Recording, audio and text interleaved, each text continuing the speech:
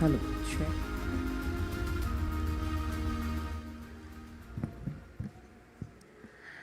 So good morning everyone and Jai Jagannath to everybody. I hope everyone is having a great morning. So today I welcome you to the technical session 7 for the presentations on papers published in IRC journal. The session will be chaired by Sri R.K. Dhiman, Additional Director General, Border Road Organization. I request him to kindly join us on the dais.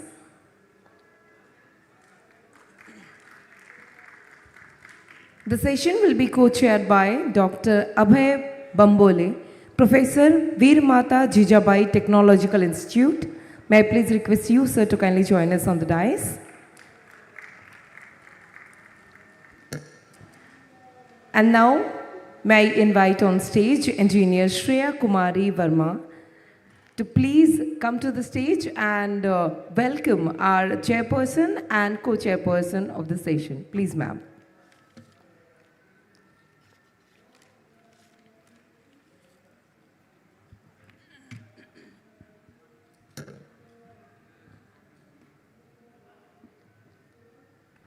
Ladies and gentlemen, we can give them a round of applause, please.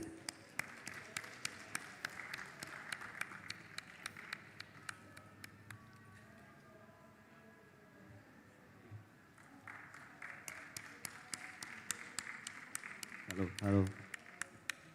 Thank you so much, sir, for joining us. Hoping to have a great session ahead. And with this, now I invite all the presenters of the session to please come to the dais, starting with Sri Kishore P. Patil, Superintending Engineer, PWD Maharashtra, and Sri Vasava Chaudhary, Senior Engineer, SHM, Medulla Soft Technologies Private Limited. Ms. Soumita Roy, Dr. Siksha Sorupakar and Dr. P.S. Prasad from CRRI. Shri R.K. Pandey, former member, NHAI, and Dr. Ambika Behel, Senior Principal Scientist, IIT Roorkee. And lastly, for the session, as a presenter, we are having Shri Mohit Chaudhary and Professor Ankit Gupta from IIT BHU. May I kindly invite all our presenters to kindly join us on the dais so that we can start the session.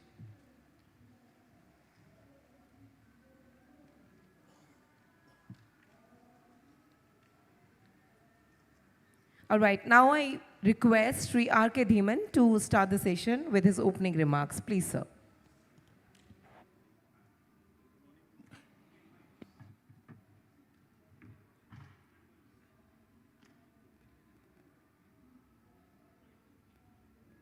Check.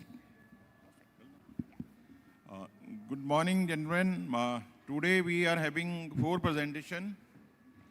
The first presentation is on paper number 740, that is on structural health monitoring of Amar Mahal flyover in Mumbai. And second presentation is a comparative study on finite element analysis of pavement with foamed bitumen treated base. And the third paper is on decarbonizing road construction, paving the way to sustainable future. The last presentation, which will have, this is a methodology to screen filler for optimum fatigue performance of asphalt pavement. So all the presentations are very interesting, and I'll request presenter to stick to the time and bring out the key point, the basic takeaway of their presentation for the audience. So then I'll request the first presenter to make the presentation. This is on structural health monitoring of Amar Mahal flyover at Mumbai. Shri Kishore P. Patil will make the presentation.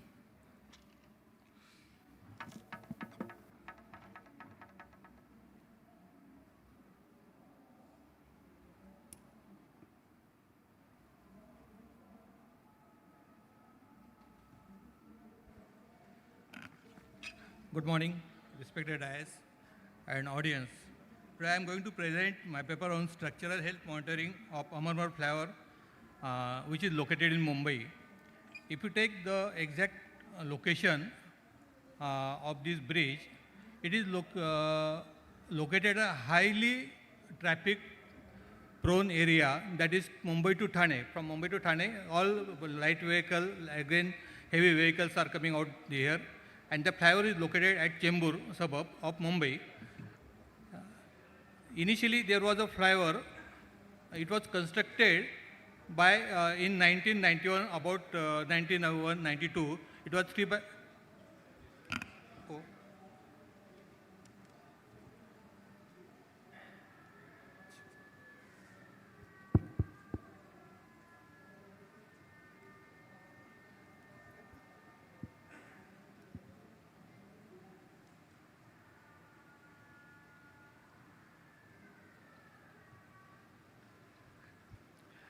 Initially in 1992, there was a flyover constructed here, 3 by 3 lane, subject to 70R loading, 10.5 meter carriageway for east direction.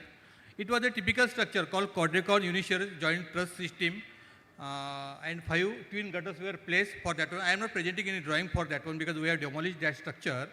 But that was a unique structure, and that type of structures, about 5 to 7 places in India it was kept. It was a patented technology. In due course, due to some joint problem in 1917 and 18, we found that some joints are getting open and some joints, the bolting system is failing. So at that time it was decided that we will construct a new flyover, which will be being a traffic congested area. So to build a fast, we are going for a steel structure. So we propose a steel structure. Here in old structure, there was a 60 meter of one obligatory span. So we decided to not go for obligatory span. Again, there was some limitation because due to 60 meter span, the height of the flyover was increasing. So to decrease the height plus other constraint, we make it some intermediate piers we inserted, and the spanning arrangement was as shown this one. It was a 35.5 meter, 29 meter. Actually, in spanning arrangement, existing piers we are keeping as it is. Only one additional pier, P2A, we are inserting between P2 and P3, so that the structure will be a safe stages. In this one, for long span we are using 5 girder.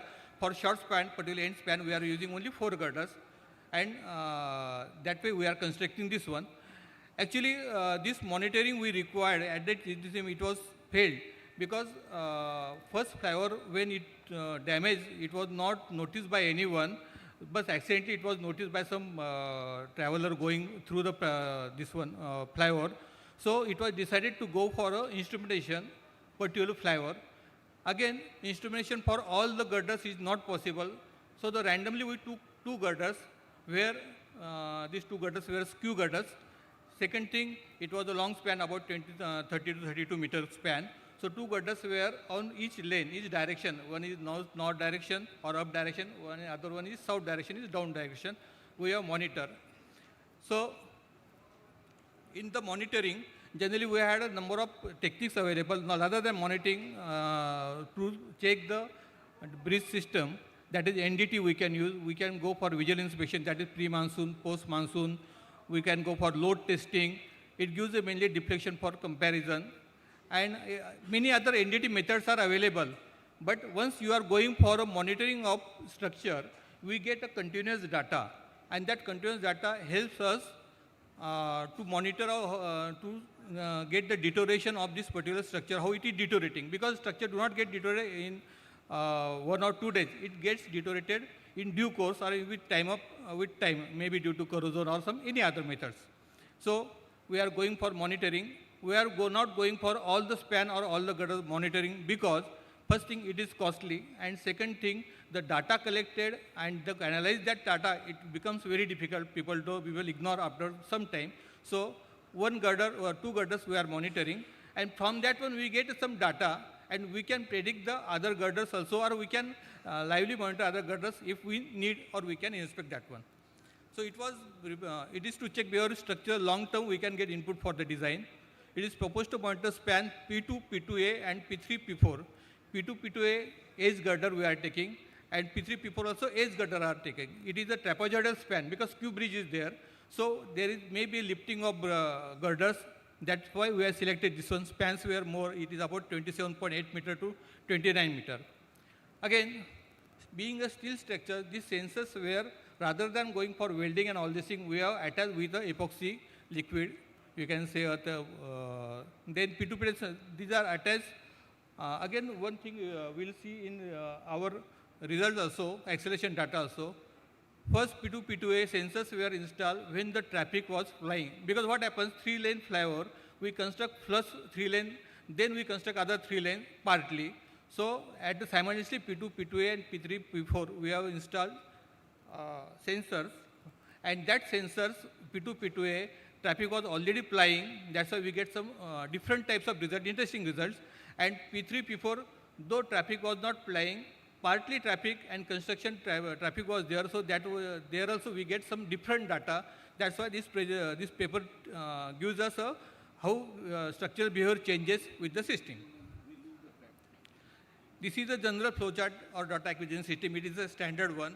Generally, stress sensors are there, strain sensor, sorry, and accelerometer, other tri-axle accelerometer we are using. In tri-axle accelerometer, tiltometer is also included, but we have not included that results in our paper.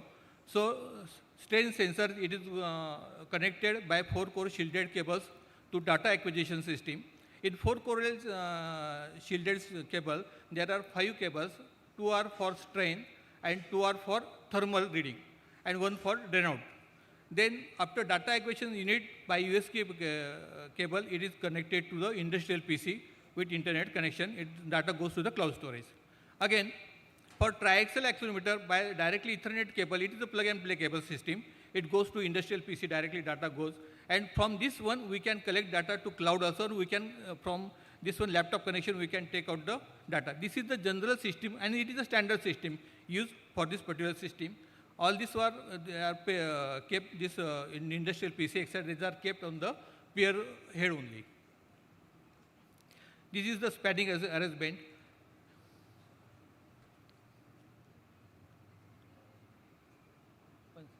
Here in red color, I have shown the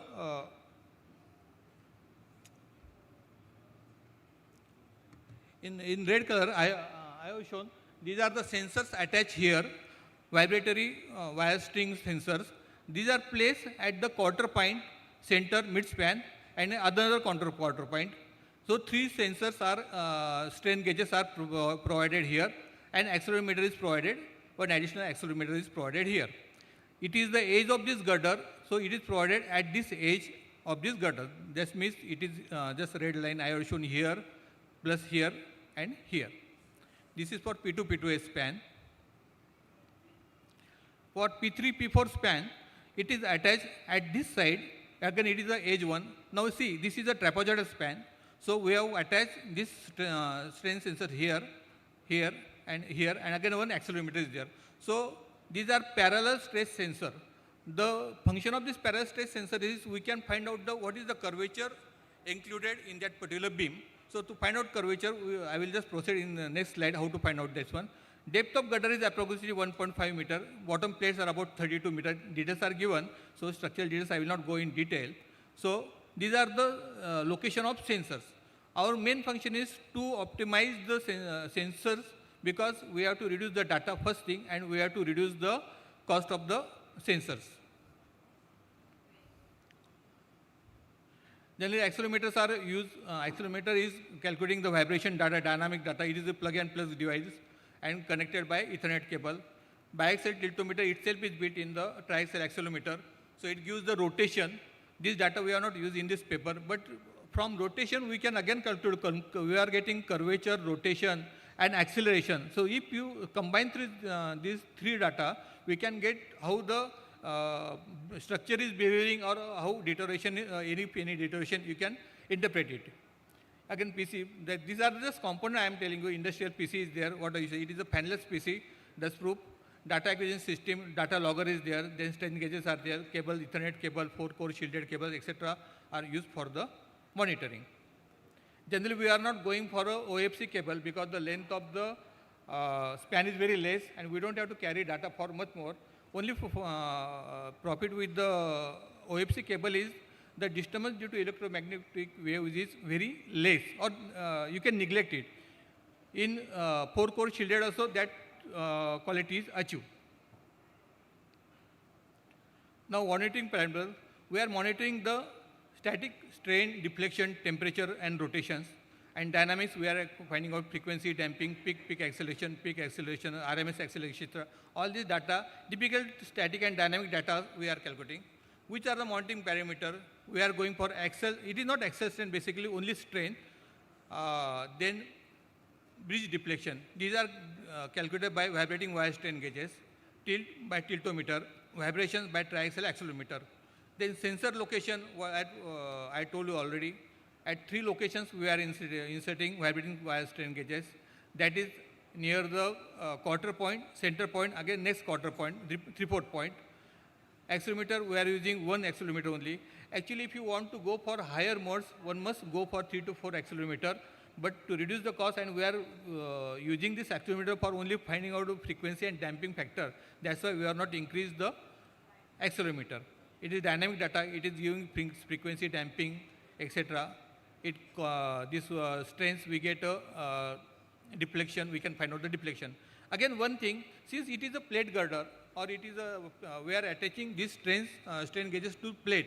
So particularly in steel structure, steel design, we have observed that there is a wave buckling or that kind of wave buckling of the plate, though we have provided a vertical stiffness.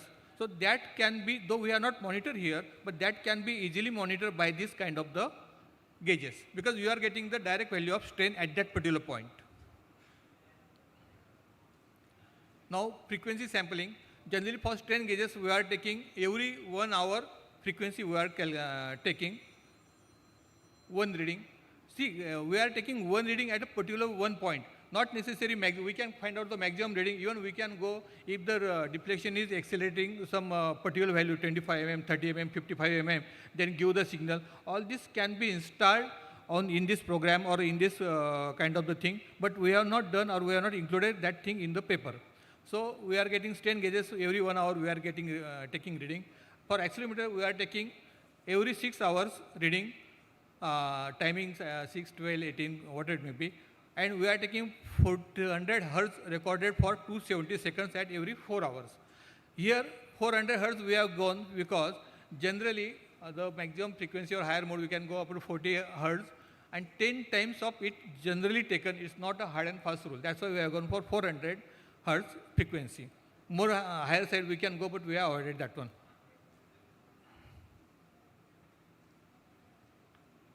We can get data continuous also, but rather only taking the continuous data and filling our data log, it is not useful, because changes in particular data is not that much variation. So we are taking 1 hour data for strain gauges. Now for P2, P2A girder, this is just one deflection and temperature. So you can see the temperature variation is quite normal. If winter season the temperature is less, in hot season, particularly April or May, temperature is low. This thermal temperature is just shown because we have to you have got 2 more minutes. 2 minutes, 2 more minutes. Oh, okay. From this thermal strain, we have to reduce the thermal strain from the total, and we get the actual strain due to loading.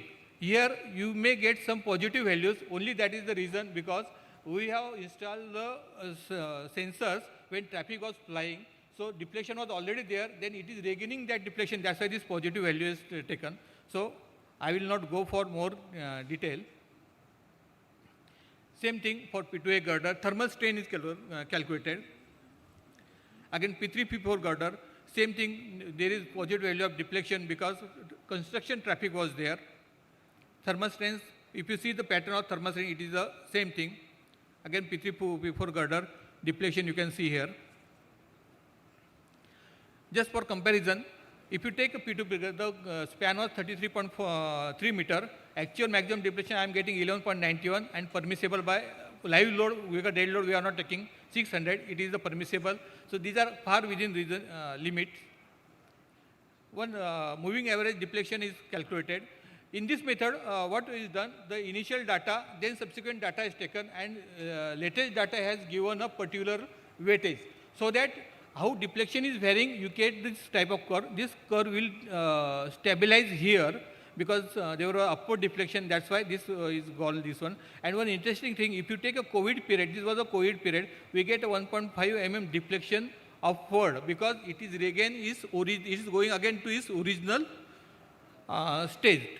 Same data is for the other girder. Again, you can point out the deflection of the this one, COVID period. Vibration analysis, this is acceleration data. Acceleration data is converted to again frequency data by fast Fourier transformation. Then through filter, noise is reduced. And after reducing the noise, we are getting upward frequency here 3 to 4 hertz. After that one, we get this kind of the curve for autocorrelation with a mean signal to estimate the frequencies. And from this one, we can find out the damping. Just I will go for conclusion directly. Again, one thing, with temperature data and acceleration, we find that as the temperature increases, our frequency reduces.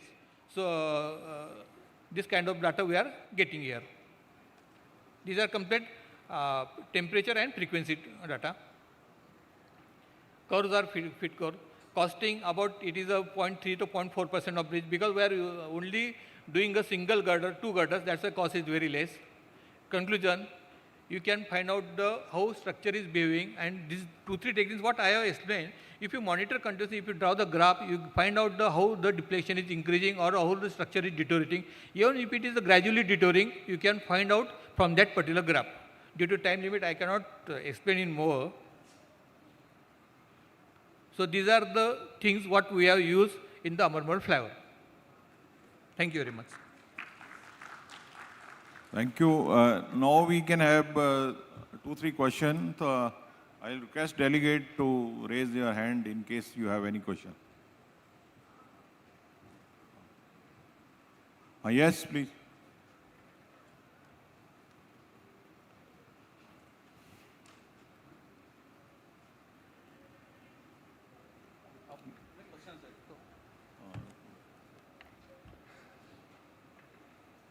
Please show the slide showing the deflection, vertical deflection. There is a positive value and negative value. And what is the explanation of that? At different times, January or April, please show the curve. Which one? Deflection curve. Okay, one sec. At the April and January.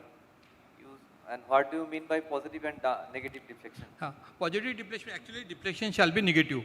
What happened? Can you put this slide again? Actually, deflection shall be negative only.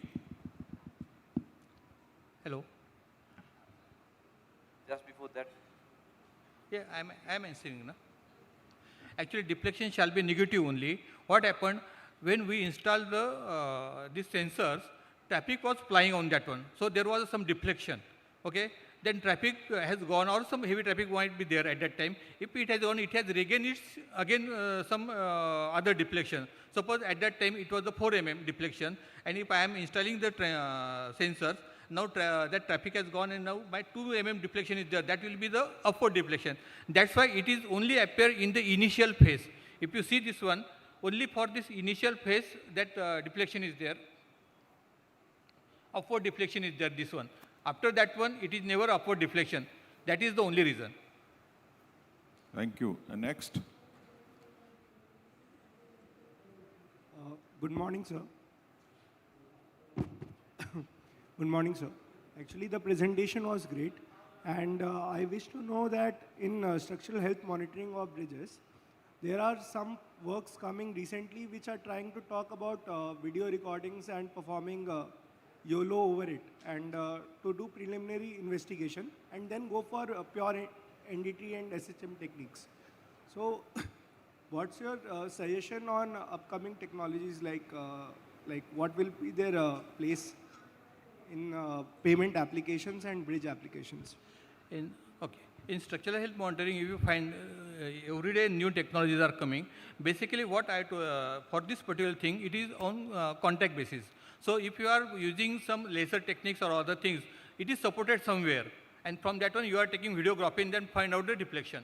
That deflection if you take the, you can say list count, it is up to 0.01 mm, etc. You can go. But here, since you are getting, you are directly attached to the girder for this particular thing, so you are actually behavior of the girder, you are getting it. So from that behavior, from that strain, you are calculating the curvature, and by double integration, you are getting the deflection. That deflection will be the actual behavior, and you are reducing the thermal strain. So when you are going from outside also, thermal strain, you are taking the ambient temperature. Here, I am taking the temperature of girder itself.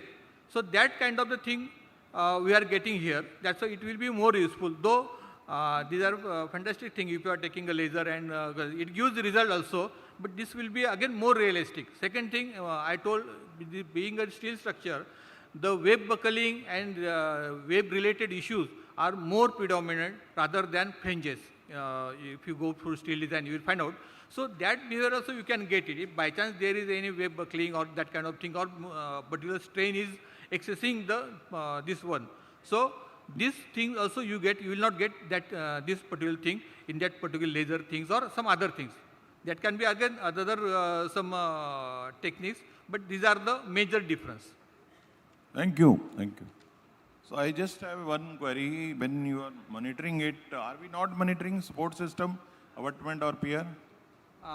No, sir. To avoid the cost, we are not monitoring, and say existing. It was the existing pier and abutment. About it was constructed in '92. We are not changed it. So we are not attached that one to the this one. When you are simply new structure you are monitoring, the old structure on which it is laid, are we not monitoring together? No, sir, it being a flyover, actually you should, then theoretically you shall monitor all the gutters, all the piers, but data and data interpretation, it becomes a very lengthy process. So our interest was, it was a skew, again steel structure, that's why we have monitored only that one. It was possible to monitor this one, piers. Excuse me, is there any relation between the temperature in different period of time? Yeah. May, July or November. See, temperature, as thermal temperature increases there, natural frequency will increase.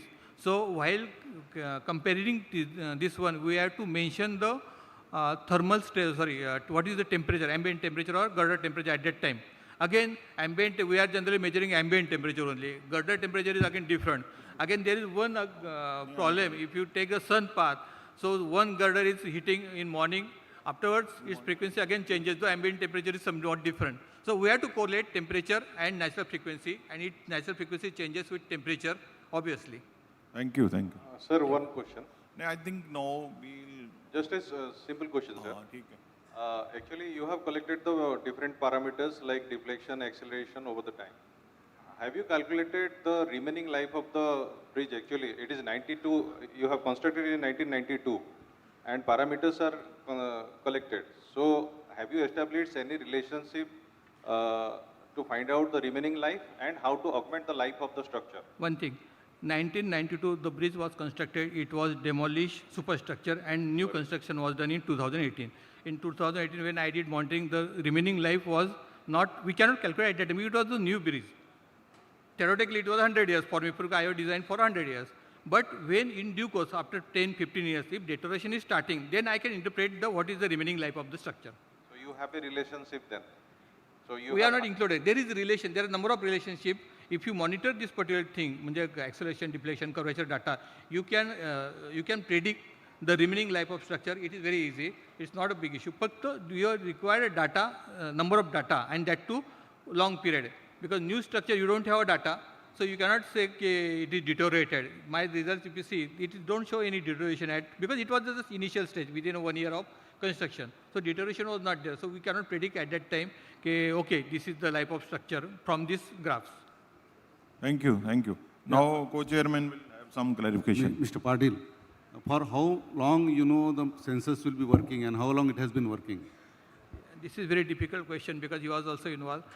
The site is located at the Chembur, and major problem there, if you get from out of way thinking, the druggists people are there.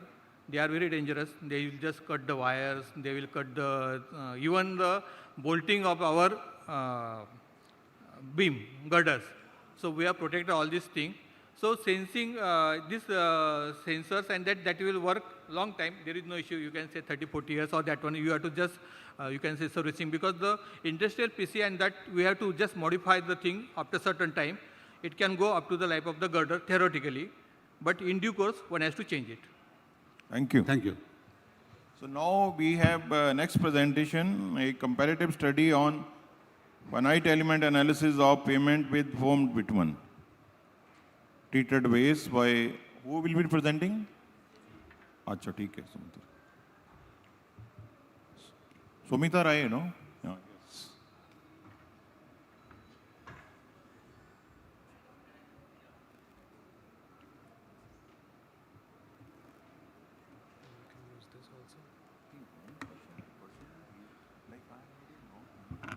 A very good morning to all present here. I am Somita Roy, research scholar at ACSIR-CRRI, here to present our paper titled A Comparative Study on Finite Element Analysis of Pavements with Foam Bitumen Treated Base. To begin with, what is the importance of stabilization in pavement engineering? Pavement materials withstand the external loads that are applied onto them as a result of vehicular movement. Sometimes it may so happen that the quality of these pavement materials are compromised, or the external loads that are applied onto it exceeds the magnitude that it usually experiences, calling out for the need of remedial measures. One such remedial measure is stabilization, that is invoking a suitable additive or a stabilizer to improve the property of the pavement such that its property is more enhanced and it performs better than its untreated conditions. Broadly, stabilizers can be divided into two categories. The first being the conventionals or the traditionally used stabilizers like cement and lime. The other type is the unconventional stabilizers, means the waste materials like the agricultural waste, municipal waste or industrial waste, or modifications of these traditional stabilizers that can be incorporated effectively. In our study, we are concerned with one such stabilizer, that is bitumen, that has been incorporated in the form of foam bitumen as a soil stabilizer. How foam bitumen is formed? Hot bitumen is passed through air and water under high pressure in a specialized equipment to obtain bitumen in foamed condition. This foam bitumen coats the fine aggregates and forms non-continuous bonds known as spot welds with the coarse aggregates. It forms an interlocking with the adjacent aggregate materials, and this interlocking gets more densified when compacted. This treated material has improved flexibility and resistance to moisture-induced damages compared to its untreated counterpart. Moving on to literature that highlights the importance of pavement layer stabilization, starting with the subgrade layer, that is the lowermost layer of the pavement. Stabilizing the subgrade layer implies the bearing capacity of the pavement as a whole is improved. Stabilizing the base, the function of the base layer is to protect the subgrade layer from damages caused due to external loads. If we stabilize the subbase layer, the property of the pavement as a whole is improved. As the subgrade layer remains protected. However, both these stabilization techniques have certain economical constraints, as in pavement design. We consider the subgrade layer to be a semi-infinite layer. Therefore, incorporating stabilization raises concerns with respect to the cost. Similarly, if we incorporate good quality materials in subgrade layer, then raises the query that why do we need to stabilize the subbase if the subgrade already has good quality materials. Thus, these two approaches require thorough assessment with economic and environmental assessment to evaluate its beneficial applicability. Moving on to the most important and the most commonly stabilized layer, that is the base layer. The function of the base layer is to distribute the loads from the vehicular movement to the lower layers evenly. Stabilizing the base implies that this functioning of the base layer is more enhanced and improved. The better functioning of the base layer implies improved pavement performance that is visible in the form of comfortable and safe driving experience for the vehicles. Moving on to the influence of vehicle speed on pavement performance, the literature shown here incorporates the weigh-in motion approach, instrumentation analysis, and numerical modeling to determine how the impact of moving vehicles and its speed impacts the deformation for a pavement. All the three papers shown in this slide here provide us with the same inference that higher vehicle speeds cause lower strains and vice versa, bringing us to the objective of our study, which is to evaluate the performance of a pavement with a foam bitumen treated base against a pavement with an untreated base to determine the deformation that takes place. This analysis is done with the help of finite element modeling in Plaxis 3D. The methodology of our paper is as shown in this given slide, where we have considered both the pavement with treated base and untreated base. With the help of IRC 37/2018 guidelines, we determine the corresponding resilient moduli of the pavement layers, which is further validated in IIT PFO software. After validation, we further progress towards finite element modeling using Plaxis 3D with the given parameters as shown. For the vehicle speeds, we consider speed limits from 20 km per hour to 120 km per hour at 20 kmph intervals with traffic load of 20 MSA and 100 MSA each.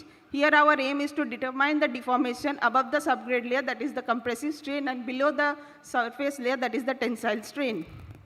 Starting with the design of flexible pavement in accordance with Annexure 2 of IRC 37/2018, wherein from the respective catalogs we determine the corresponding depth of the pavement layers, and the values are further incorporated in these given equations as shown, where we determine their resilient modulus.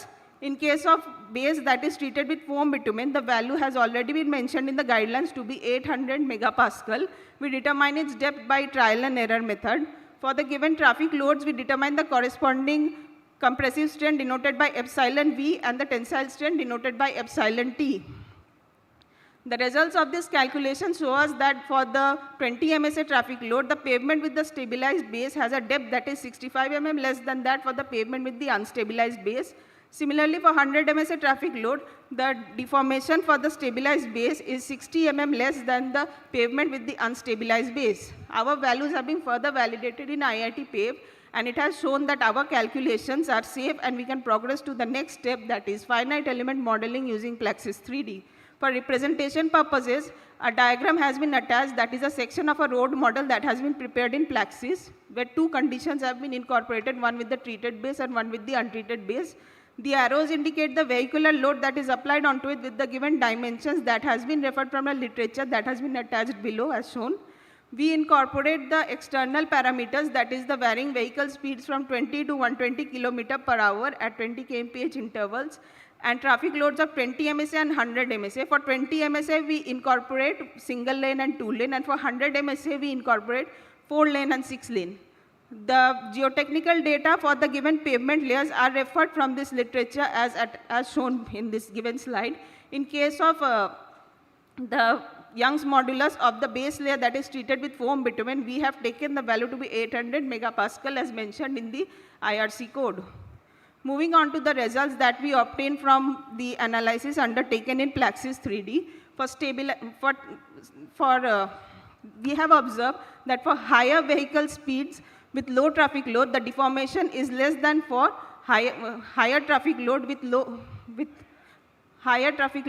vehicle speeds. Lower the vehicle speed, greater is the time of contact between the tire and the pavement, and greater is the distribution of the load frequency from the vehicle to the tire to the pavement. Unlike in higher vehicle speeds, this time of contact between the pavement and the tire is comparatively lesser, and for higher traffic load, due to the presence of more vehicles, this load frequency is more amplified. In case of higher traffic loads, it is moving on to the unstabilized base, the value for the unstabilized base deformation is higher than that for the stabilized base deformation. In case of tensile strain, the value is approximately 6 to 7%. Also, there are two prominent peaks for higher traffic loads, implying that the first peak indicating the initial strain, that is the strain that takes place immediately when the vehicle load is applied, and the second peak indicating the rebound strain that takes place after the vehicle load is removed, which indicates that the pavement has recovered from this strain due to the viscoelastic behavior of bitumen. For compressive strain, it is observed that the magnitude is lesser than that for the tensile strain, as compressive strain is determined above the subgrade layer, which is below the base layer, and here the base layer functioning comes into picture, wherein it ensures uniform distribution of load. And in case of stabilized base, the distribution of the frequency of the distribution of the magnitude of this load is lesser than for conditions with unstabilized base. wherein the value of the deformation for stabilized base is more than that for the stabilized base by approximately 12%. Bringing us to the concluding remarks of our study, that incorporating stabilizers not only improves the property of the pavement material, but also we require lesser the quantity of pavement material for construction compared to its untreated counterpart, as indicated by the reduction in the overall pavement layer depth. Higher traffic load and low speed causes more deformation than low traffic load and higher speeds. However, stabilization of the base layer counteracts this unwanted phenomena to some extent. In our study, we have incorporated an instantaneous deformation analysis. In future, we can incorporate long-term analysis or incorporating different types of additives or with different proportions or different kind of pavement materials. The references for our study is as shown in this slide. I would like to take this opportunity to thank you all for listening for giving me the opportunity to present, and I would also like to extend warm gratitude and appreciation to my co-authors for their support and guidance. Thank you. Thank you. Now we can have 3 questions, and I'll request delegate to raise your hand in case you have any question.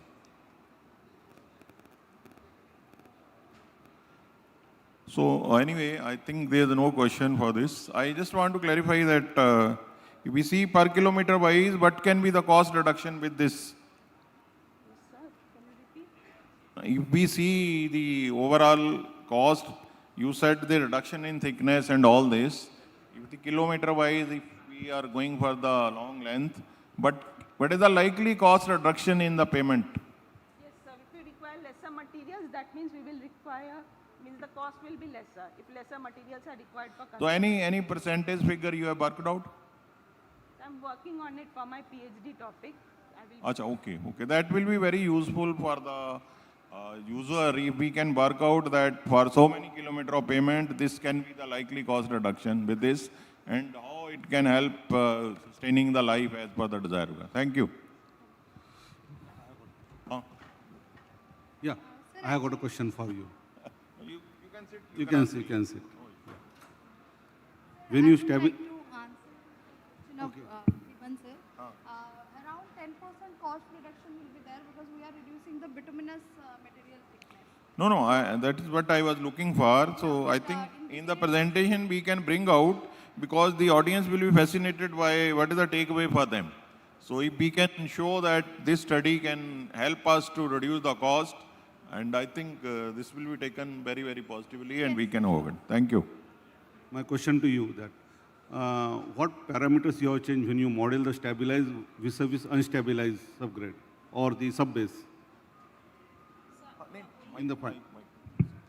So the only parameter that I have changed is the Young's modulus value for the stabilized layer and the corresponding depth of the pavement layer for the stabilized base and for higher traffic loads, as shown in the figure in the presentation. So you have Yes. tested those properties? Yes, sir, I have. Thank you. Thank you. So gentlemen, now we have paper number 743, decarbonizing road construction, paving the way to the sustainable future. This is by Shri R.K. Pandey, former member NHI. Good morning, everyone. Friends, as you all know, decarbonization, sustainability, climate change are the buzzword because this is the area of concern for the entire world.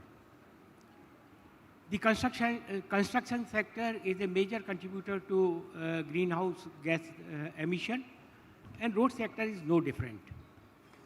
Every country in the world, as I said, it is a concern of the world. Every country has set their own target, and we have also committed to have net zero carbon effect by 2070. As a highway engineer, yes, we have number of attempts, number of new technology, number of new materials, and modification in the specifications, leading to reduction in CO2 emission. But if somebody asks me how much I am going to contribute to reduce carbon emission by 2070, these targets set by the government, it will be very difficult for me to answer and I'll scratch my head.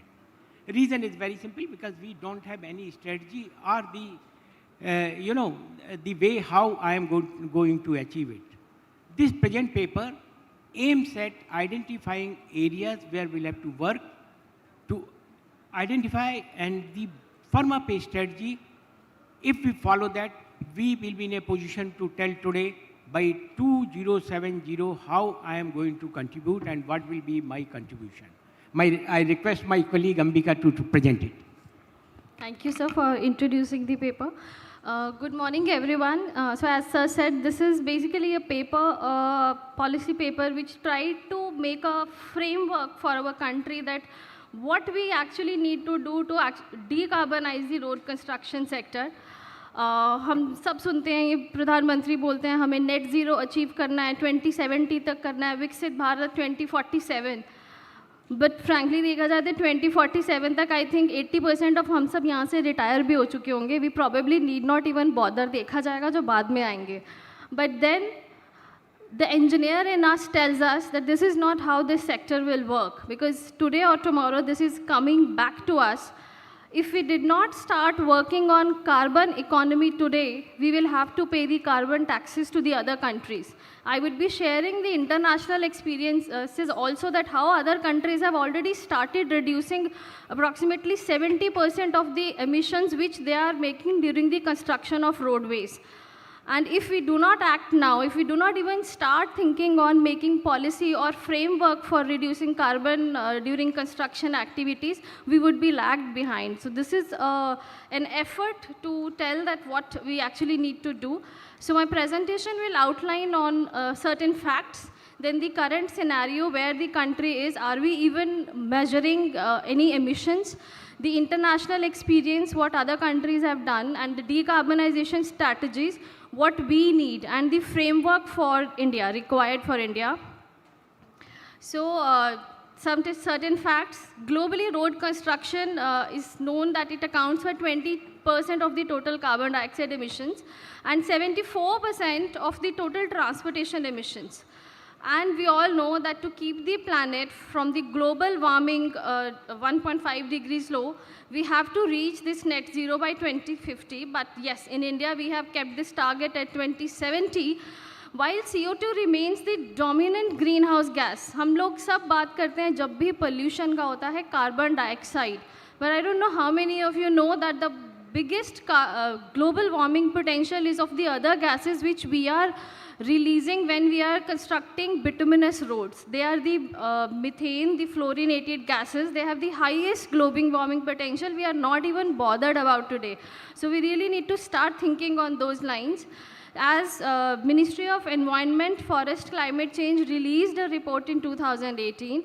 Now here is the difference. We are in the country, you must have seen that IRC has already released the carbon emission factors. But globally, the same road construction activity, which holds only 20% of the total pollution generated by road construction, whereas in India, when they counted, it is 90%. This is because the way we are producing the materials, the way we are constructing is much different than how European or US countries are doing. So we need to work on our own policy guidelines or our own carbon emission factors so that we can correctly, first of all, measure, calculate, and then reduce. Another report said, which was really again released by MOEFCC in 2023. CRRI was a part of that report. Terry was part of that, making that report. It simply says that if you improve the operational condition, leave road construction, if even we are improving the operational condition of a pavement, the total fuel consumption can be reduced by 19%, which will save approximately 10 billion liters of fuel and straight away 11,493 tons of carbon dioxide per kilometer can be reduced just by improving the road condition. But we all know how the roads are today, how the national highways are, the express highways are. Are we really having that kind of condition? So we need to start working on these parameters. And most of the times, I mean, being from CRRI from last 20 years, we have been, I mean, my all colleagues will agree that whenever we submit a design or we submit that this is the best methodology for the next 20 years, we very rarely find the agencies who are actually interested for the next 20 years. Majority of the times हमें सुनने मिलता madam 2 साल में तो asset transfer हो जाएगा, give me the design only for next 2 years. Nobody is bothered. 2 years के बाद आप दोबारा construct करोगे, how much carbon again will be generated. So we need to have, India needs to have that carbon framework. We need to have carbon taxes, incentives, so that people start thinking on this. And yes, of course, the emissions are of 2 types, the operational emissions and the embodied emissions. So we need to work on both. The current scenario, as I said, that yes, we have aimed to reach net zero by 2070. But as per the current status, of the different sectors, how we are working, we are not going to achieve. If we do not start now, 2070 also we cannot be net zero. So yes, the government has identified 8 difficult to abate sectors, and out of those 8 sectors, road construction is one of them. And if I try to map the road construction, different activities, that how much each activity is contributing, so the raw material itself is 40%. Your bitumen, aggregate, cement, steel, these raw materials itself is giving me 40% of carbon emissions. If nothing else, we as a country only starts working only on the materials, like using crumb rubber modified, by using waste plastic, by using recycled pavement materials, by using plastic aggregates, by using such kind of materials, slag aggregates, we can reduce the carbon dioxide emissions a lot. If you use bio-bitumen, straight away minus 47% is your carbon emissions. We have all these technologies, but we do not have a policy. That is why we are, as on date, standing that yes, we have no way forward that how we are going to reduce. And yes, of course, plant operations are from 20 to 25% emissions are coming from your plant operations itself. Now here also we need to see that major important points which we see that on the construction places, people are not even considering. Like they switch on the bitumen heating tank morning 6 a.m. when the construction has to start at 11 a.m. We're not even bothered that 5 hours, if you are heating bitumen, how much energy is going to be wasted, how much emissions are going to be generated. So all these factors we need to, it's high time that we start working on these factors. Now the stages of emissions in a road construction project when we try to map, so this is an ISO standard. So different scopes have been given, A1 to A3, which is about material production, A4 to A5 emissions are from the construction, transportation to site and paving operations. And then you have B1 to B7, that is the use phase when your road is under usage, and then B2 to B5 is maintenance and rehabilitation, and then end of life.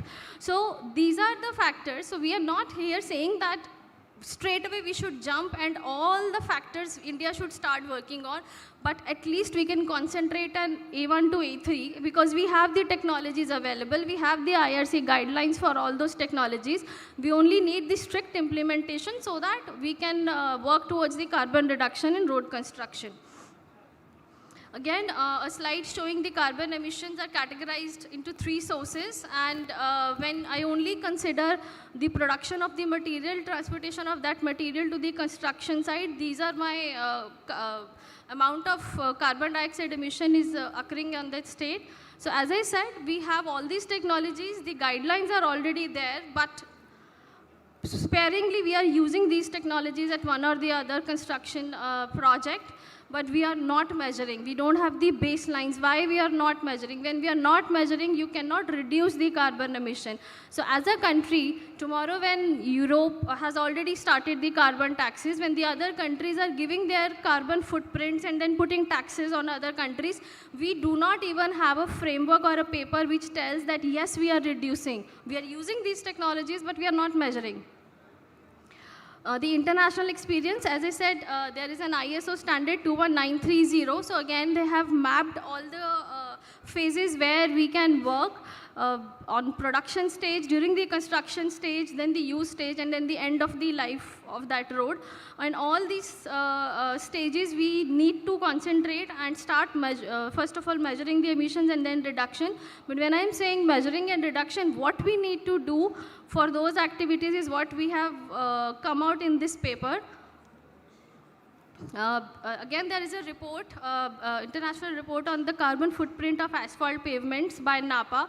So initially, I mean, as I said that for India at least, we should start for A1, A2 and A3 emissions, which is only about raw materials. You can simply reduce your carbon emission by 50% by working on these emissions. So when they measured, what they found that only by using RAP, we all know that recycled pavement is being used in the country today, but by only using RAP, they reduced 90% of their carbon dioxide emissions. When I'm saying RAP, that means recycling the existing pavement. Rather than just removing and constructing new, we need to start adopting these things. And then they further accelerated by revising their guideline from 50% to 60%. So that is how, but in India we are still at 30%. We are not allowing to use RAP more than 30% in our construction projects. Again, a factor which we are not considering during construction is the moisture. The way we are storing the aggregates, it is always in open, the rain is happening, the moisture is there. So when they did this calculation that only 1% of moisture was reduced, they could save 1.6 kg carbon dioxide per ton of the mix. This is the thing which we are not even considering in our country right now. So the impact of moisture is so much. But what we think in the construction process is that, okay, burner mein jayega, aggregate sook hi jayega. Because we don't have the mindset of the carbon reduction. So we really need to look on those factors. And when they did only these three activities, by which is first warm mix asphalt, by reducing the production temperature of your road mix by 20 degrees, by increasing the RAP content, and by reducing moisture by 1%. They could reduce the global warming potential exactly by 29%. Just these three activities we need to do and we can achieve very high targets. And then again, due to paucity of time, I'll skip this. This is simply showing the GHG emission profile of a road construction project that, again, 46% is only coming from the bituminous materials. So here is the opportunity where we need to work. Now, the decarbonization strategies we need for our country. So basically, decarbonization, when I talk about it, comes in two stages: carbon reduction and carbon sequestration. We are not yet ready with the technologies at a larger scale for carbon sequestration, but carbon reduction, yes. As I said, IRC guidelines are there for all those technologies. What we actually need to do is, we need to select materials accordingly. We need to select more and more waste and recycled materials. We need to be energy efficient technologies should be used, whether it is solar, wind or electric for our equipment performance. Construction methods, as the earlier papers was about, again, foam stabilization and recycling. So we need to do more of the pavement recycling and FDR. And then, of course, the logistics is very, very important, that you do not do unnecessarily to and fro for transporting your materials. And then, of course, the technological innovations like BIM you can use to enhance your project planning. Proper project planning, if you do, we can reduce emissions. Carbon capturing, as I said, we do not have yet, we do not have so many advanced stage technologies for carbon negative materials, except from then, yes, the bio-based rejuvenators or bio-bitumens, they are the carbon negative materials, so we can adopt them.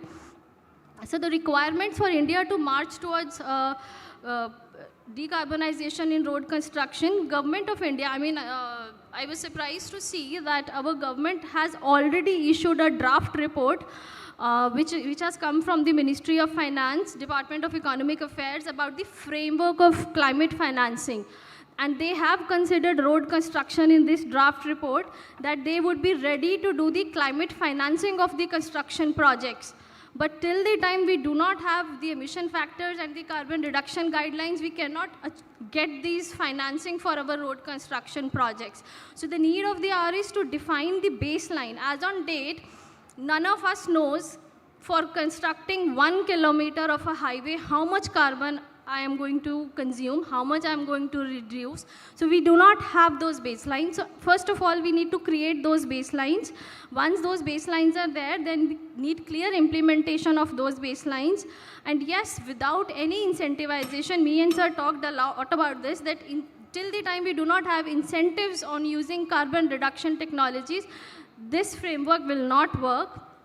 And yes, internationally, there is a specification, PAS 2080, which talks about, it's again giving a framework for US, which was released by Institution of Civil Engineers, that this is the framework for US roadways, that how they are going to reduce their carbon factors during road construction. So as I said, carbon baseline, carbon management strategy, implementation, verification are the 4 steps we need for India. And what are we going to do in these 4 steps? First of all, define the scope. Am I going to work only on the raw materials? Am I going to work also on the my construction equipments? Am I going to work also on the tailpipe? So we have suggested in this paper that let's start initially from the raw materials during the construction, how we can reduce. So for any project, we have to define the scope and the boundaries, and then identify the carbon sources, that from which all sources carbon will be emitted. Once that is done, then collect the data. And when the data is there, you calculate your carbon emissions, analyze, document, and then use that baseline to start construction on the project site. In carbon management, of course, we need to set the goals. Like if we are going to work on this, which we sure will enforce the Ministry of Road Transport to start working on this, that when your project itself is at the contracting stage, government has to say that this is the baseline for a standard national highway project. Now we will select those contractors who are going to reduce 10% or 20%.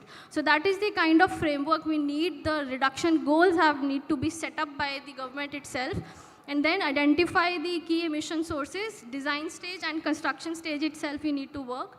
Implementation and monitoring, of course, if we will not monitor, if there is an error in the mixed design, of course, that's a lack of monitoring, then you will have to do whole construction again. So monitoring is very, very important. Hello. That at what Can stage... you wind up in 1 minute? 2 minutes, sir. That at what stage I would be reducing the emissions. And the fourth and the very important, verification and validation. We have n number of agencies who are involved in road construction. Anybody can say, okay, I have done 20%. Who is the authority to verify that? So we also need our own Indian Carbon Council, as the Global Carbon Council exists. So our request would be through this paper to the government that yes, we need to have an Indian Carbon Council who is going to validate and verify that if a contractor A has submitted this much reductions, yes, it is validated, and now you can go for the carbon credit trading schemes. And yes, these are again tells about the processes involved in the road construction. So when we talk about decarbonization, it starts at the DPR stage itself, what materials are to be selected, what technology has to be used, and then implementation is during design. So framework required for India, basically the gist is about the 4 steps. As I said, we first need to make our baselines, and then quantification. Once we have, by baseline, I mean that yes, each material is counted. Even if I am using a fiber in a stone mastic asphalt, what is that carbon factor for that fiber? Each and every material going into road construction has to have that factor, and then the baseline has to be there. The quantification has to be done, how much I am reducing. So for quantification, of course, the construction agencies need to work. And once that is done, the verification, the validation has to be done by, as I said, either from NHAI, MORTH, or we can formulate in the Indian Carbon Council. And once all this is done, the incentives. Now the question comes that, okay, people will say, I am going to reduce 20%. What if by the end of the project, they are not reducing the 20%? Then we say, put a carbon tax.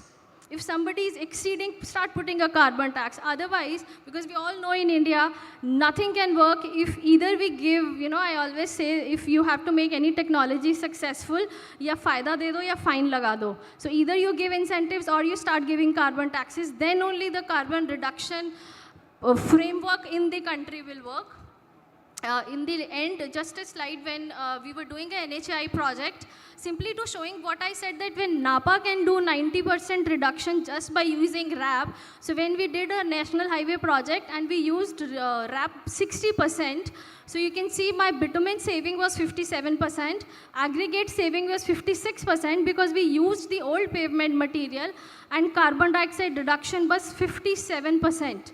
Just from the mix, and then 10% from the aggregate itself. So this is my last slide. The way forward, as I said, we need a strong policy on carbon credits, then incentive schemes, and then a certifying agency like Global Carbon Council.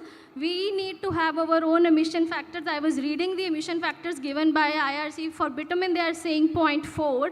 But since in India, we do not produce the bitumen like it is being produced in US, we use heavy crude, whereas in India, they are using light shale crudes. So my carbon factor for India would be almost double. Same is for aggregate. They are using almost 1/4 of the carbon factor for aggregate production, whereas in India, we are having almost 4 times of that. So we need to have our own factors, and then of course a common tool. From CRRI we did this activity, then when I used different tools like different softwares to do carbon calculation, my results were different. So if we want that, we need to give incentives to the agencies, we need to have our own Madam, carbon please calculation tool. That's it, sir. Last. Thank you. Thank you. And we will have some question. So we will have 3 questions, and I'll request delegate, please raise your hand in case you have it. First row.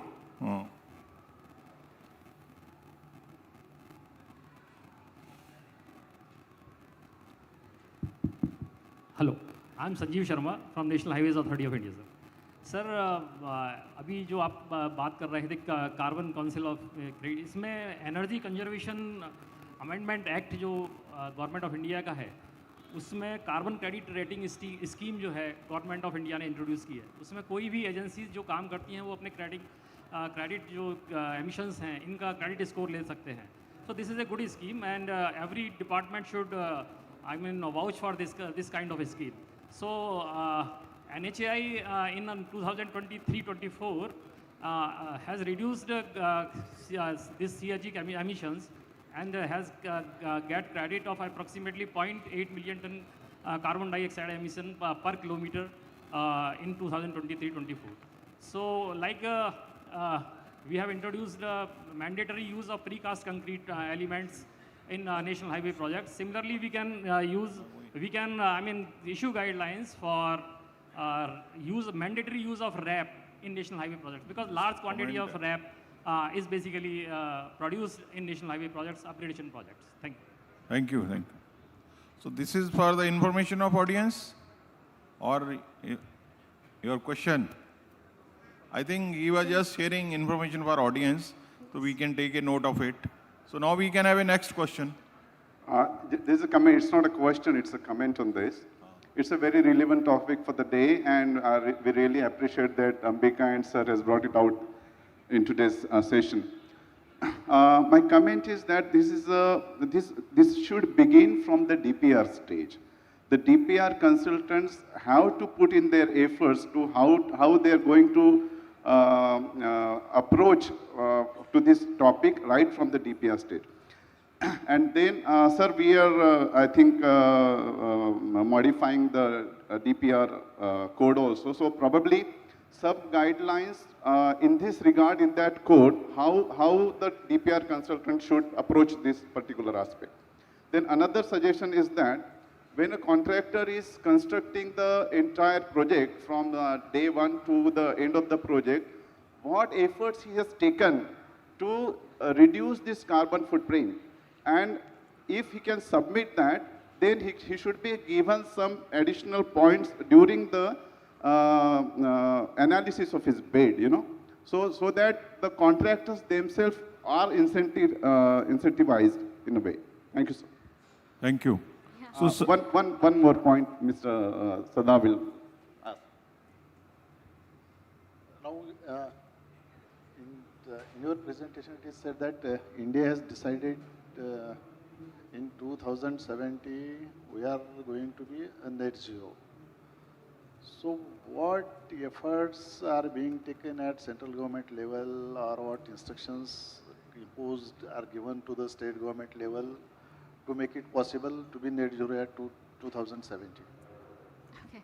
So, sir, as per for the construction sector, for road construction sector, we have not even started the efforts. I'll be that frank for you.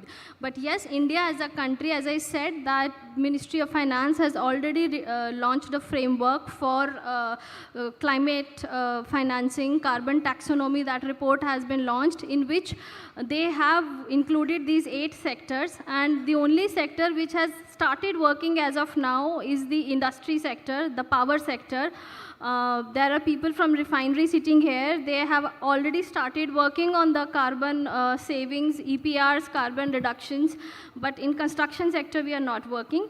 But the good point is that we have a framework from Ministry of Finance, and then also they have carbon credit trading scheme. So they have launched a trading scheme. So now it is on us, the road construction sector, on Ministry of Road Transport and NHAI, that we have this framework, we have the baselines, and we can start verifying and producing the results and giving to the Ministry of Finance that yes, this much I am reducing. So as of date, we don't have this framework. Thank you. Next.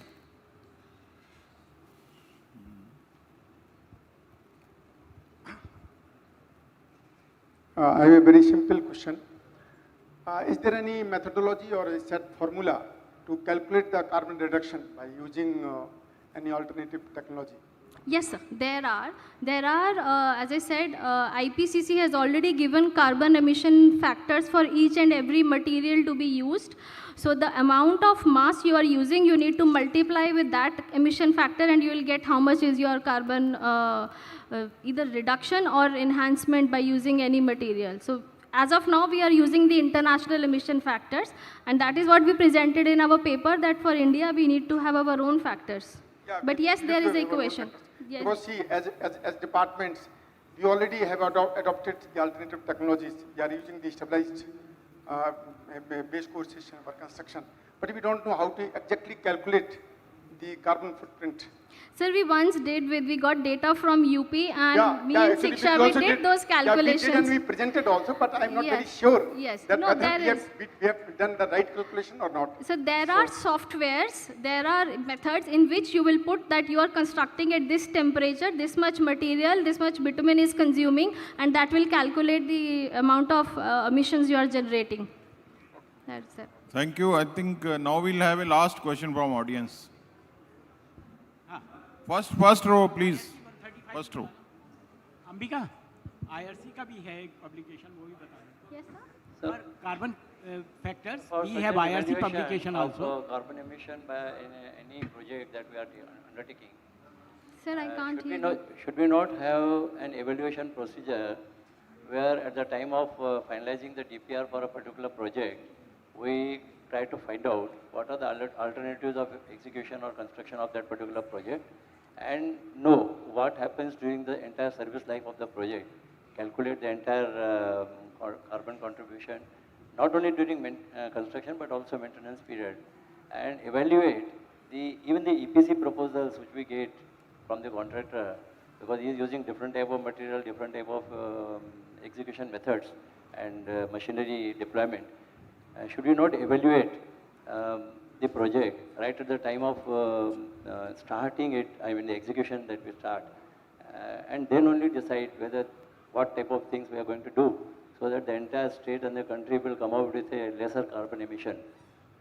I think this should also be considered while finalizing the tender proposals that we are accepting. Yeah. Thank you for your question, sir. I think I presented in my presentation that, of course, you have to start from the DPR stage. And this is what I showed the format, that this is your whole road construction project. And the work starts from assessment of need. If you read my slides. It starts from the DPR stage itself, that what I'm going to construct, how it would be my design, the design life for 20 years, what materials are going to be used. Then you scope that, okay, I'm working till construction or till maintenance. But of course, this is being considered in the paper, and we have submitted this to the government that it starts from the DPR stage, because we need a change in the contracting mechanism, and that will only happen if you start working right from the DPR stage. I'll supplement Ambika. Today, what we are doing is we are evaluating our DPR or the project on the basis of the cost. We are not in a position, we don't have any mathematical model to convert your carbon saving into cost. Once we'll do it, that is what we are asking in the paper. Let us develop our own factors and then a conversion factor in terms of money.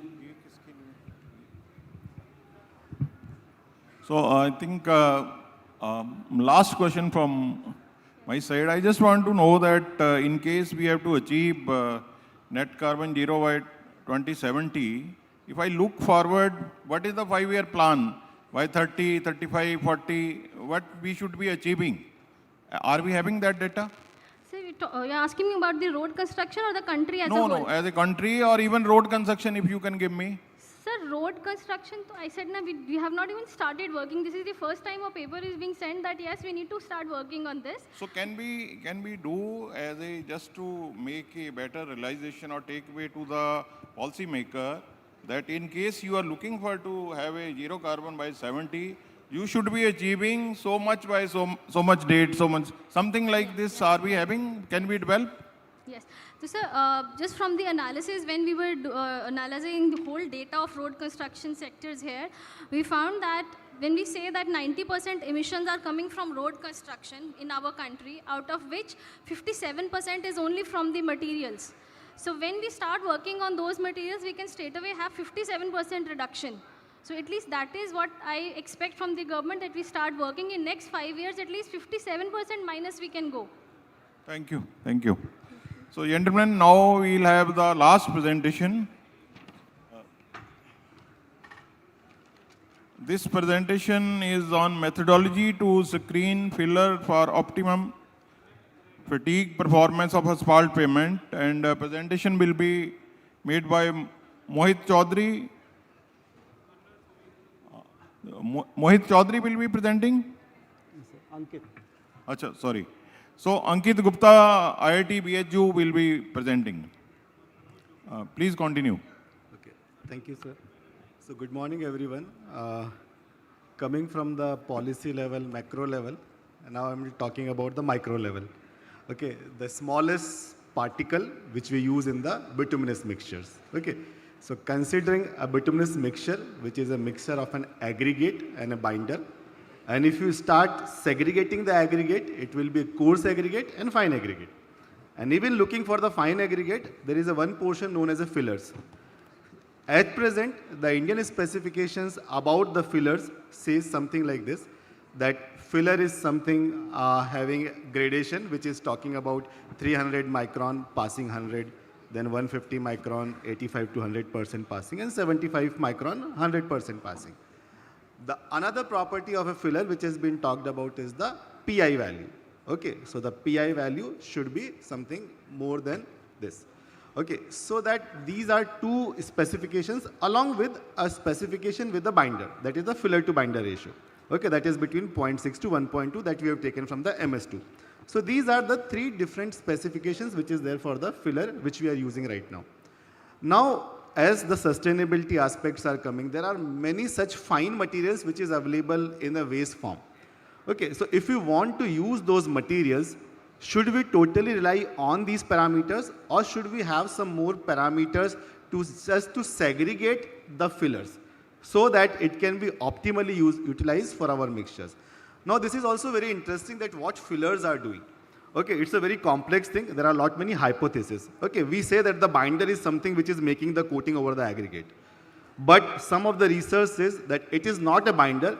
It is the binder mixed with the fillers, making as a mastic, that is making the coating over the aggregate.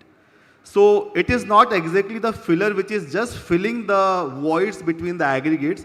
So filler has a dual role. Some of the filler is filling the voids in the aggregates also. Some of the filler is getting mixed with the binder and then making the binder doing the role like as a coating over the aggregate and the other purposes. So there is a very complex hypothesis. It is not still very clear that what it is doing. There are dual rules for this. So for that reason, this study has been, so this study was basically a PhD study of Mohit. And it is also a joint project between India and Austria. So where we have studied some Austrian fillers also and some Indian fillers also in a bilateral kind of laboratory work. So we are just trying to focus that what are some of the methodologies to screen the fillers for fatigue performance. So we are right now focusing more onto the fatigue performance rather than on the rutting performance. As we all know, rutting is something more dependent upon the aggregate packing. But fatigue something it is more onto the binder level or to the mastic level. So we are more focusing onto the fatigue level performance with respect to the fillers. I'll not talk about how we did this because how is something into the more complex part, like we have done some rheological studies, some SCB studies. But what we have done, why we have done, and what are the outputs or what we look forward for the recommendations for the Indian codal specification. So these are three of my targets rather than specifically going into how we did it. So this is something, a very brief introduction. So what we call as a mastic is nothing but a combination of a filler along with the binder. So that is that mastic material which is being used for the coating over the aggregate. Okay. So this is one of the weakest phase of the asphalt mixture because rest of the phase is a very strong one because where the coarse and the fine aggregate is making a very good packing. But it plays a very important role even in the mixing, laying and its performance part also. It influences durability, effectively resistance to fatigue also. Sometimes some relation to a rutting also may not be a very primary reason for a rutting, but onto the middle level or some level of a importance is there. Thermal cracking, very important, and moisture damage. Now this is fillers are a very vital component of an asphalt pavements and play a very key role in the asphalt mix. Sometimes we overlook also. Okay, just using any stone dust, like, okay, taking the stone dust from the plant, we use it. But the stone is also having a different mineralogical properties that we need to understand. So we have only guidelines related with the PI and the gradation for the mastics. Now the super pave has also some kind of one more guideline, which is also we are having in our more specifications, that the filler to binder ratio should be between 0.6 to 1.2. Okay. This is also with respect to a weight of a filler. And we all are doing a volumetrics. Okay, so weight and volume are two different things. So this guideline is only related with the percent weight. Okay. So now these standard specifications, what we personally think maybe are insufficient to capture the true performance of the various type of the fillers which is available in the big Indian as a big country. So how these things are importing specifically, how these things are affecting the fatigue performance that we have tried to achieve. So we are having a totally focus on the fatigue performance. Okay. We are evaluating the relative performance of the various waste fillers which we have taken, which we will be discussing in a minute. Just to try to understand what are the microscopic level properties of these fillers and then to find out what is one property or how these properties can be related with the performance of the mastics or the mixtures of the using the different fillers. So like these are the 6 different fillers. Out of these 3 are the Indian fillers in our study. I'm not telling that these other fillers are not available in the India, but again we have procured those fillers from the Austria. So the industrial waste were the 2 type. Red mud was from India, quartz was from the Austria. Marble dust we have taken from India. Limestone, again it's not like limestone is not available in India, but that was a part of our study. Granite from India and basalt from the Austria. We have taken a same type of a binder that is procured from India only, a VG30 kind of a binder. We have done some basic tests for the aggregate and the binder, all are satisfying. Now for the characterization of the filler, we have taken these 6 different properties.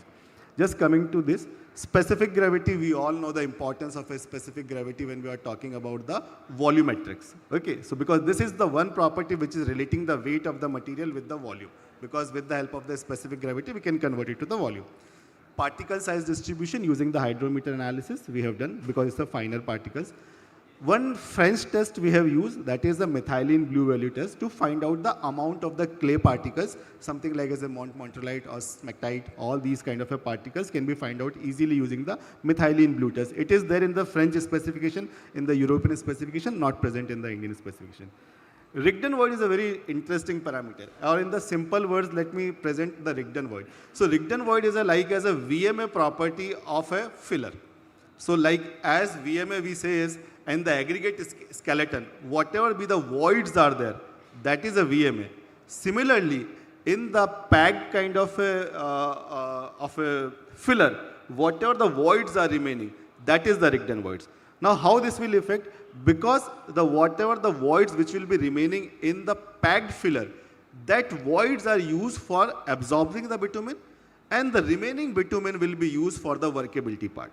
Okay, so like आपके filler के बीच में जितना voids है उतना तो bitumen absorb कर लेगा filler, और उसके बाद का जो बाइंडर है that will be actually use for the workability and the other part. So if you are having a more voids, then more particle or the more bitumen will be absorbed. Okay, so less bitumen will be available for the workability. It will make your mix as a stiff one. Okay, and it will have a brittle failure. So that is a very important parameter. We are not using much in our specifications, but it is very much used in the research part. Then there are some other, these are some microscopic level tests, like the BAT test. We have done the specific surface area just to find out the total surface area of a fine. Because we know that if the more surface area is there, the more requirement of a bitumen is there.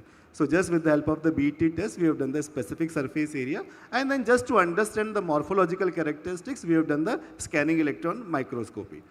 Now, these are some of the values. I'll not go into the detail of these values, just trying to understand that red mud is having one of the highest specific surface area, being into the very finer kind of a thing.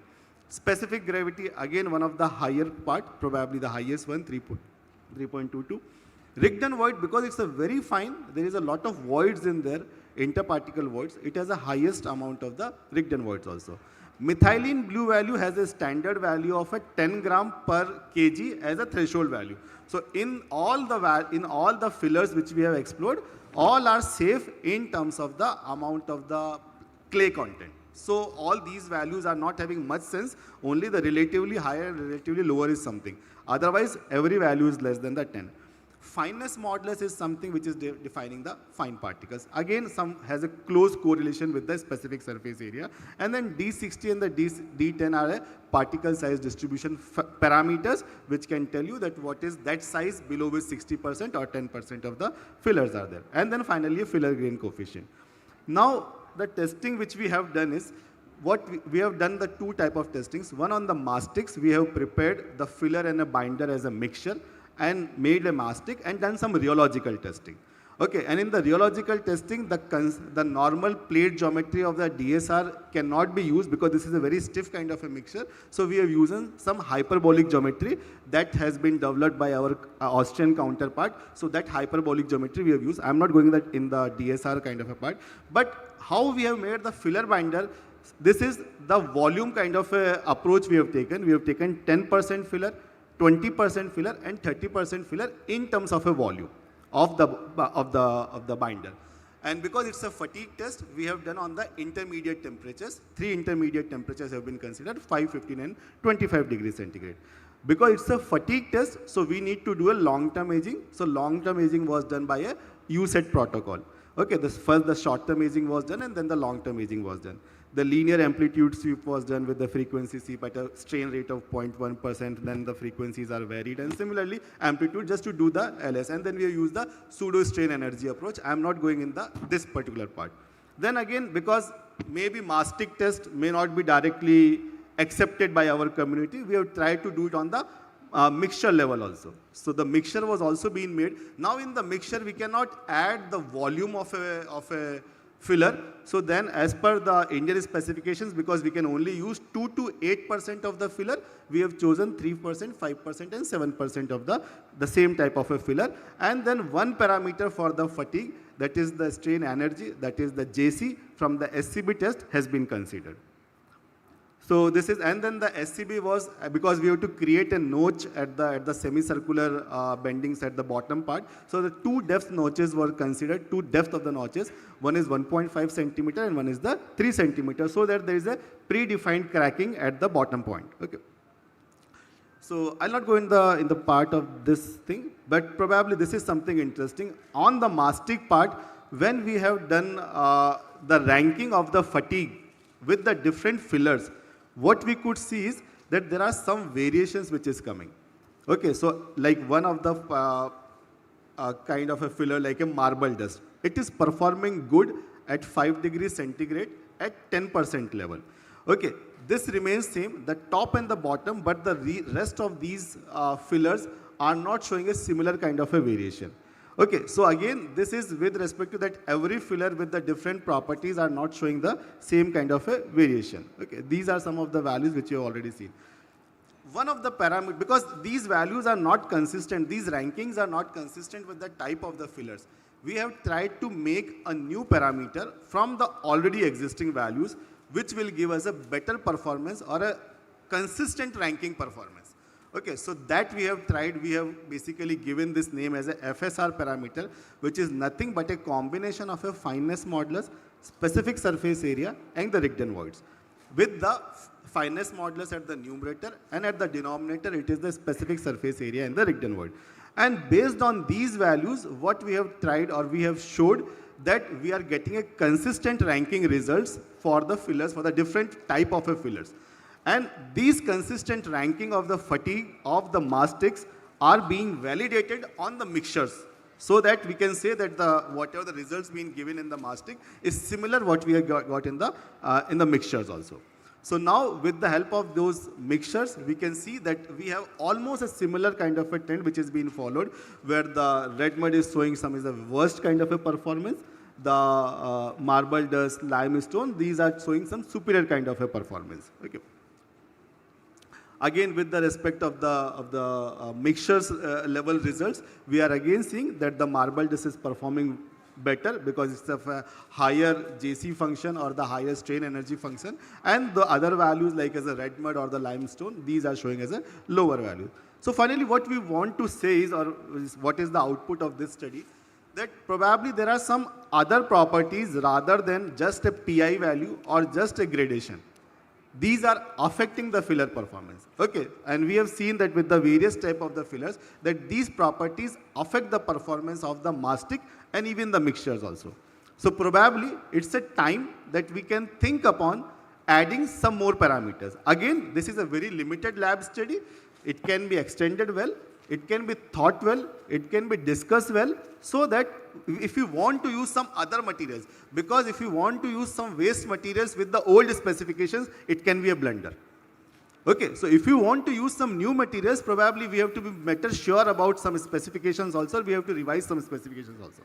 So that is one thing, because if you want to go for a waste material, it is not something that just dump the waste materials into the asphalt mixture and then expect some superior performance. So that is what we are basically trying to say. I am not going in the every word of a conclusion. So there, and it is not only in India that these are the 3 parameters. In the world, there are some other parameters have also been added in the filler specification. One of the review paper of the various international standards has already been published almost 2 to 3 years back in the Indian highways, where we have compared almost 19 to 20 countries, only filler specifications, which has also been a result of this study only. So these are some of the possible suggestions for the amendments. I will not go read everything, but there are many countries which have slightly better or more parameters for the filler specification in their standards, which we can again think of. I am not saying that whatever the parameters which we have developed should be a part of it. It can be a part of the future discussion. Thank you, everyone. Thank you. Now we will request audience to, at least we can take 3 questions.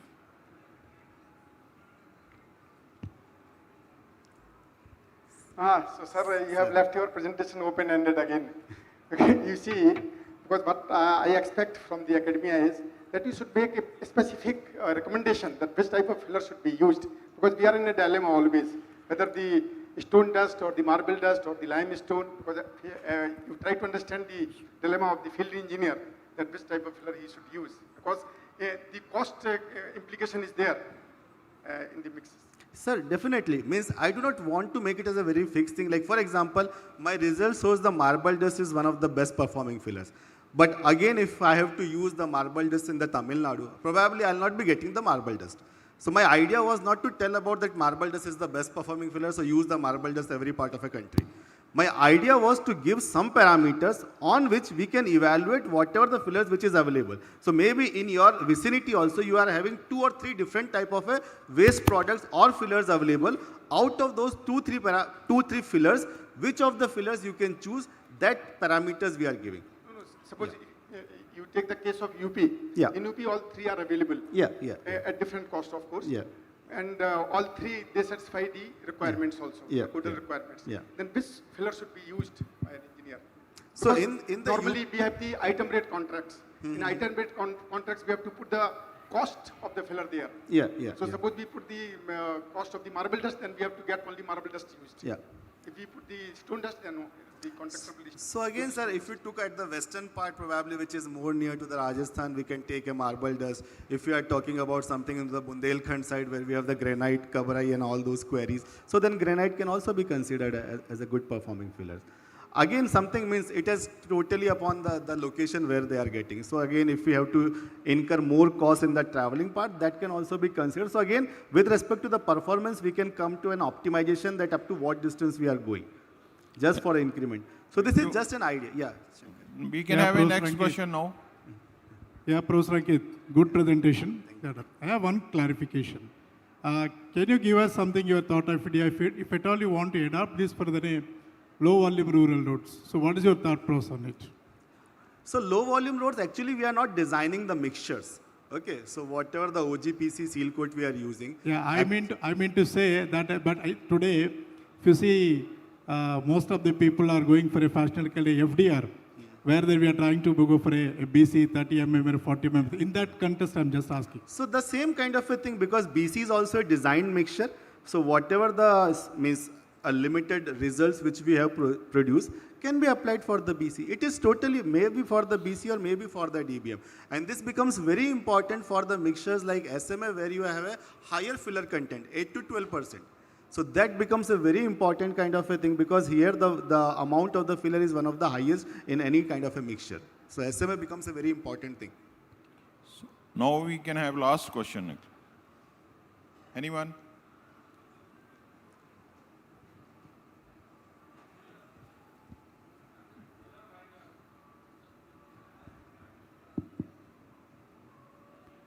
Sir, I Last have question. a query. Sir, you have actually given a parameter which is FSR, ratio of FM upon SSA and times RV. I mean, sir, when we perform research, like as research scholars, many a times we also develop some kind of parameters, but we are asked that what is its physical significance? Yeah. Like, because how to understand it physically.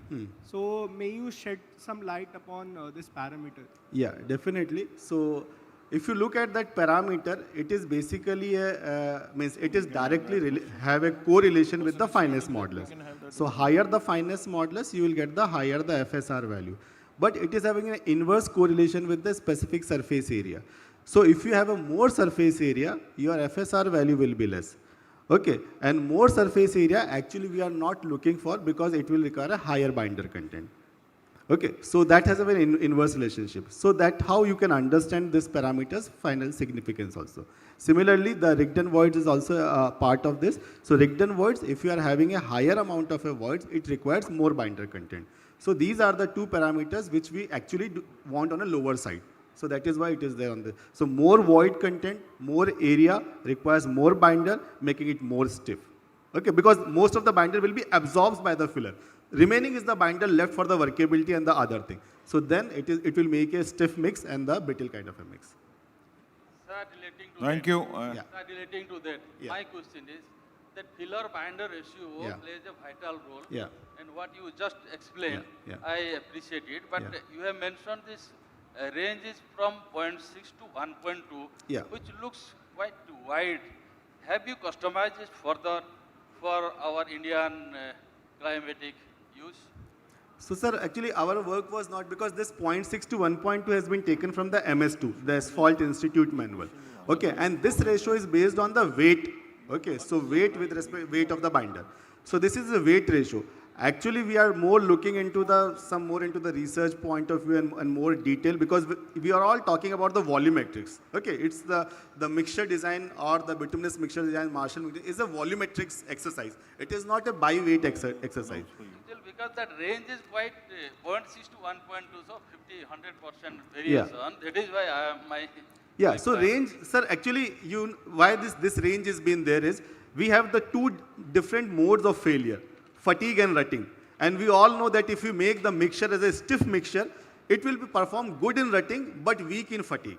If you want to perform good in fatigue, you want to have some kind of a more binder, but then it will be, means it will not perform good in rutting, but probably it will perform better in fatigue. So it again depends upon your project also, where you can think upon that you have to go for a lower F by B ratio or a higher F by. So that is left upon the engineers, that because they know their project well, that rutting is their priority or the fatigue is their priority. So that is something that range has been given a big variation. Thank you, sir.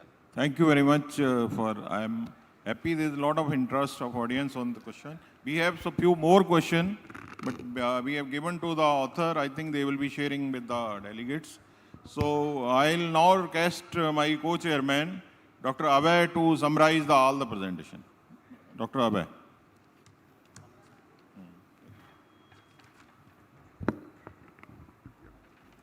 Good morning, friends.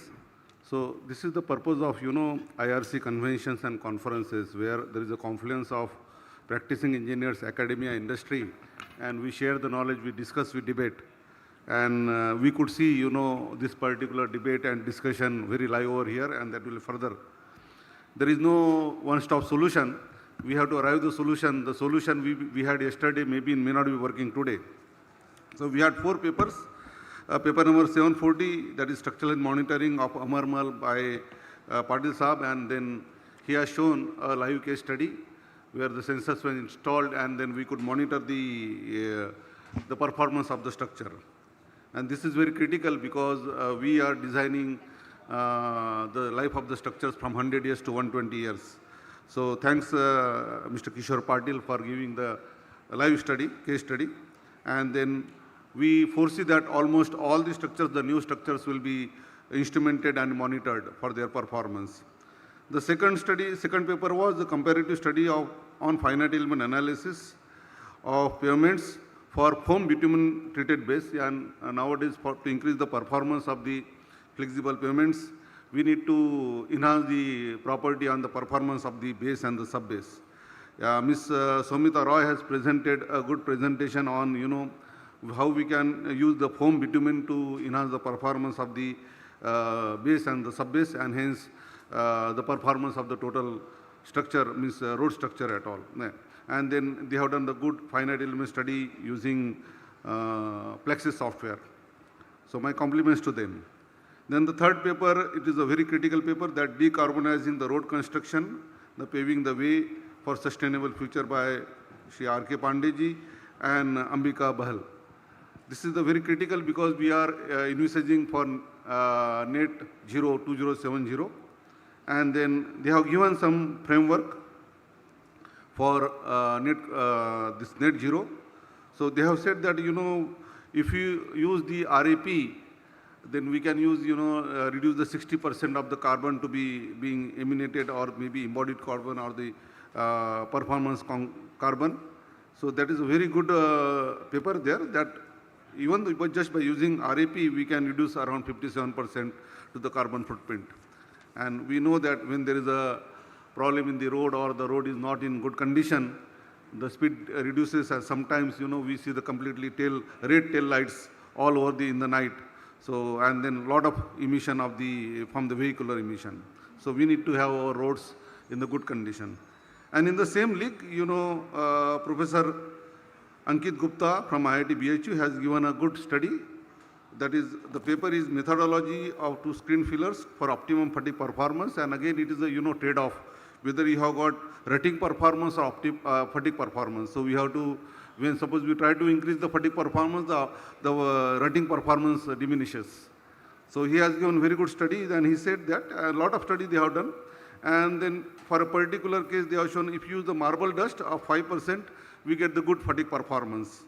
And lot many studies needs to be done, and then the studies will be ever continuous study, and then this type of confluences will be again disseminating the knowledge from the laboratories, labs to the industry, and everybody will benefit. Thank you, and my compliments to all the 4 papers. Thanks a lot. Thank you on behalf of myself and co-chairman and from the presenter side. I thanks audience for taking interest in the presentation.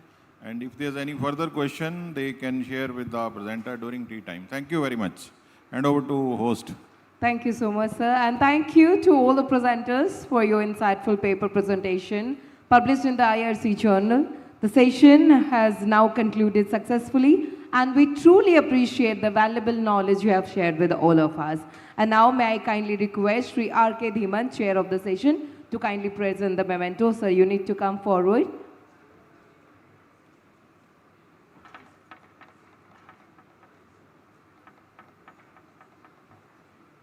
Starting with Sri Kishore P. Patil, Superintending Engineer, PWD Maharashtra.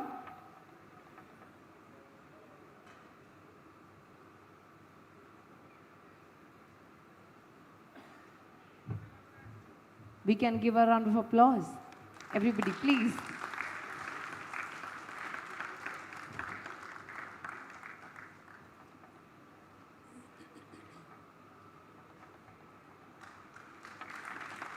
Thank you so much, sir, for sharing your knowledge with all of us. Thank you. Next, Ms. Soumita Roy.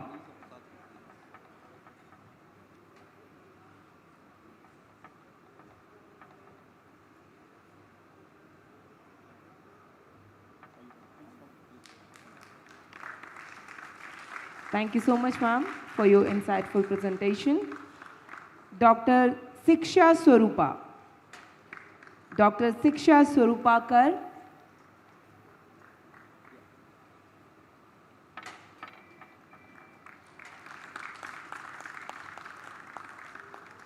Dr. P.S. Prasad from CRRI.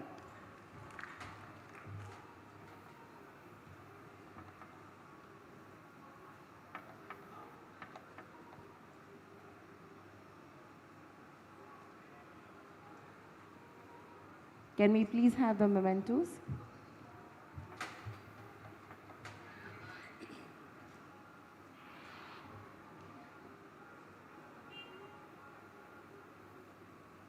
Dr. P.S. Prasad, CRRI.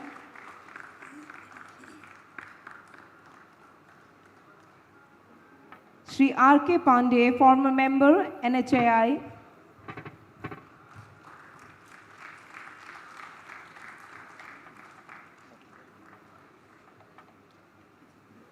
Dr. Ambika Bahal, Senior Principal Scientist, IIT Roorkee.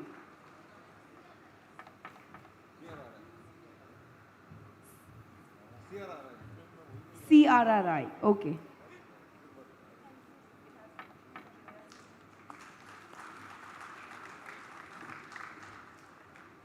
And lastly, we are having Professor Ankit Gupta, IIT BHU.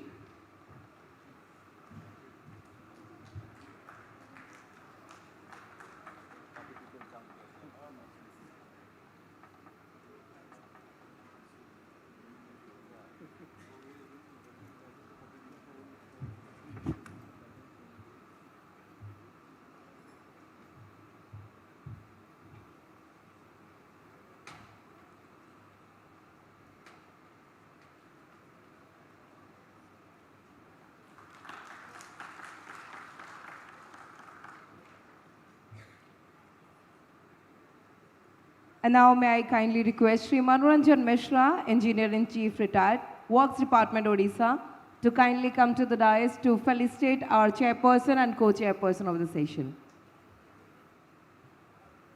Sri Manoranjan Mishra.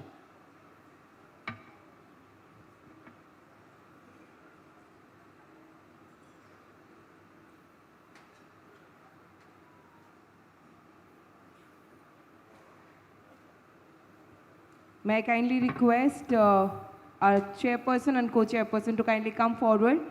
We were having Sri R.K. Dhiman as our chair of the session and Dr. Abhay Bambole as the co-chair of the session. Thank you so much for sharing your knowledge and thank you so much for your valuable time. Can we all give them a round of applause, everybody?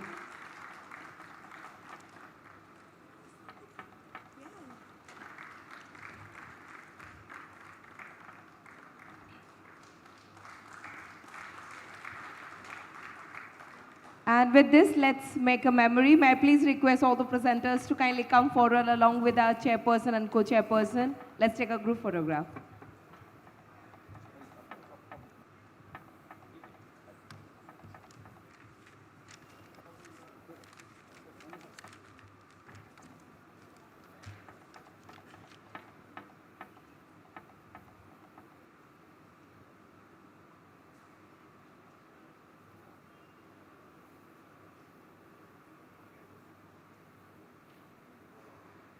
Thank you so much.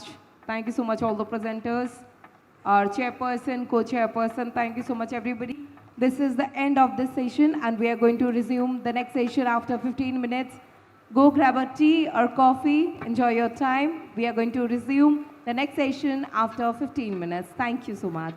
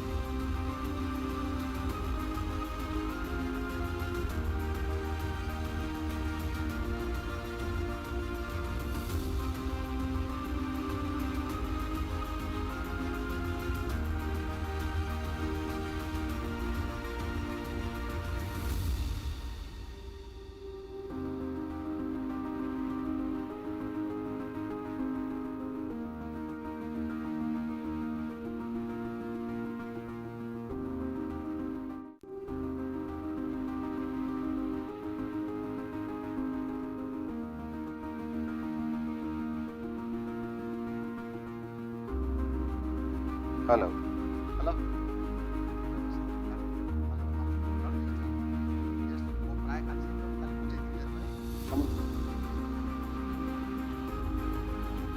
Hello.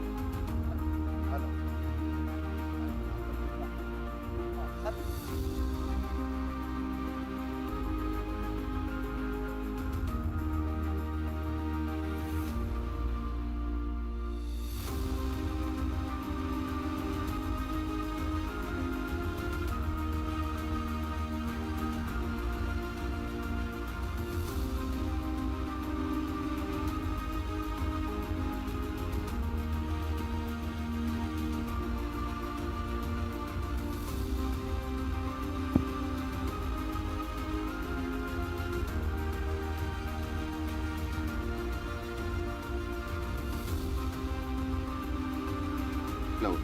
Hello.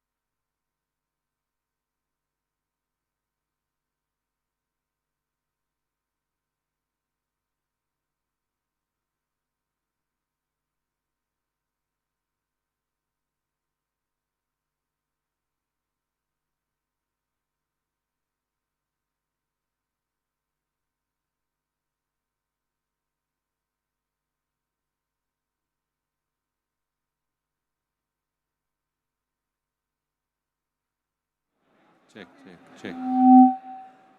Check, check. ठीक, check.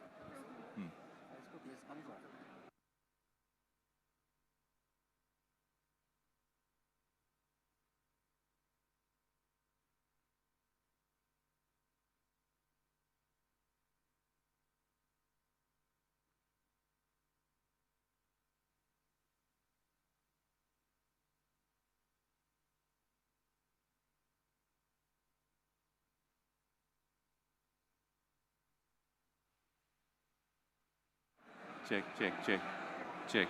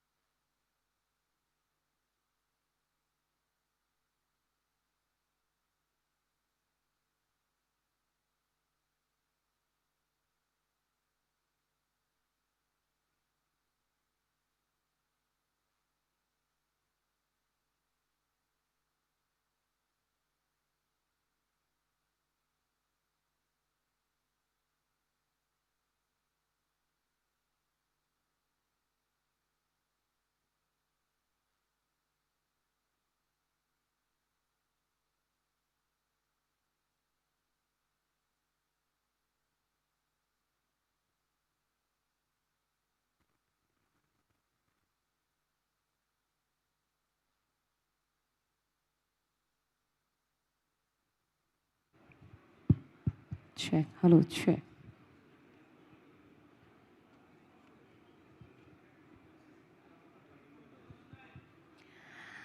All right, everyone. Once again, I welcome you all to Hall 2.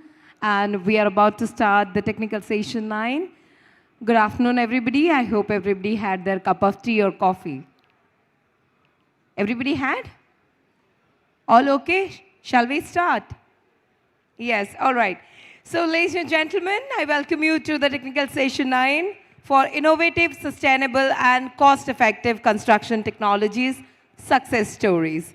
And the session will be chaired by Sri Alok Pandey, Director, Indian Academy for Highway Engineers. And I request him to kindly join us on the dais. And the session will be co-chaired by Sri Manoranjan Mishra, Engineer-in-Chief, Retired Works Department, Odisha. May I kindly request our chairperson and co-chairperson to kindly join us on the dais.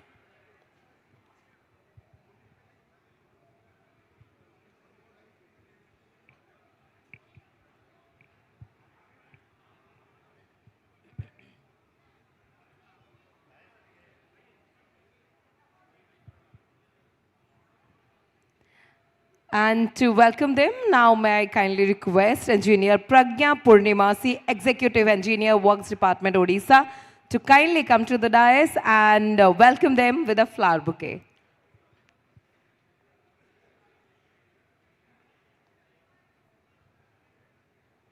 So ladies and gentlemen, we can all clap for our chairperson and co-chairperson of the session. Please.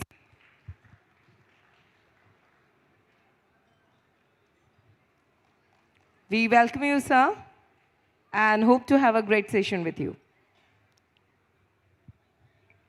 Thank you so much.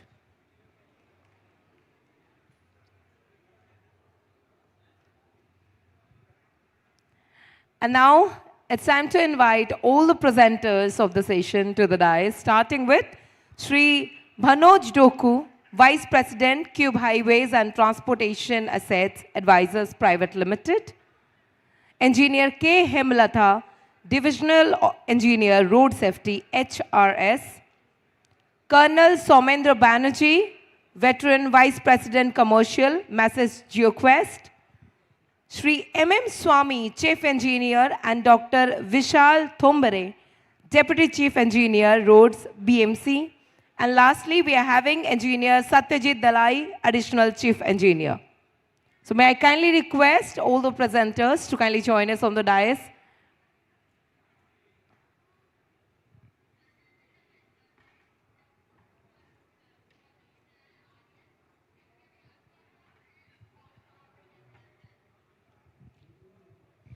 And now may I kindly request Sri Alok Pandey, sir, to kindly start the session with his opening remarks. Please, sir.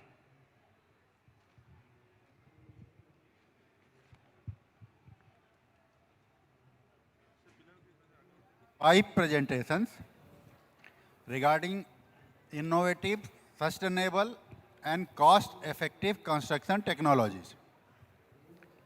First will be on performance experience of fiber-reinforced microsurfacing as a preventive maintenance technique. It will be a case study and will be presented by Cube Highways. Basically, Cube Highways are taking national highways on TOT basis. And they are experimenting maintenance technology a lot.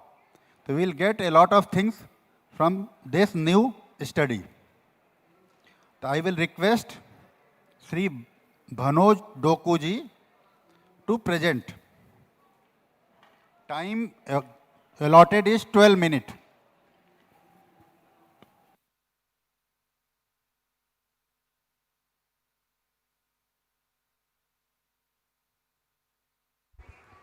Am I audible? Yeah, perfect. Good morning to the chairs, as well as the audience, and to my fellow presenters. So today, we'll be talking on our performance experience of using microsurfacing. So the agenda of this talk, as Chair suggested, we'll try to finish it off in 12 minutes. So where briefly I will be touching about what exactly this fiber reinforced microsurfacing is, and then where can we apply this, and then in terms of our experience, so about 13 stretches across the country, wherever we have used microsurfacing, what is the performance that we have observed, be it in roughness, rutting, cracking, as well as from our experience, so what are the suitable locations where microsurfacing can be used as a preventive maintenance technique. So this will be my agenda. So just to set the context, because what exactly is fiber reinforced microsurfacing? We all know what is microsurfacing. So this is kind of a slurry seal where we have emulsion mixed with fine aggregate. What do we do in this additionally? So we will be also adding glass fibers.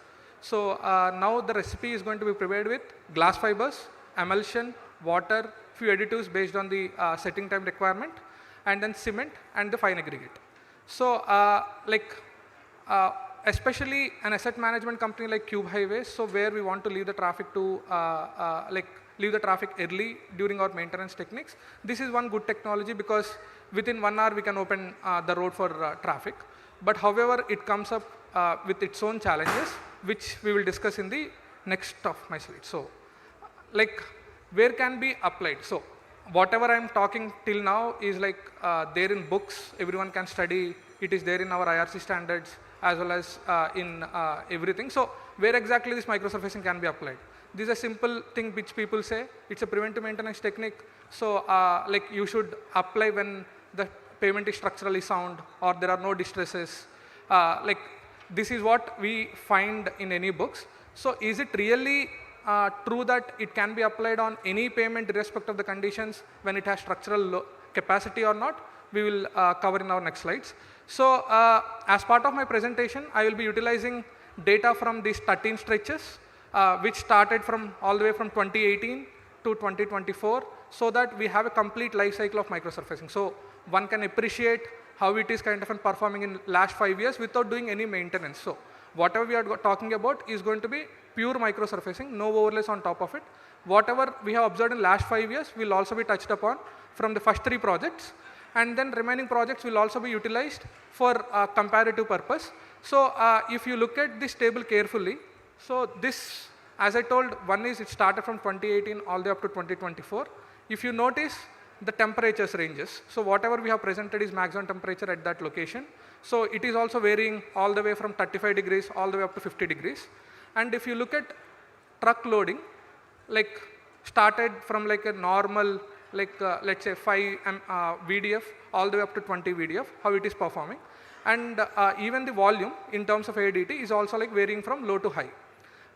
And underlying conditions, somewhere there are more cracks, somewhere there is minor rutting, so that is also kind of varying. So once we have this kind of data, we can kind of clearly, with little bit confidence, we can say how it is going to perform under different conditions.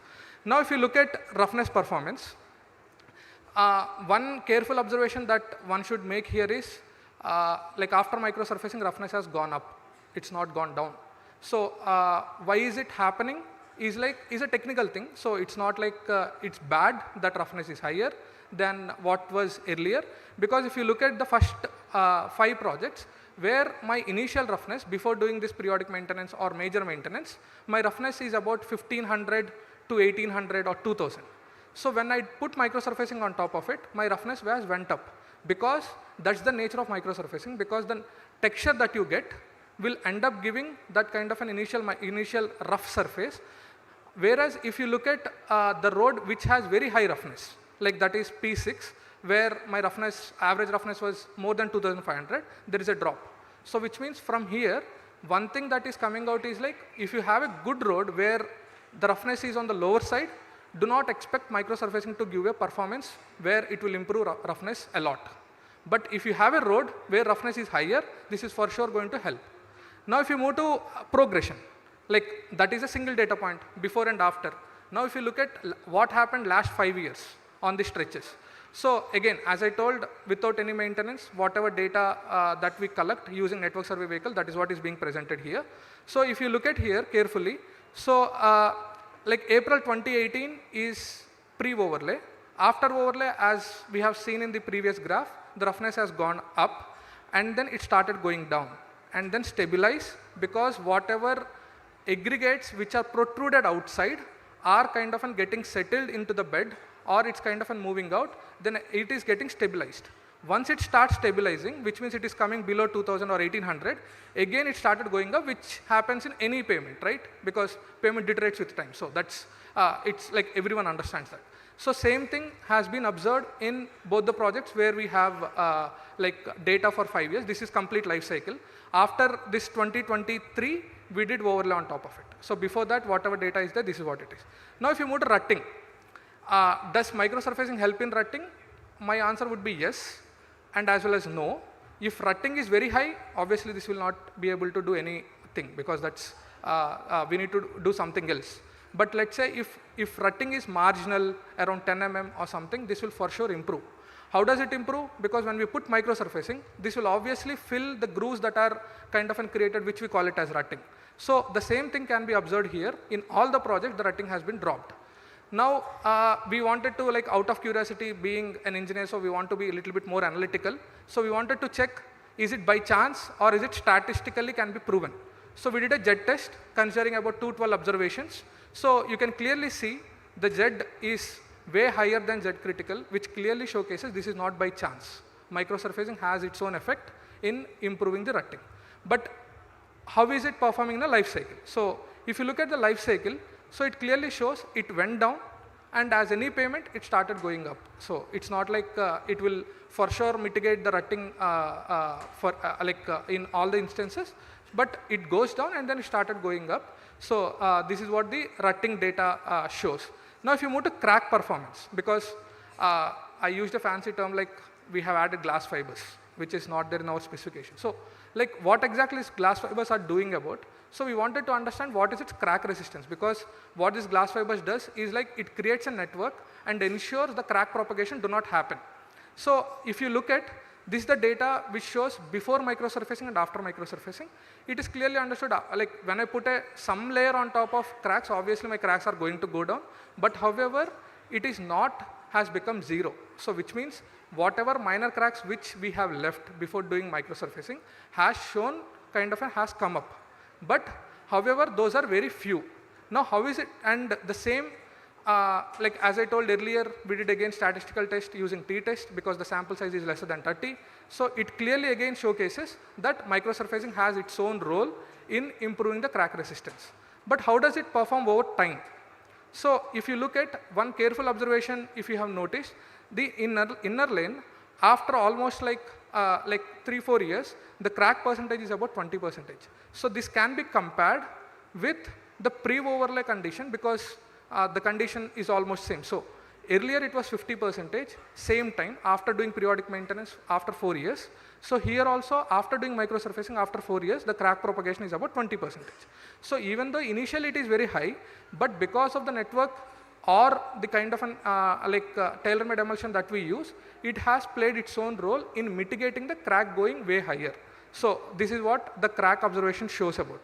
Now like we understood about like roughness, rutting as well as cracking. What are we eventually coming at? So in everywhere we understood like roughness, okay, in some cases it will improve, rutting it will improve for sure, for cracking it will improve for sure. But can this be applied everywhere? So if you look at what we did recently is like we started seeing distresses in the recent times. So when we looked at why is it happening? So if you carefully look at this graph, so on on y-axis we have maximum temperature of that location, on x-axis we have VDF. So to identify the optimum locations where we can apply this microsurfacing, it clearly showcases when you have way higher VDF, which means superly heavy loaded trucks, and then at the same time if temperatures are higher, so it tends to show failure. So like this dark green represents good condition and dark red represents poor condition. So it clearly showcases that there is some kind of a problem. So which means, I mean, based on our experience, based on the current standards, because the softening point of emulsion is also about 60 degrees or 55 to 60 degrees, there is a challenge with respect to using microsurfacing at locations where temperatures are very high and loads are very high. So I mean, since all the research fraternity as well as whole highway community is here, maybe we should do that research to identify can we improve our emulsions better, so that this can be a foolproof solution all across the conditions that we have in the country. So overall my conclusions are like as I showed, if you have a road with initial roughness very low, it becomes very challenge where you do not expect roughness improvement, that will not happen. If your roughness is higher, that will for sure improve the roughness. Now coming to rutting as well as cracking, even the statistical data has clearly showcased that microsurfacing has a role to play in improving both the things. But when it comes to locations where we can execute based on our experience again, so I would suggest we should concentrate on moderate traffic as well as high temperature, it is fine, or moderate temperature, high traffic is also fine, or better, both moderate will be the better solution or the ideal candidate where we can do microsurfacing based on the current situations. Thank you. That's my talk.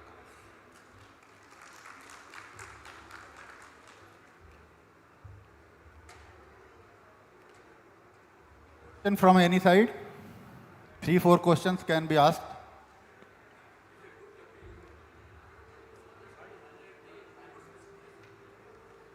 Sorry, sir? Fiber specifications. So I can give you the details separately because it is not there in my presentation currently. It is glass.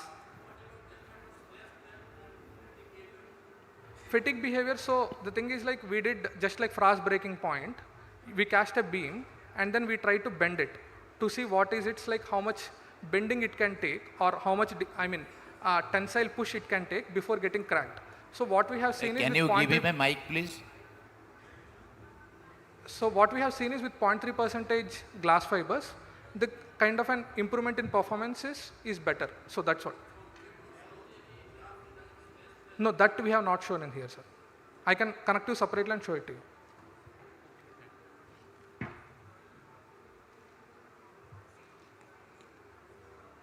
There is someone.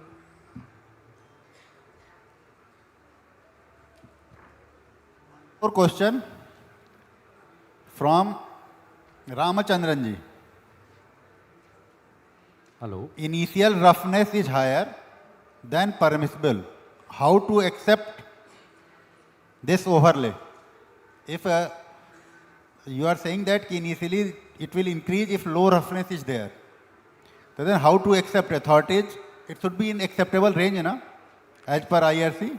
Sir, so like whatever I have shown, maybe I'll go to the graph, maybe that will, so if you look at this graph, so whatever roughness that we are talking about is in the range of 1500 to 2500, not very high. Let's say if you look at the concession agreements that we have, the old concessions, it says the roughness limit is about 3000. So if it crosses more than 3000, which means there is some gross failure that is there. In those situations, microsurfacing will not work. We need to rectify it. Hello. I have a question. Excuse me. So, Let this question complete. He is saying that it will be within reasonable limits. Allowed, whatever allowed in IRC for specification, it will remain within that. Okay. Yes. Then one point they are asking, yes, rutting depth in P5 is greater than 5 mm, reduced to 3 mm. Can you specify after how many years are PCU uses this will happen? Sir, so is the question like this drop from 5 mm to 3 mm is after how many years or? How many times or how many passages of vehicles?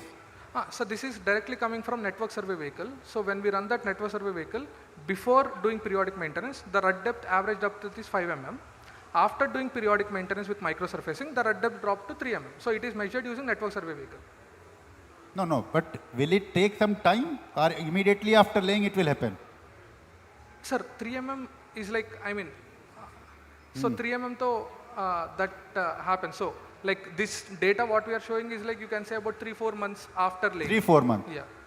So have you made this study on with overloaded vehicles? Sir, so that's what I'm saying. Like, let's say if you look at these projects can be compared with respect to the loading characteristics that are associated with this project and we can study. That's not a problem. But as you rightly pointed out, where the overloading is higher, it tends to show higher rutting. That is there. Yes, sir. I have a question. Yes. See, about the VDF part you were discussing, P1 to P15, 16, all those points. See, VDF is a factor, it controls. For VDF actually, why do we consider VDF? For the MSA part of the road. So how microsurfacing, your layer thickness, what is the layer thickness? Layer thickness about 6 to 9 mm. So this 6 is type mm. 3. Oh, yes. So how that 6 mm is, and VDF actually it controls the entire crust. So only the top 6 mm, how it behaves under VDF, why should we go for it at all? Yes, sir. Unless the crust is ready for accepting that much of VDF, why should we go for it? Absolutely, very good question, sir. So the whole point of presenting this VDF here is like we want to showcase, because recently when we executed some projects in Rajasthan, northern part especially, so we have seen some kind of an issues in microsurfacing. Like it is meeting all the quality control parameters, everything is good. But however, there are some challenges with respect to the distresses. So when we try to correlate that, what we noticed is like it is happening only at location where there is overloading and heavy high temperature. Now to quantify, to put that a parameter of overloading, I have used VDF, because if VDF is higher, which means it is showcasing that that project has overloading. So that is how we just wanted to create a data point. Hello? Yes. Yeah. Sir, I have a question Yeah. on rotting, sir. Uh-huh. Just tell me, how does the fiber reinforced microsurfacing lead to improvements in rotting performance comparison to regular one? Regular? Regular microsurfacing. See, hardly I would say there won't be any change. Even if it is there, it will be marginal because like at the end of the day, what we are talking about is like there is a rut ball like this. When we do a microsurfacing, be it with fiber or without fiber, we are filling this rut ball. So automatically, whatever that rutting reduction that is happening, it will be almost same in both the cases. Okay. Only fiber plays a role in crack propagation. Okay, thank you. Yeah. I have two questions to you. Does this done microsurfacing as an overlay or a rehabilitated section? You have done it an overlay. You said 3 mm is the thickness. 6 to 9 mm. 6 to 9 mm. Yeah, type 3 microsurface. So while doing a performance evaluation of this, is it you are concentrated only on functional evaluation or a structural evaluation? So it is only functional. Whatever Only option, functional yes, only evaluation. functional. In that is the case, you are showing in one of the table that remaining service life is H. Okay. Is that remaining service life with respect to the rutting or a roughness or the life, or what exactly that H means? Sir, so, okay, so it is not showing here, so it is in front of me. What the table depicts is like when we say H, remaining life when we calculate, there are only two parameters, either rutting or cracking. So usually whatever remaining life that I have presented is from cracking because that's the, usually we will get the lower. So when we say H, we are talking about condition to show. No, I understood that. My question is today, did you make any quantified analysis of that, saying that this much of traffic, beyond this much of roughness, it will not work, or these things? So actually a good question and suggestion for future also. So in this, if you have seen that last graph, yeah, understood. I mean, if I make tell sir, so if you have seen the last graph, that's what we are trying to communicate. Let's say if overloading is high, be cautious in terms of using microsurfacing. This is what we want to communicate, which is again comes to remind. Yeah. Understood. The second thing is I will request anything. Actually, let the session go on. All the questions, balanced questions, can get taken up. Thank you, with sir. The speaker himself, one to one. Thank you so much. Thanks everyone. Now we will switch to next presentation by Engineer K. Hemlatha, Divisional Engineer Road Safety, Tamil Nadu State Department. She will be presenting a case study analysis of road accident data in Vellipuram and Tiruvannamalai district. Okay. Time allotted 12 minutes. Vanakkam. Good morning to one and all. I thank my director, Highways Research Station, and also the IRC committee for giving an opportunity to present a paper here. I am Hemlatha, Divisional Engineer, working for Highways Department for Government of Tamil Nadu, and my co-presenter is Anand Muthusamy. He is Assistant Chief Engineer, Road Safety, working in Highways Department for Government of Tamil Nadu. My topic is envisioning zero fatalities and accidents, a case study analysis of road accident data in Villupuram and Tiruvannamalai district, where accidents are higher. This is my presentation outline, which includes need for the study, objective of the study, and case studies and inferences. So World Bank says that with 1% of the world's vehicles, India accounts for almost 10% of all crash-related deaths. And also, government data ensures that 1.5 lakhs people died due to road accident, and also 4.5 lakh people injured due to road accident every year. And it is very alarming that 50% of the victims are pedestrians, cyclists, and motorcyclists. In India, dailies also highlighted that India continues to be top in road accident fatalities globally in the year 2023, and even in 2025 also India ranks in one of the top countries. World Health Organization also expressed its concern and set the Sustainable Development Goal target to reduce the road accidents at least 50% by 2030 And here also my presentation time has been reduced to 12 minutes. Earlier they said it's 20 minutes. I tried to complete it. Coming back to the coming back to the national report, the MODS has published a report on road safety and accident overview in India 2023. The report provides a comprehensive overview of road accidents in India and covers accident trends, road types, vehicle categories, and regional distribution. The data has been sourced from the police department. I like to highlight some of the facts from the report. The total accidents as per the report is in the year 2023 is 4,80,000. You just imagine 1.72 lakh people are killed during the road accident. And 4.62 lakhs people are injured due to fatalities.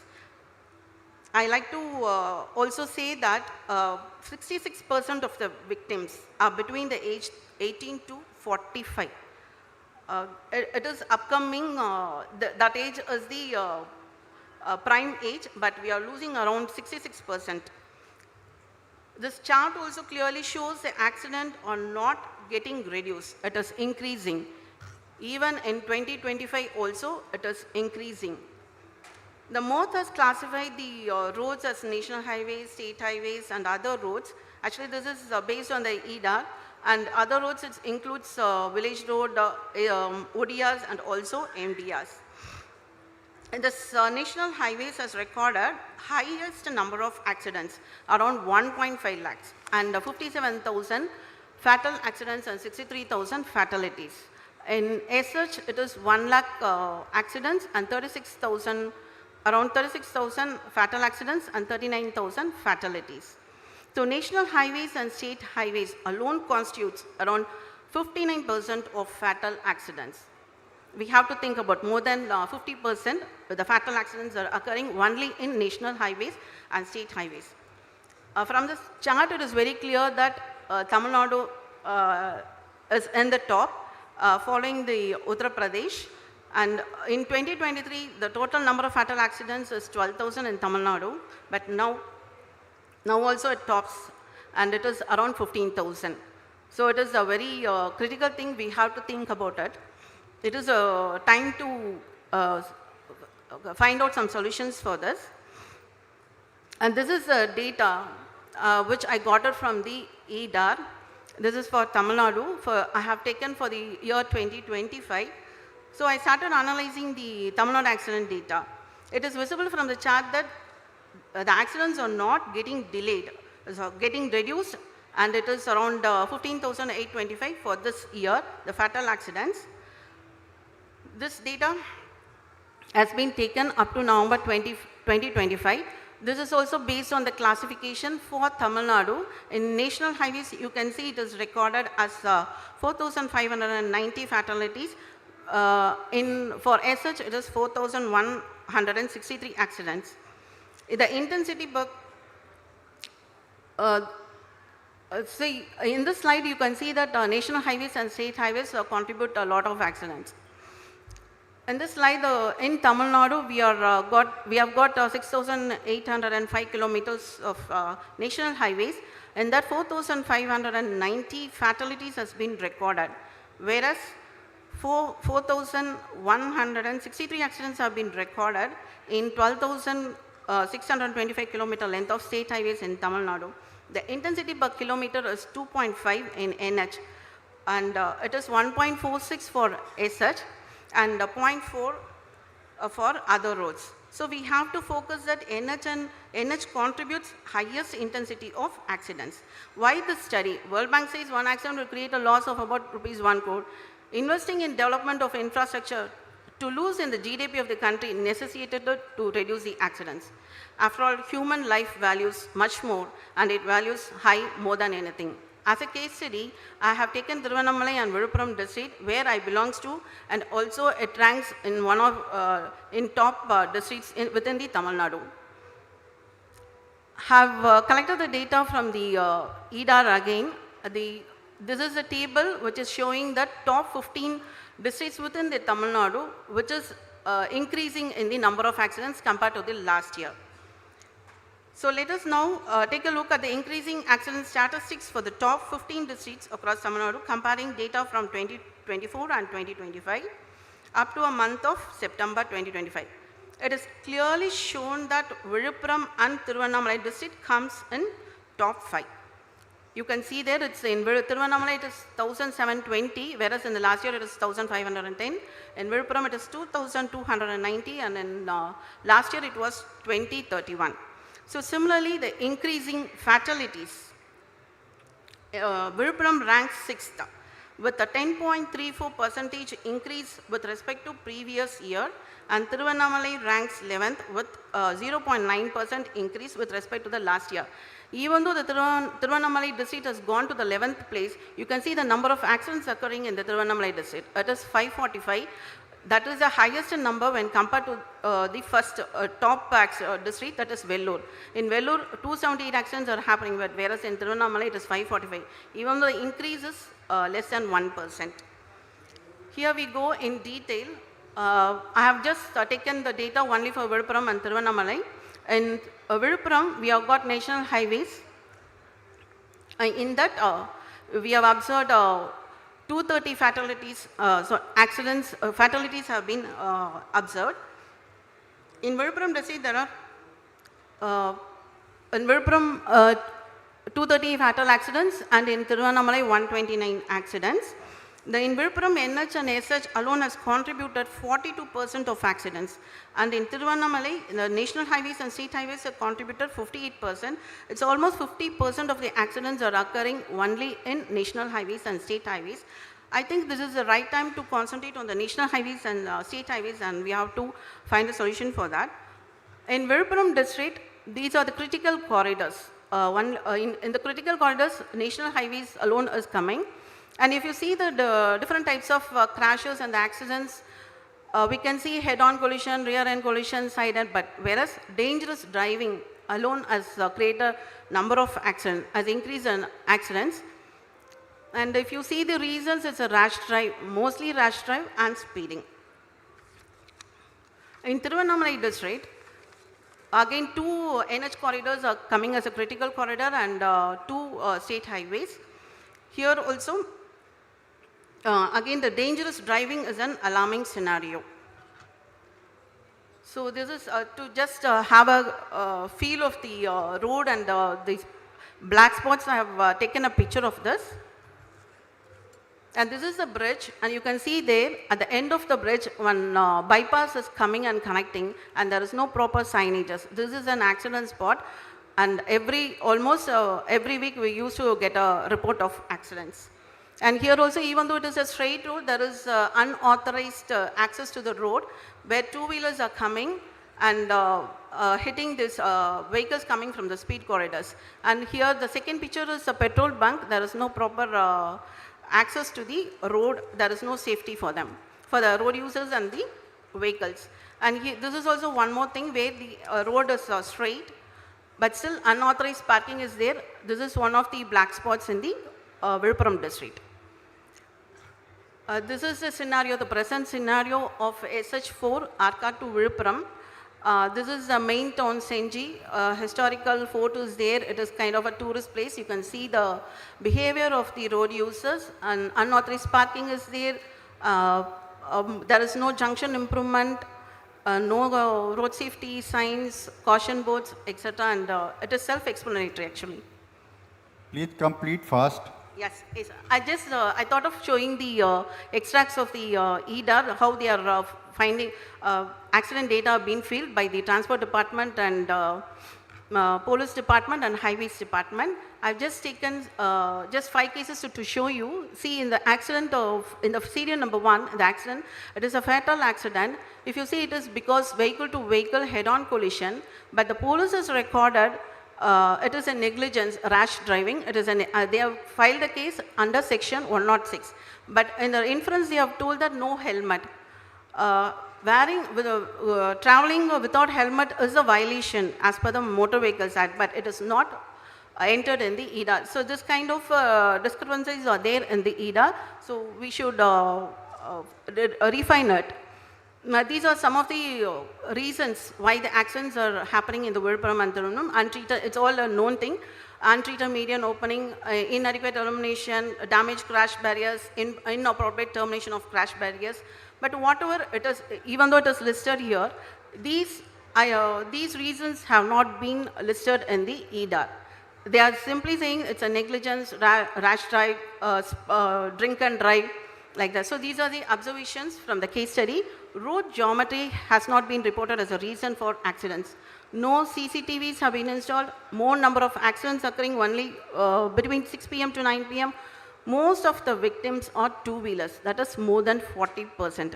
And accidents are occurring only on Sundays and Mondays, that too at the evening times. And main reason is overspeeding, drunk and drive.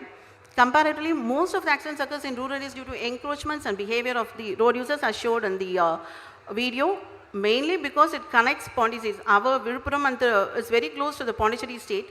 It's because the state where liquor sales tops the state GDP. The pilgrim vehicle movements to Tiruvannamalai from various parts of the country during auspicious years. These are the main reasons why in Viluppuram and Tiruvannamalai it is increasing. So these are the interventions I have listed out based on my study. Lot of accidents are noted during construction phase compared to the previous year.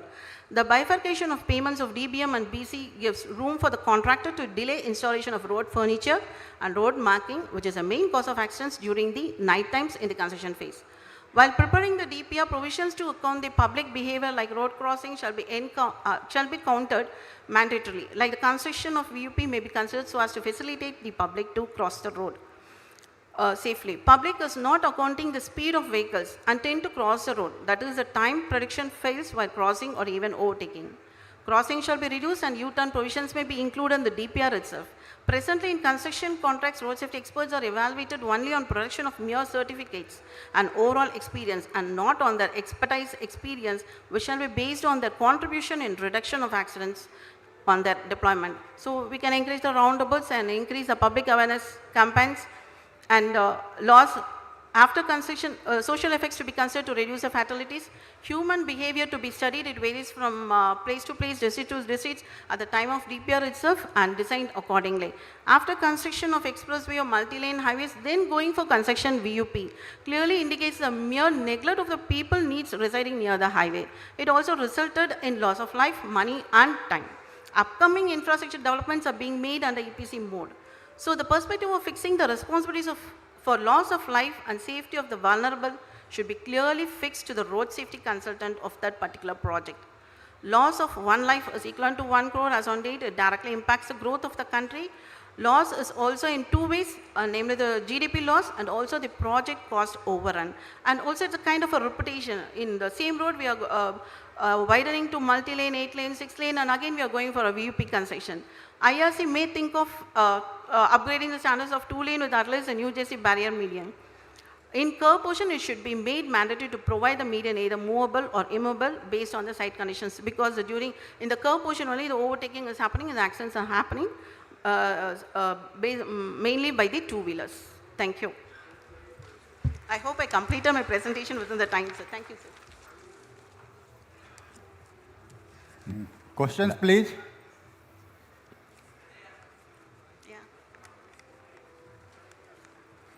Mic दे दीजिए mic हाँ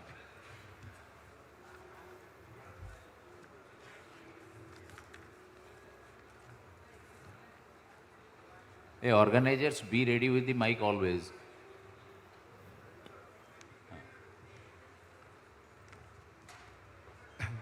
Subject paid to me. Thank you.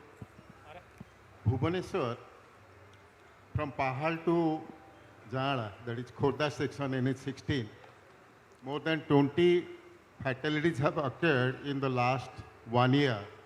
And 2 of them I was present just 2 minutes before or after. And all of them because of road crossing. Pedestrians are to be given opportunities before we ask them behave properly. There are service roads along both sides, there are NH one way, and they have to come to the bus stop, they have come to their destination. So this is a major problem, whether you have analyze this in the study, particular study you've taken. Second, my request to the IRC authority, why these road crossings, foot overbridges are not incorporated in the road contracts. Yes, sir.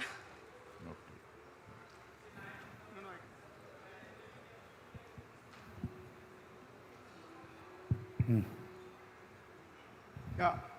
Should I respond? Why it is not made part of DPR? Road crossings and all that, no? Foot over bridges. Basically, foot over bridge and all that, now we are trying to put a lot of things. But main problem is that when road is crossing through built-up area, people are not allowing that foot over bridge, number one. Number two, young person can climb up. Old persons are not able to climb up and then go down. The escalator should be provided. That we are thinking. Road safety, we are thinking on that line. Now, here in Bhubaneswar, we have provided elevators in 2 of the flyovers. We can adopt that model also. There's no issue. But definitely, it's a very good question. So, very good suggestion. We'll definitely recommend it to the IRC to incorporate. Yes, microphone there, please. Yeah. Thank you very much for a very pertinent and relevant presentation. As you see, whether we take your study or any study done in the country, we find 2 very clear things, that it is not the road engineering which is the biggest culprit for the road safety. It is the human behavior and the vehicle engineering which is the responsible for the accidents. As you see that the highest accidents occur on NH, and the fatality rate is also the maximum on NH, whereas the road engineering is the best on NH. You see, I think everybody will agree to it that the least aberrations are there in NH compared to the aberrations in ODR or SH, whereas the fatalities are the maximum on NH. So it is because of the 2 things. One thing is that our roads are designed to the maximum speed of 120 or so. But our vehicles are designed for the maximum speed of 250 or even 300. So don't you feel that there is a need to put speed governors on the vehicle? When our road is not designed for a speed beyond 120, then why the people are applying their vehicles on expressways and highways with the speed of 180 and 200. It is very common speed nowadays. You just study any highway, you will find the normal cars going with the speed of 150 and plus. So there is a need to put the speed governor on the 4-wheelers, especially cars. And the second cause of the accident is the rash driving of bikers and no helmet wearing. So if these 3 things we can take care, then probably half of the accidents can be done away with. Thank you very much. We will go ahead with these recommendations. Now we will move to the next question. Yes. Yeah. Hello. Now he will speak. Ma'am, I have one question. Yes. No. Myself, Professor Sanjay Samantare, alumnus of IIT Kharagpur and founder president of Indian Climate Congress. Thank you, madam, for excellent presentation on a very good topic. So you have mentioned that accident increasing in different highways, national highway and state highway and other roads, 31%, 22% and 46%. Do you have any correlation studies between these 3 highways, and what are the causes and how we can reduce the accidents? Comparative study do you have made? Yes, I'll consider this and I'll do the further studies on this. And actually, I have recently posted there and came working as a road safety divisional engineer. So considering all those factors, here and there, I'm giving based on the people's human behavior, some suggestions, they are reducing it. And for other districts, we have to do the studies. Okay, we take the last question. Yeah. So my question is very different. I think you have made a very good point about road engineering, vehicle engineering and all. And you know, since the last 6 years, since I did the IAHE 6-week course on road safety, I have been watching the various accidents. My question is like this. Imagine I am a dumper driving between Belgaum and Davangere. When is the last time I had an intervention on the education of the traffic rules? Question 1. Leave aside how I got the license. I am a two-wheeler driver. Somebody got me a license few years back. When is the last time there was an intervention? I will just interrupt. This question is a definitely good question, but not relevant to the presentation only. See, this is a topic where it can encompass a lot of topics outside also. So we will go by this question, but one-to-one with the speaker. So I take it it's not I'll relevant one-to-one to the with the road speaker. safety. Is that what it is? So We will take up this question one-to-one with the speaker later. Sir. Okay. Thank We can go ahead with the next speaker. Thank you. Hello. Next presentation will be by Sumender Banerjee, who is Vice President of MS GeoQuest. He will be putting presentation on evaluating pavement performance, utilizing low carbon emission and cost effective drainage geocomposite.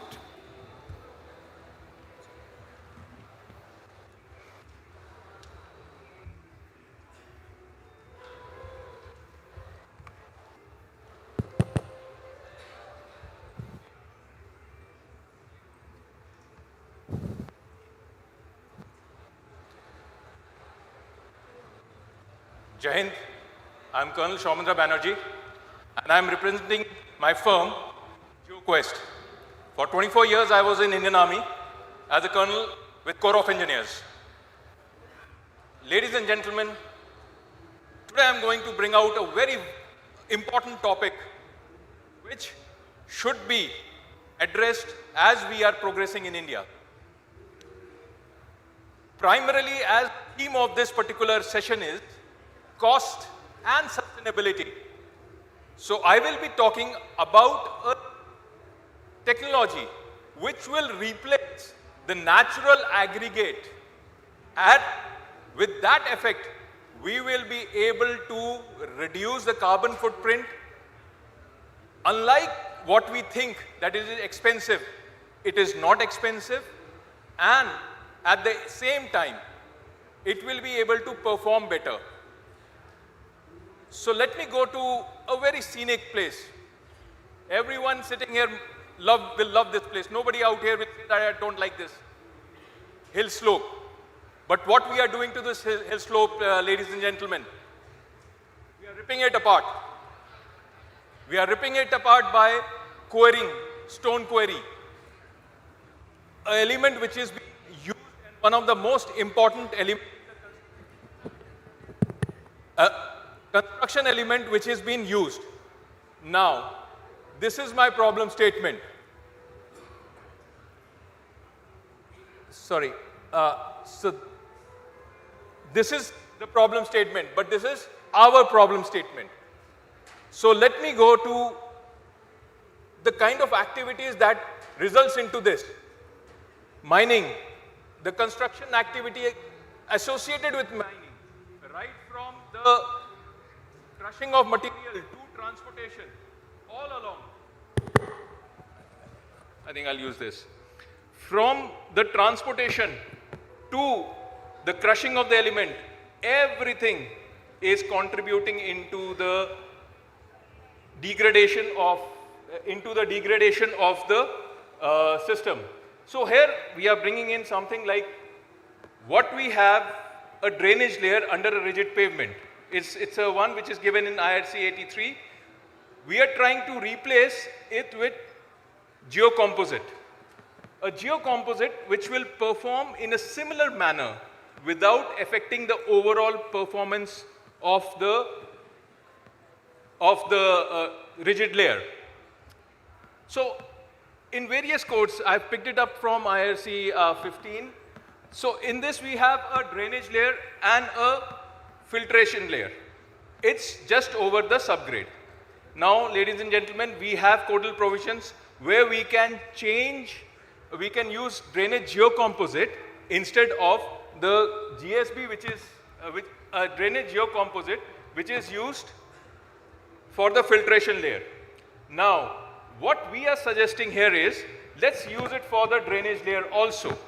So what it will encompass?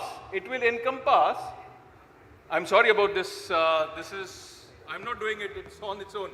So, so it encompasses replacement of the granular subbase with drainage geocomposite.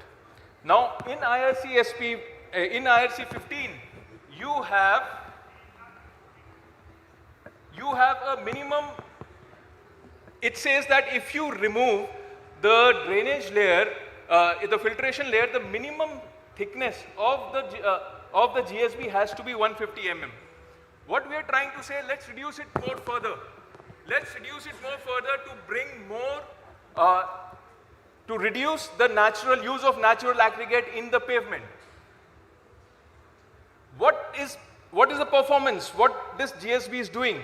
This GSB is primarily, it is a permeability of 300 meter per day. So let's find a material or a geocomposite which will match this. So in the industry, it has been now developed that we can match that permeability. A typical cross section. What you see here are the various layers.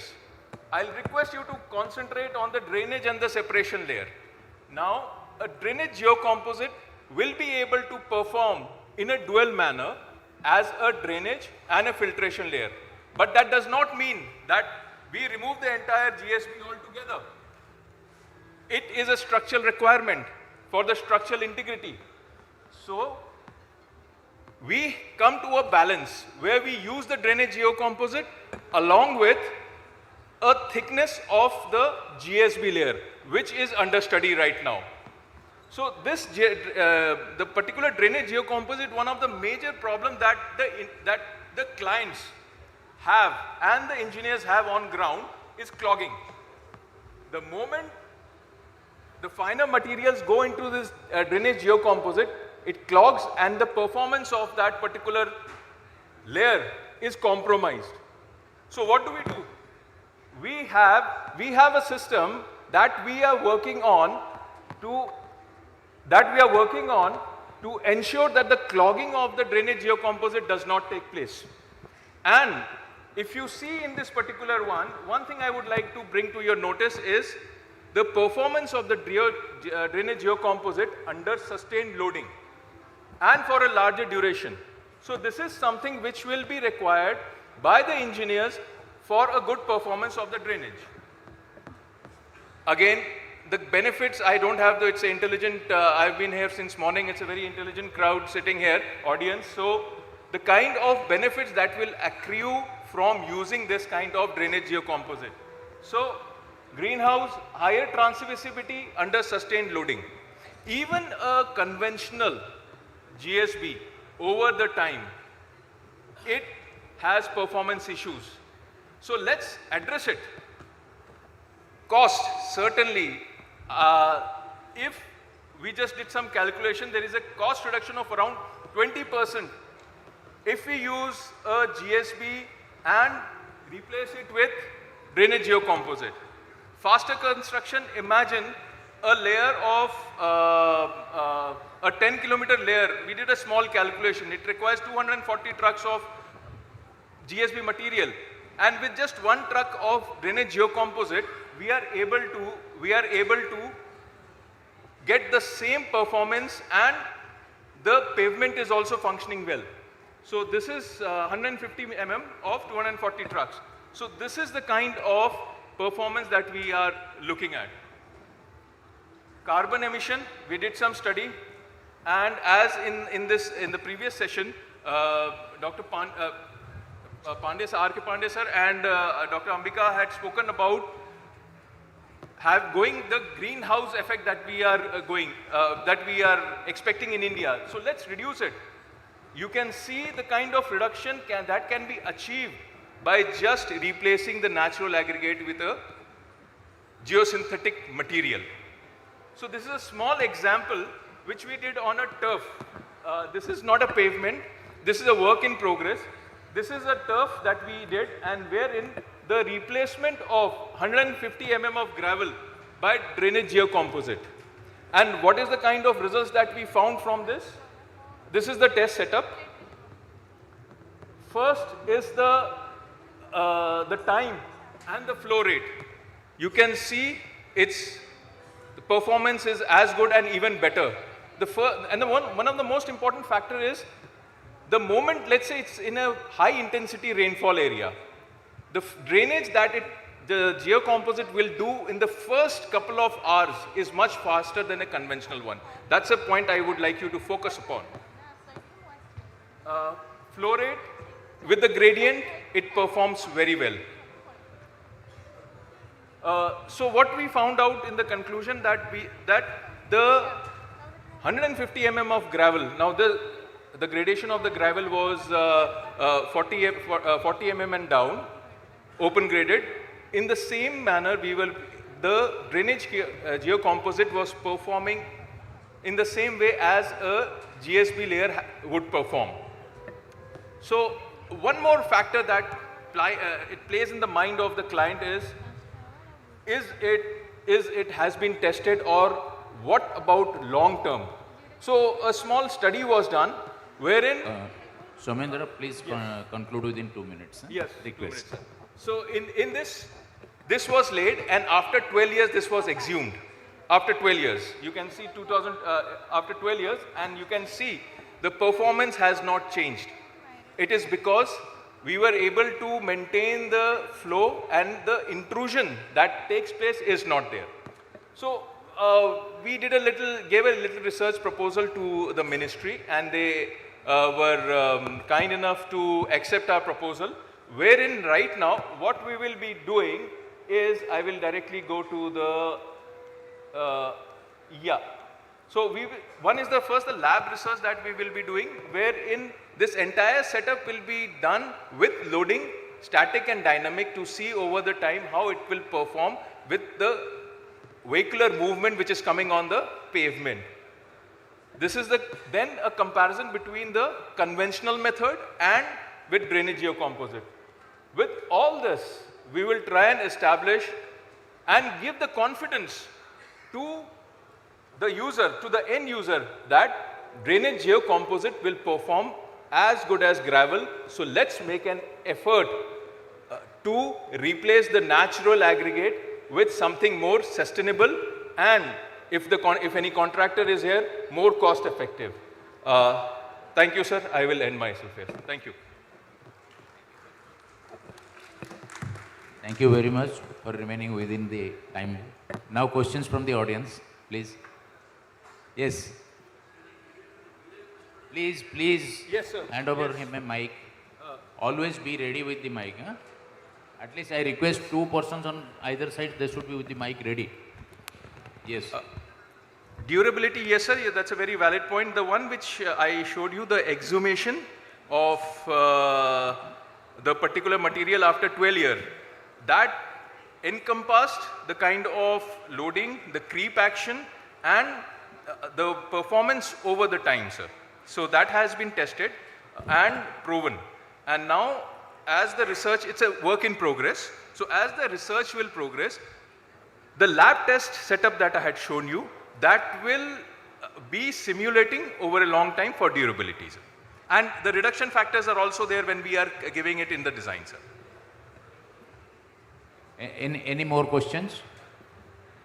ये कहीं और execute हुआ है कि नहीं field में अभी तक? नहीं हुआ है सर। बाहर में कहीं विदेश में? हाँ, बाहर हुआ है सर, बाहर हुए हैं। अब यही है कोशिश कि हम इंडियन मार्केट को एक कॉन्फिडेंस देने के लिए, that is why this was entered into the ministry hackathon which was there, and they have accepted the proposal, and based on that we will be doing a test batch, but we have our initial studies, तो ये successful होगा। Very good. Yes, Seeing sir. is believing. Yeah, so we all go by Somendra's words also. Actually, Sir? his paper will give everyone a new direction to think, actually. Reducing the layer thickness as well as improving the drainage criteria over the years. Thank you, Somendra. We'll go to the next question. excuse me. Next Sir, questions, and actually, this we are is getting used the in the questions can be PQC. taken up later also. No? We closed, at that time no one came, so we have closed this. We can very well take it lateral. Okay, thank you. They will interact. Hello. Next presentation will be by Dr. Vishal, Deputy Chief Engineer, Road, BMT. It will be regarding Mumbai Coastal Road success story. The point of success he will be giving.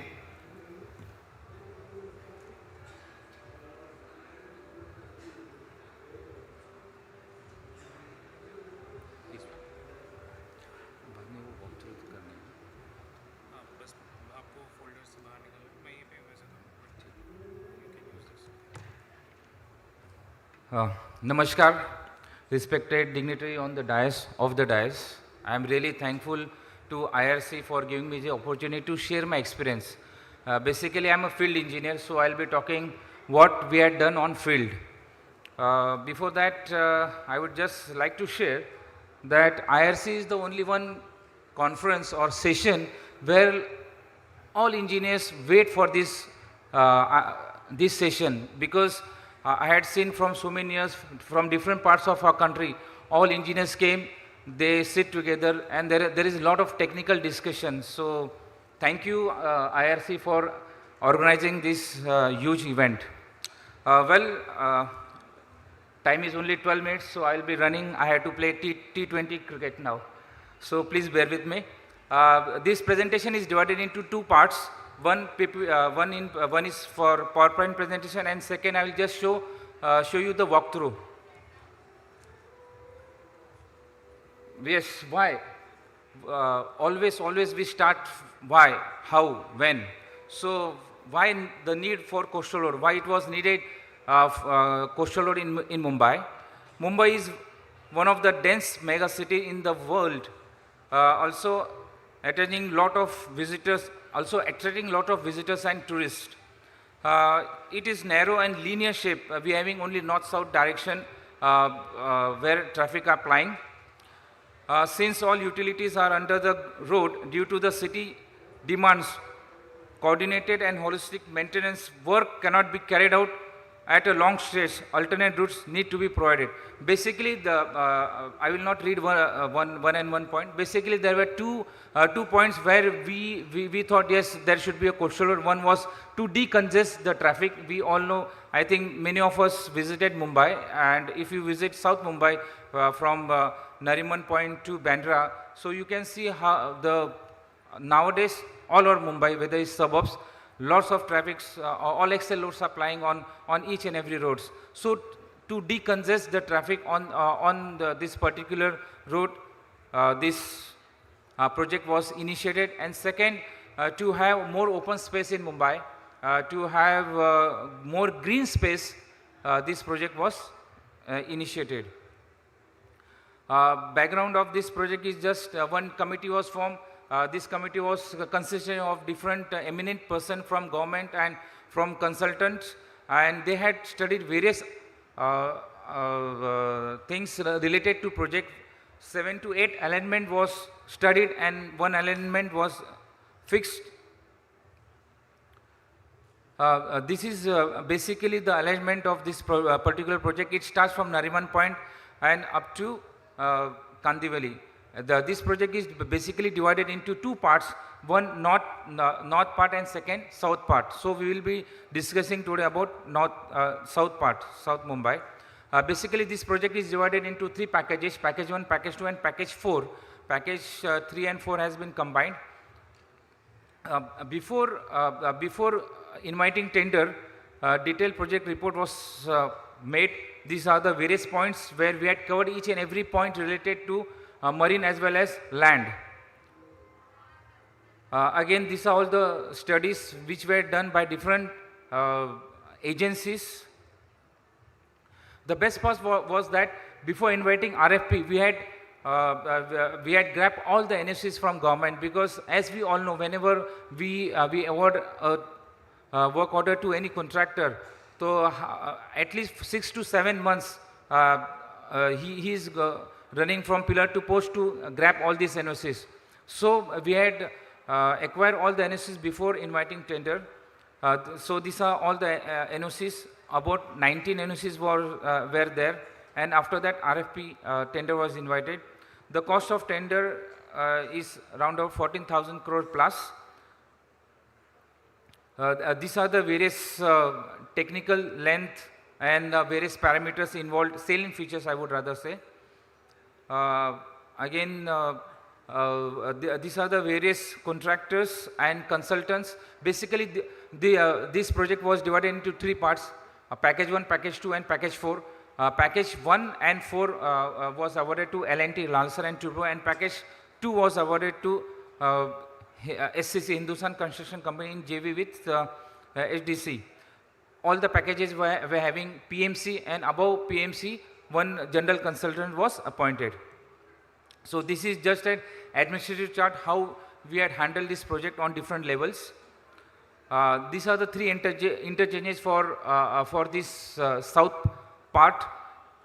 One interchange at Nariman Point, second interchange at Amerson Garden, and third at Worli.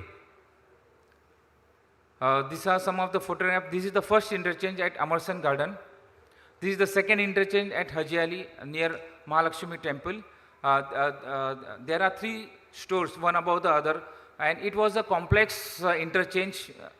At present, traffic is plying on this particular interchange, I mean on this particular south portion. We are having 2 tunnels, 2 twin tunnels. The diameter of the tunnel is 11 meters and outer diameter is 12 meters. This is just the cross section of reclaim area. We had reclaimed about 111 hectares into the sea because we are not having land. So slowly we had to reclaim, and as we know that Mumbai is a reclaim of 7 islands. Thus Mumbai was formed, and without affecting any marine life, this project was carried out. We are not gone into the deep sea. Near the coastal area we had just reclaimed, and all detailed study was done. These are the two tunnels, twin tunnels, which is going towards north and south. There are various project benefits. I will just name few of them. By this project, coastal road will reduce commuting time up to 70%. If you travel from Nariman Point to Bandra during peak hours, it takes 1 to 1.5 hours. But after this project, it is the vehicle, the time required is hardly 12 minutes. The best part is that there is no toll.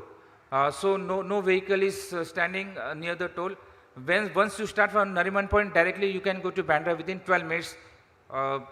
The study what we have done, we are reduced fuel consumption up to 34% plus.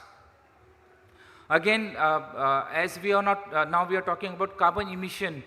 Carbon footprints is about 1,826 tons of CO2 per annum, and about 70 hectares of landscaping area with kids play, butterfly garden, jogging track and cycle track and other facilities. We had on these 111 hectares, 70 hectares is only for landscaping and remaining is only for roads and tunnels. Well, these are all the benefits. We had different challenges working near the sea, reclamation, seawall, interchange, tunneling. See, basically, this topic we can't cover in 12 to 20 minutes. It requires at least whole day. Dr. So I will Vishal, just 2 minutes. Hurry up, please. Yeah, I will directly show you the photographs.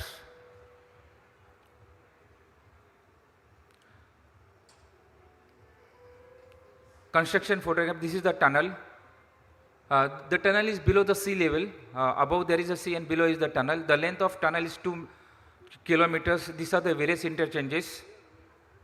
I will just show you the walkthrough.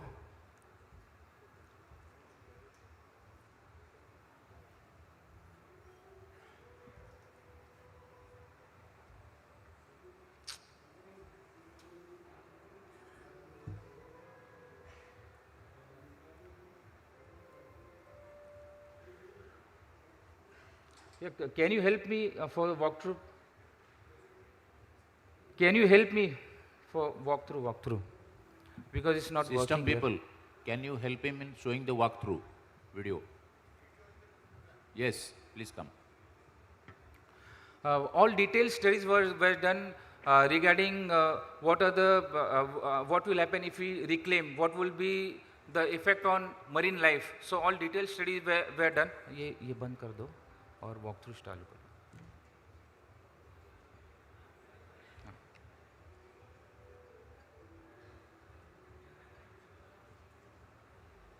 आवाज नहीं है. Volume नहीं है.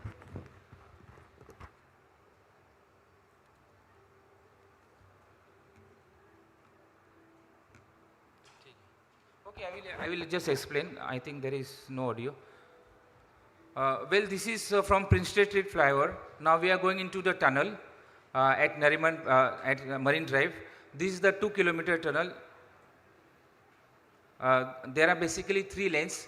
One lane is dedicated only for ambulance and firefighting vehicle. When you come up out of the tunnel, there are 4 lanes, 4+4.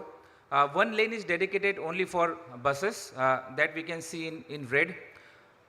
The bus is, whenever the bus stop is there, it comes sideways and then it comes on the main pavement. This is the prominent. The prominent varies from 20 meters to 22 meters. So people can seamlessly walk up to 8 kilometers near the seashore. This is just the traffic alignment at the interchange. If you want to go from coastal road to normal road, there is Bhulabai Desai road or vice versa. This first interchange is at Amerson Garden. This project is now open for traffic in Mumbai. There are various underground public units. This is Haji Ali. This is the another interchange at Haji Ali. This is just the traffic arrangements. In entire project, we are not providing any signals. There is no signal at all. If you consider linear length, it is about 10.58 kilometers.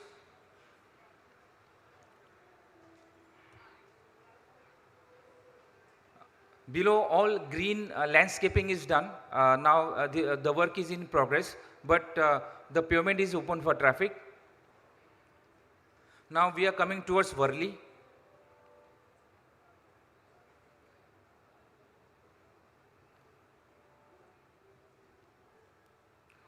Now this is the end of package 1. Now we are going to package 2. Tunnel was package 4.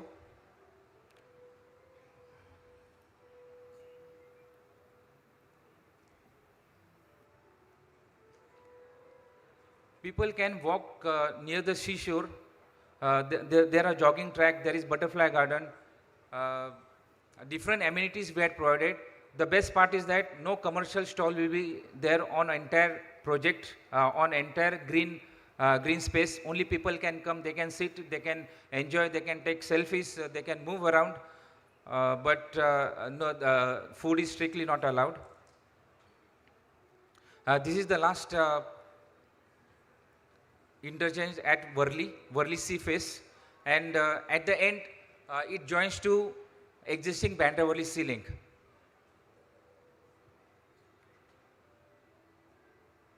Thank you so much. Hello. Excellent. Now we invite questions. Hello.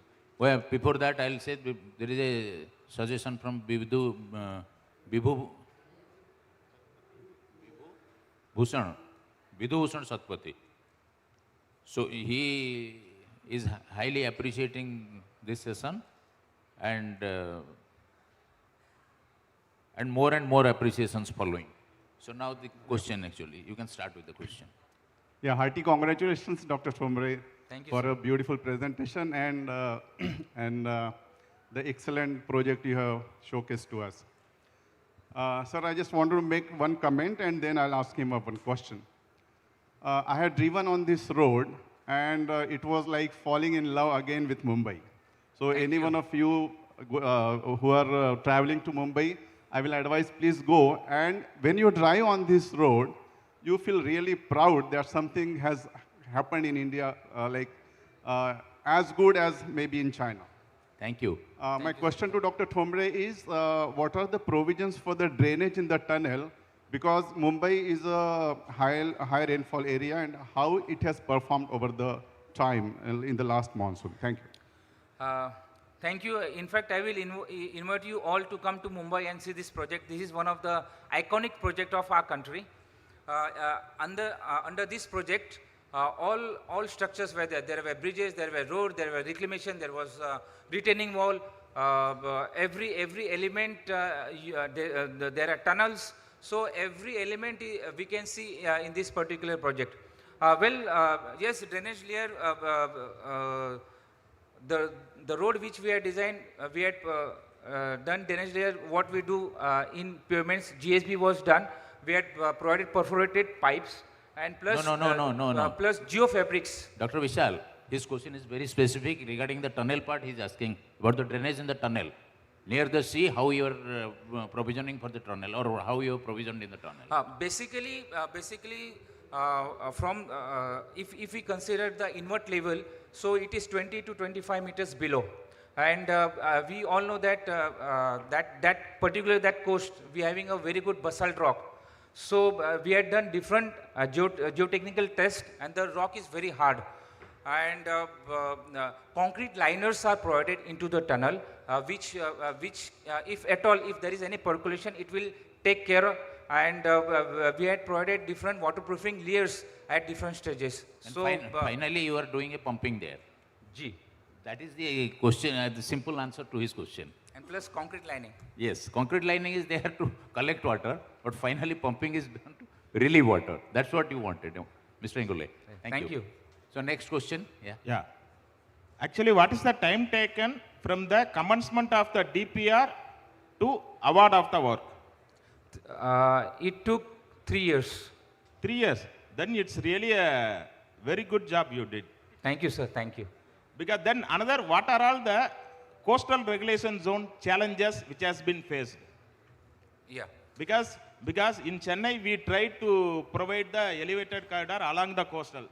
Some social activities, they are saying the rare species. Yes, that is a issue actually. That is whether out of the project. Yeah, that part actually you can discuss how he has resolved. But for Mumbai actually government has declared a special zone for which they could do this project. Actually, this is a long project from Navi Mumbai, Nariman Point to Kandivali. So that was a special declaration for that, and they are only executing that part actually. That part you can very well discuss with them. Okay. Now it has been extended up to Mira Bhai. Another one last question. How many court cases, on what basis they challenge it?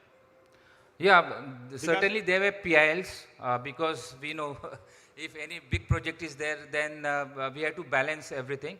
Mainly the PIL was that we are harming marine life. It has gone up to Supreme Court, but they had given clean chit because we had done each and every study before inviting tenders. Before inviting tender, during construction and after construction, the study will be continued by NIO. Okay, thank National you. Institution of We'll take up the last question. This one, congratulations, a very good topic. My question is two-part. Ma'am, 1 minute. Let sir finish. Utilities. Ma'am, 1 minute. Ma'am, let sir finish. Yours will be the last one. Utilities. What were the challenges in shifting the utilities to? What were the challenges in provision of utilities for future? Yeah. Basically, this challenge we normally face whenever we are doing pavements on urban areas in Mumbai. Now I will come back to your question. Normally we provide utility ducts on shoulder portions on both the sides, because in Mumbai we are dealing with about 42 utility agencies. But since this was a greenfield project, we had provided a utility duct along entire project, where the persons or utility persons can lay their optical fibers into their duct. No, Dr. Vishal, his question was different actually. He is He is not asking about the technical provisions. He is asking about the other part actually. what time you took and how could you resettle all those people and all those utilities in such a dense corridor and, yeah, exactly.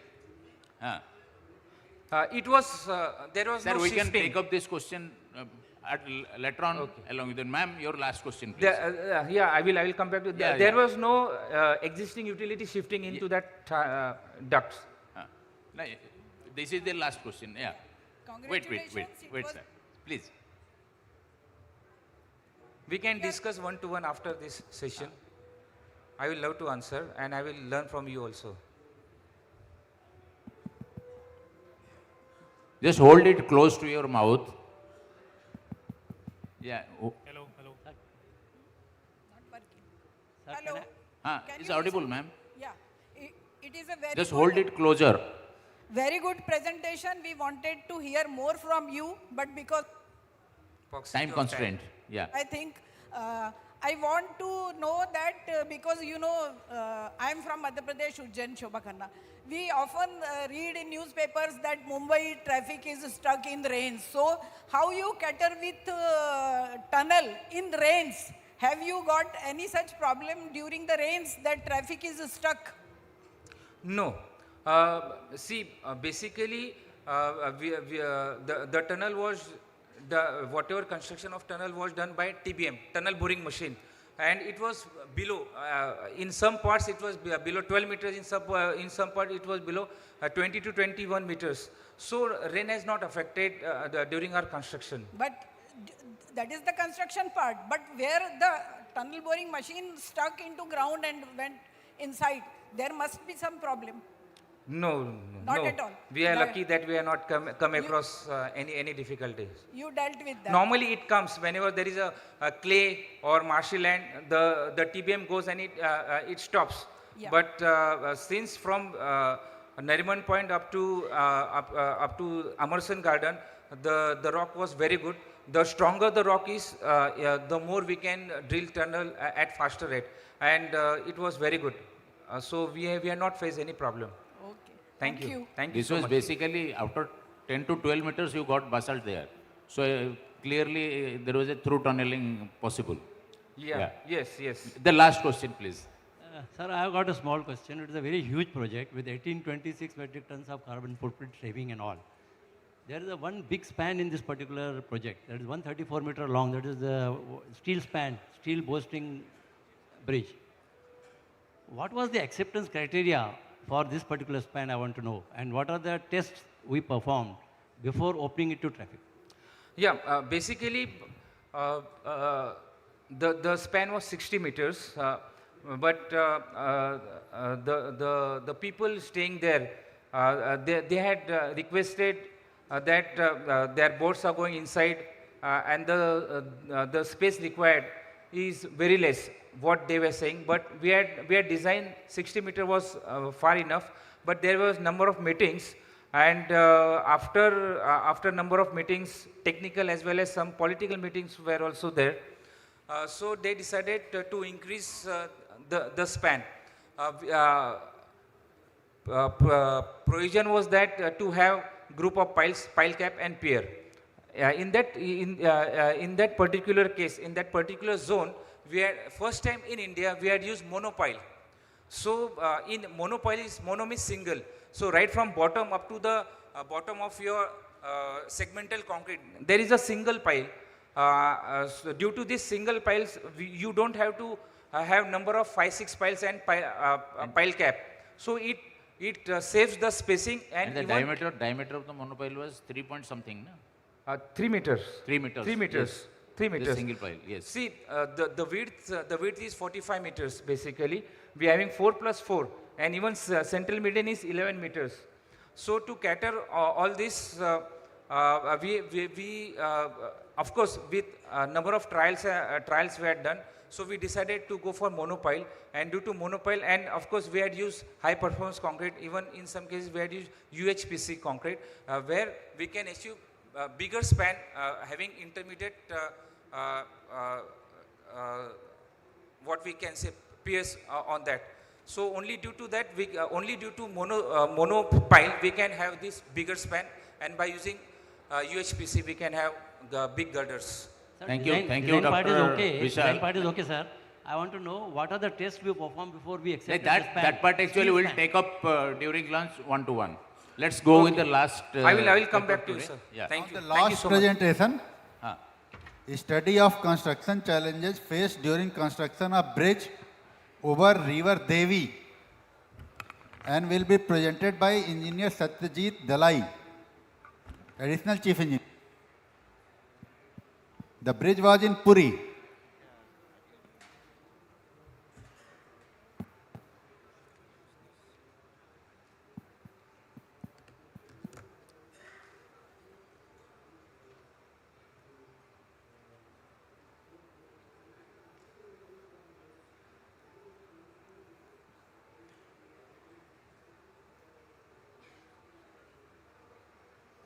Good afternoon, all dignitaries of the dais on the dais. Today I have got an opportunity to represent my state, particularly AD department, for a case study of Devi River Bridge. Actually, the lunch time is fastly approaching, so I will not take much time of your valuable time. So I will start. Devi River Bridge is a difficult bridge because of a very crowdy and very interior rural packet of Puri district. The village Talda, it is already very densely populated. Around 5,000 villagers are staying there inside Devi River. And it was not connected till 2010. The government has decided to connect this village, but there are a lot of problems. First problem is the roads approaching that Talda village are very narrow, and construction materials could not be. Please check, the presentation is missing on the screens.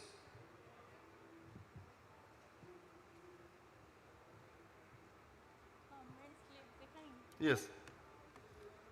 So, I will just take 1 minute about bridge. Bridge is a structure which crosses an obstacle such as river, lake, railroad, ravine, and other barriers like pipelines, buildings, wildlife, and canals. Bridges which are constructed over water bodies face a lot of challenges during construction. As you know, Odisha is a coastal state, which includes major rivers like Mahanadi, Baitarani, Brahmani, Subarnarekha, etc. These rivers have so many tributaries and distributaries, which forms numbers of river system. And Devi River is a principal distributary of Mahanadi River Basin, which passes through Jagatsinghpur district and Puri district, which is very crowdedly populated district. So it is finally emptying into Bay Bengal. I am showing just a map of Talda village. It is an island inside the Devi River. See, one approach road is connecting one right embankment only, and there is no approach road to this left side approach. So we have planned such a manner that construction material could be easily taken to that site. So first we have decided to build one RCC twin girder box bridge. For that 26 number of spans have been planned, and out of 26 we constructed only 22 spans easily.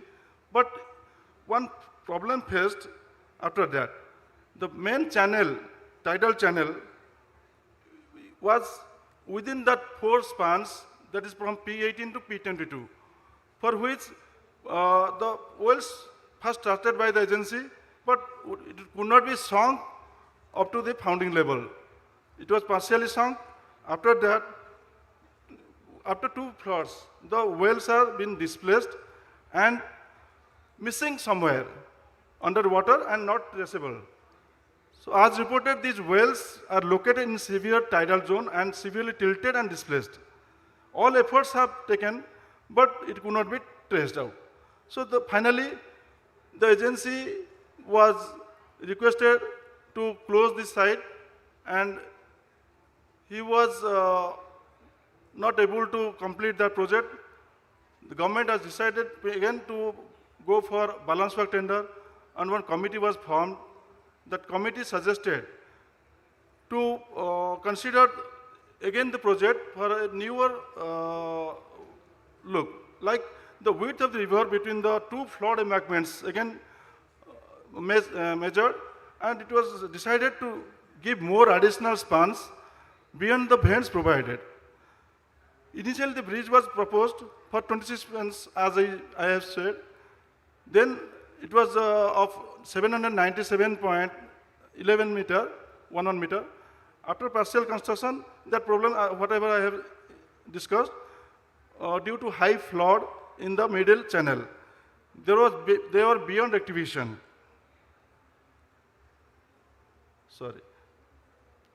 Then the committee that was formed, they have suggested some modification in the proposal and solutions. One is between P18 and P22, 3 numbers of RCC box girder of length 15.315 meter, 32 meter, and 13.945 meter were provided, along with a steel bowstring girder of 61.26 meter. The total length of such modification was 122.52 meter. Abutment AL was modified to act as a pier and new abutment. All new AL new was provided with 33 meter steel girder composite superstructure, basically to reduce the dead load component, so that old abutment AL can act as a pier. Now new foundations for steel bowstring girder are RCC well with slightly increased depth between P19 and P20, and pile foundation between P21 and P22. Pile foundation is also provided at AL new. Please see the revised GAD of the bridge. These are the side pictures during construction. See, this is the P18 structure standing inside the water.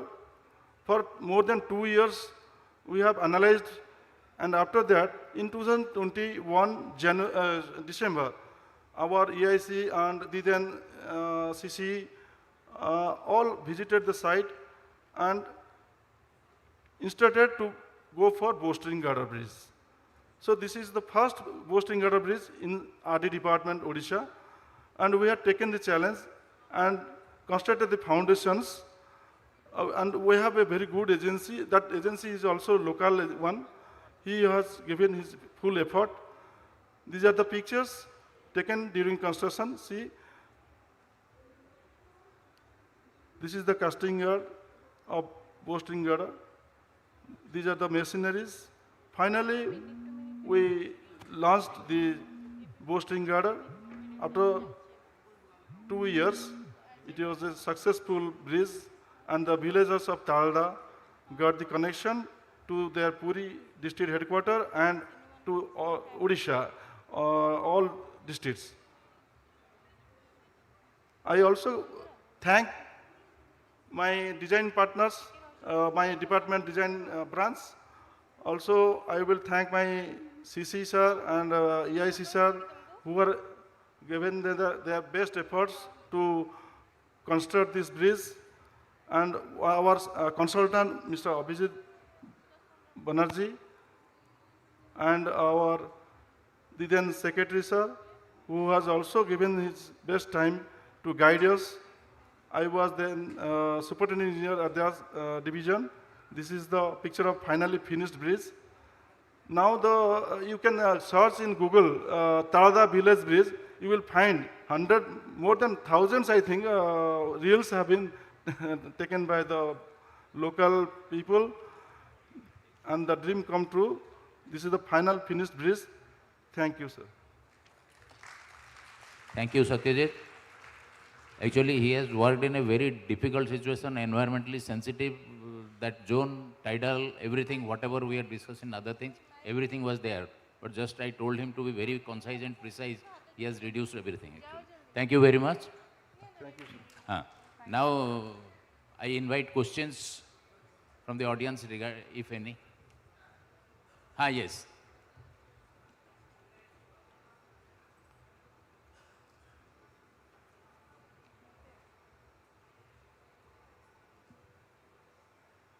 Respect to Dias.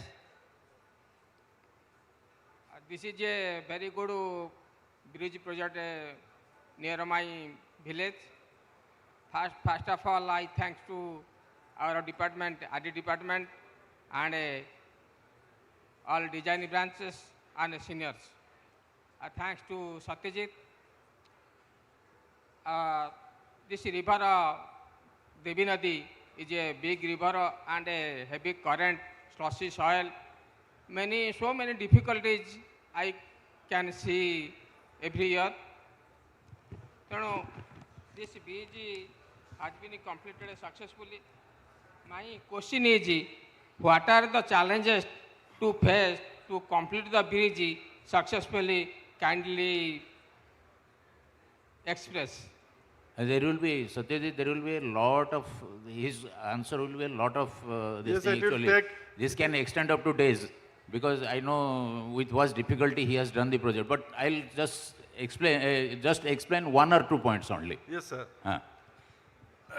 Actually, the span between P18 to P22, it is in a very heavy tidal zone. The casting of superstructures in that span is a challenge, was a challenge, not his now, was a challenge by conventional methods adopted by RD department at that time. So, again, we thought about the conventional span like 30.63 or 35, 40, but the number of foundation will be more. So, we have analyzed more and decided to go for bolstering. Again, the width of river, as I told, was later stage when in 2010 it was around 750 meters, but later on it was around 800 plus. So again, the JD has been revised. That the two challenges we have faced in during construction.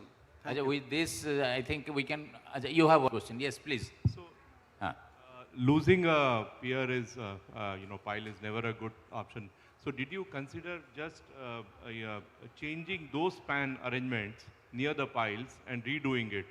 Was it more cost effective to stop and redo and change the span arrangement and avoid the tidal area altogether versus either jacketing or surrounding additional piles around that area and creating a platform and building a pier over that? Yes, sir. A good question. First, I have told that it was an island. It was an island. So the approaches to the island was very narrow one. So, however, we have constructed the pile foundation, but it will be difficult for constructing the superstructures in that area with a conventional method and with that challenging tidal river. So we have decided that. Thank you. Okay, thank you. All the questions will take up later, ma'am. It is already 2 o'clock. Let us conclude. I compliment you as a NQM. I traveled throughout Yeah, the country, and I have never seen that Rural Road Department has done such a nice work. Excellent. Secondly, I want to know that this is a separate Rural Road Department or people are going on deputation from PWD? No. Our department, basically we are one cadre from WARS department, was one cadre in Odisha. We are working under RD with deputation, on deputation. On deputation. Yes. Okay, that's why you have constructed such a nice. Thank you, sir. Okay, congratulations. Thank you, audience. Thank you, audience. Thank you, all the speakers. Now, just a second, actually. Just one question, sir. One question, please. Please don't make any request. No, please. I'll not entertain. It's already 2 o'clock. Please have respect for the stage. I'll take 1 minute only 1 minute. Sir, thank you for nice presentation. I want to know that a river of bridge length of 750 meters around. So, how many numbers of pillars are there? Almost 21. So, it is advisable, as per IRC, that the number of piers should be made less in comparison to the river length here. So, what necessitated to provide such more number of piers for this particular bridge. Our second thing is that predominantly nowadays, the pile foundation is used for bridge construction. And in your case, it is in that well. I don't know what is the type of well and how much the diameter outer, inner, outside, and what is the depth of planting. So please give some idea so that we can be enriched with your presentation. Satyajit, do you want to answer the question now, or we can one-to-one you can discuss with? That will be better. Let us go closing this. Meanwhile, we have received many other questions from different. So we have the mail IDs of the persons that will be sent. Replies will be sent to them. One good question is for him also, but there is paucity of time, so we'll move ahead. You can start now. All right. Thank you. Thank you so much, all the presenters and the chairperson. Thank you to all our presenters for an insightful technical session. And we explore innovative ideas from fiber reinforced microsurfacing and zero accident vision to sustainable drainage solutions. The success story of Mumbai Coastal Road and the engineering challenges behind the River Devi Bridge. This session truly showcased the innovation and dedication driving India's infrastructure growth. So thank you so much once again, all the presenters. Now may I kindly request our chairperson and the co-chairperson to kindly come forward. And before that, may I please request our chairperson to kindly conclude the session. Okay, I'll take that part. So we had 5 speakers. So I will go from the last one so that in the recency mode we can easily recollect the things. He presented the bridge over River Devi, executed in a densely populated and environmentally sensitive zone, which we all discussed. Next, the speaker 4 was Dr. Vishal. He spoke about our Mumbai project, 14,000 crore marine land project, cutting travel time from 70 minutes to 12 minutes. That is really remarkable, and I have traveled on that road, and that is one of the road worth experiencing in India. Speaker 3 was Mr. Somendra Banerjee. He was proposing low carbon drainage geocomposites replacing GSB layers, which all we saw. That is much more beneficial to everything for improving payment performance. Hemlata, she focused on zero fatality vision, and their EDAR sites she was showing. But they have done a good analysis, Pareto analysis and ABC analysis, she didn't speak, but they have done. With this ABC analysis, they had found that the top Vellore and the second Tirupur, that zone is contributing to 60% of the total accidents, and they are taking action on that. This is something actually we should learn and we should adopt in every state. Then first speaker was Bhubaneswar Doku.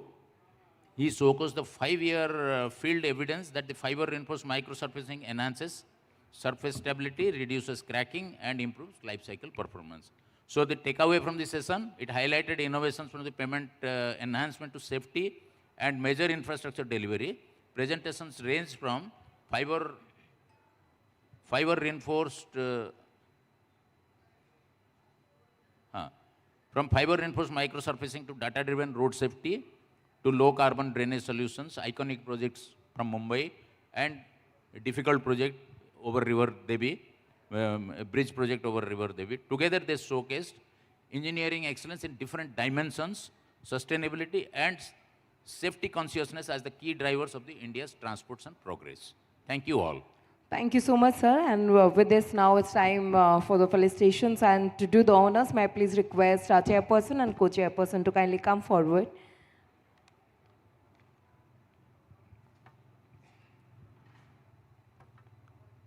We'll start with our presenters, starting with Sri Bhubaneswar Doku, Vice President, Cube Highways and Transportation Assets Advisors Private Limited. Thank you so much, sir, for sharing your knowledge with all of us. Next, we have Engineer K. Hemlata, Divisional Engineer, Road Safety, HRS.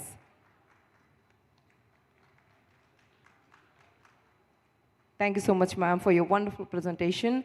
Next, we do have Colonel Somendra Banerjee, Vice President, Commercial.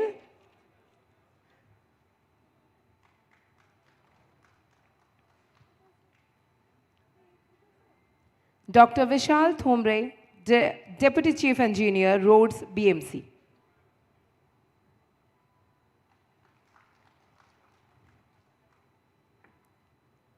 And lastly, in the presenters list, we have Engineer Satyajit Dalai, Additional Chief Engineer.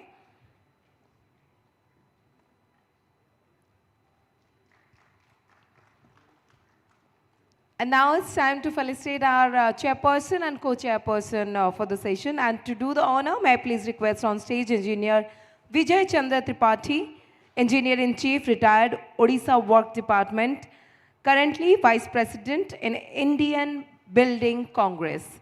May I please request you, sir, to kindly join us on the dais to felicitate our chairperson and co-chairperson of the session.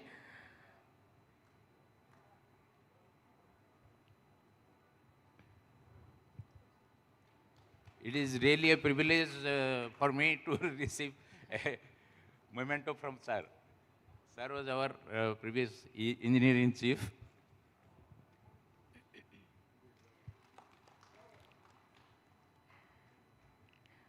Thank you so much to all our presenters and our chairperson and co-chairperson. Now it's time to create some memory. So everybody please come forward.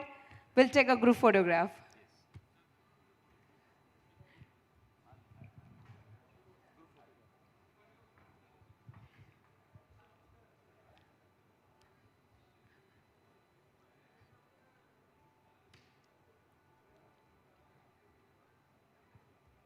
That's a wonderful session, and we are looking forward to have one more. And we'll have that after having lunch. So may I now request all of you to kindly move forward to have your lunch. I hope you're going to get some yummy food here. Thank you so much. So everyone, it's my kind request that we're going to start the session exact 2:30 p.m. 2:30 p.m. exact. So everybody, please join us by that time. Thank you.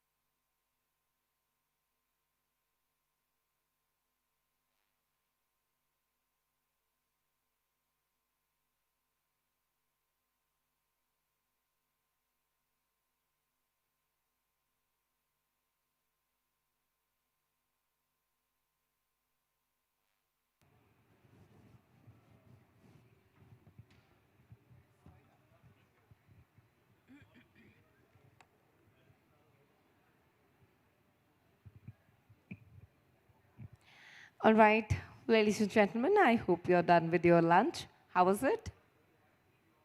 Was it good? Are you all liking the Odia cuisine? Yes. All right. So, ladies and gentlemen, once again, good afternoon to all of you. I welcome you to the technical session 11, presentations by officers and engineers. And the session will be chaired by Shri V.K. Rajawat, Director General Road Development and Special Secretary to Government of India, Ministry of Road Transport and Highways. May I please request you, sir, to kindly join us on the dais. And the session will be co-chaired by Shri Pankaj Agrawal, Chief Engineer, Ministry of Road Transport and Highways. May I please request our chairperson and co-chairperson to kindly join us on the dais.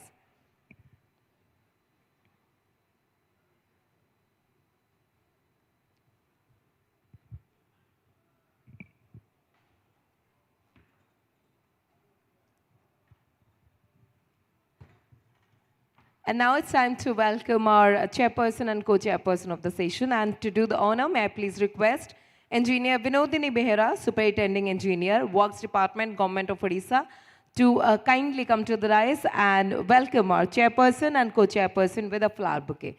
So ladies and gentlemen, we can give a round of applause.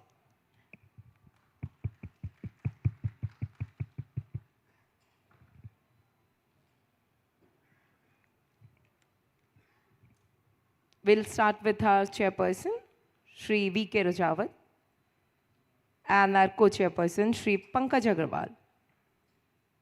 Thank you so much, madam. Now let's start the technical session 11 with inviting all our presenters to the dais. Dr. Vishwajit Mukhopadhyay, Joint Advisor, NHAI. Srimati Jyoti Kulkarni, Chief Engineer and State Quality Coordinator, PMGSY, Pune, Maharashtra. Shri Virendra Singh, GM Technical, National Highways Authority of India. Engineer Helen Janet, Divisional Engineer, CPRR Project. And Ms. Ramya Devi A, Assistant Engineer, CPRR Project, HRS, Tamil Nadu. May I please request all our presenters to kindly join us on the dais.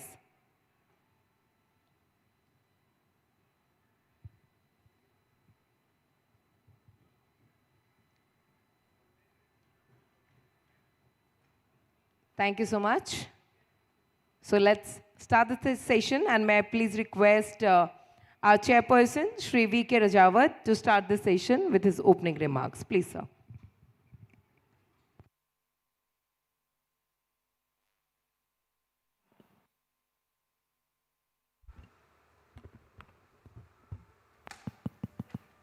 Hello. Yeah.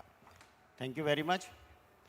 So, I think today's presentation is very well convened, and Mr. Mukhopadhyay is with us. He is working in NHI, I think, since more than 20 years? Yes. More than 20 years. And he is having extensive knowledge in the environmental clearance, forest clearance, and other clearance-related activities. So he is going to share his experience in the challenges for obtaining statutory clearance, which is very vital nowadays in the view of the EPC contracts, timely completion of pre-construction activity. So may I request Mr. Vishwajit Mukhopadhyay to make his presentation. So please be brief and finish within 10 minutes. Yes. Thank you.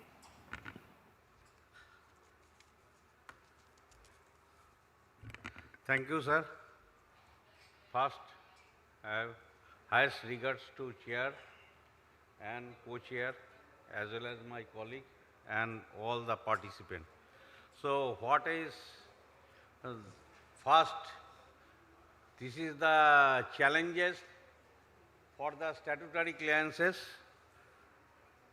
What is the challenges? Because we can improve any road in two ways, either through the brownfield or through the greenfield. But both the way, when it requires some statutory obligations under their respective acts, whether it is a central or local. But sometimes we are forgotten about the local laws. So that is the major challenge. And whatever for the central. So for this reason, choice of alignment is the most critical one, whether project likely to be viable or not, whether clearance can be obtained or not. So my submission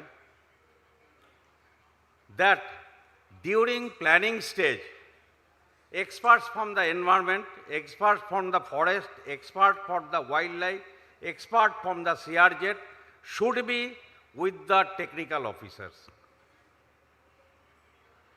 Because he or she may guide whether clearance will be granted by the central government or state government or not.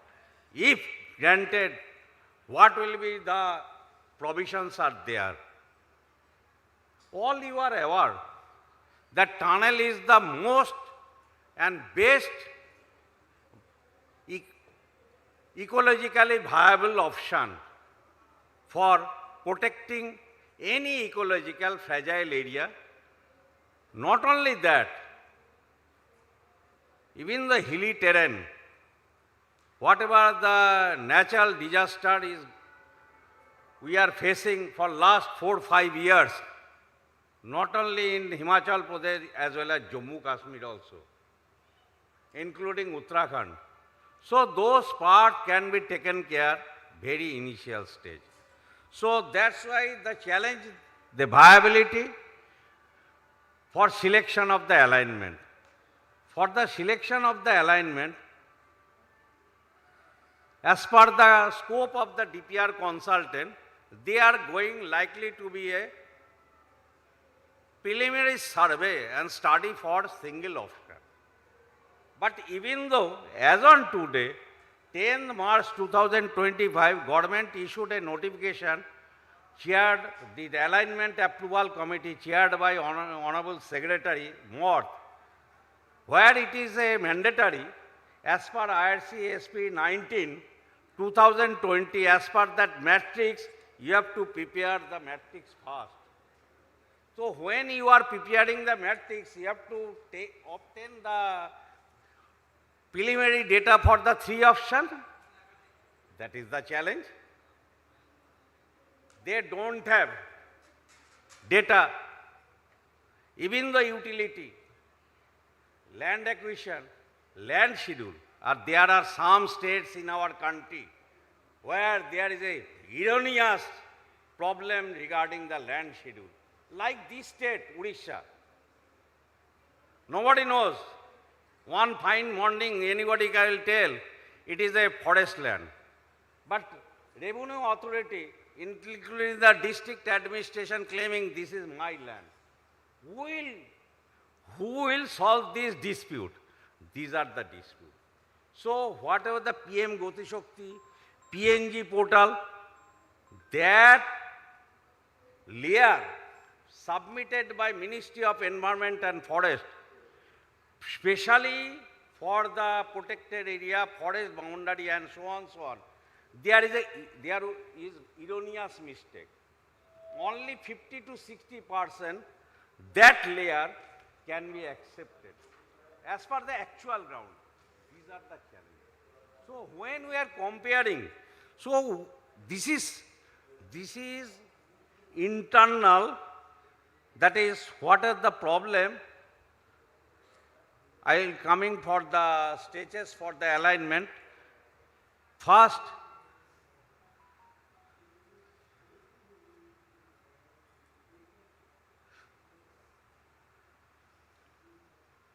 this is the amongst the internal stakeholder, means NHI, MORTH, PWD or any road construction authority, DPR consultant, IE, AE and contractor. So what is the internal dispute between the DPR consultant conducting survey investigation, that we have mentioned. And all we are aware, Act an umbrella. But under the umbrella, the provision, rules, regulation are amending, modifying, sometimes stringent, day to day, as per site specific, species specific, area specific. So, whatever the Bible will draw, even in the IRC guidelines, so that Bible should not be the Bible for all. It is a dynamic one.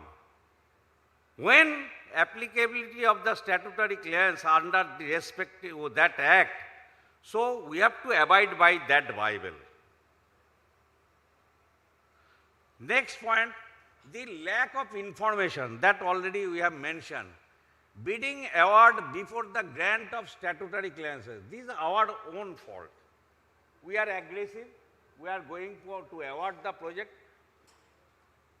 without there is a statutory clearances. All statutory clearances. Sometimes we obtain the environment clearance and we award the project because 90% of the land already in position.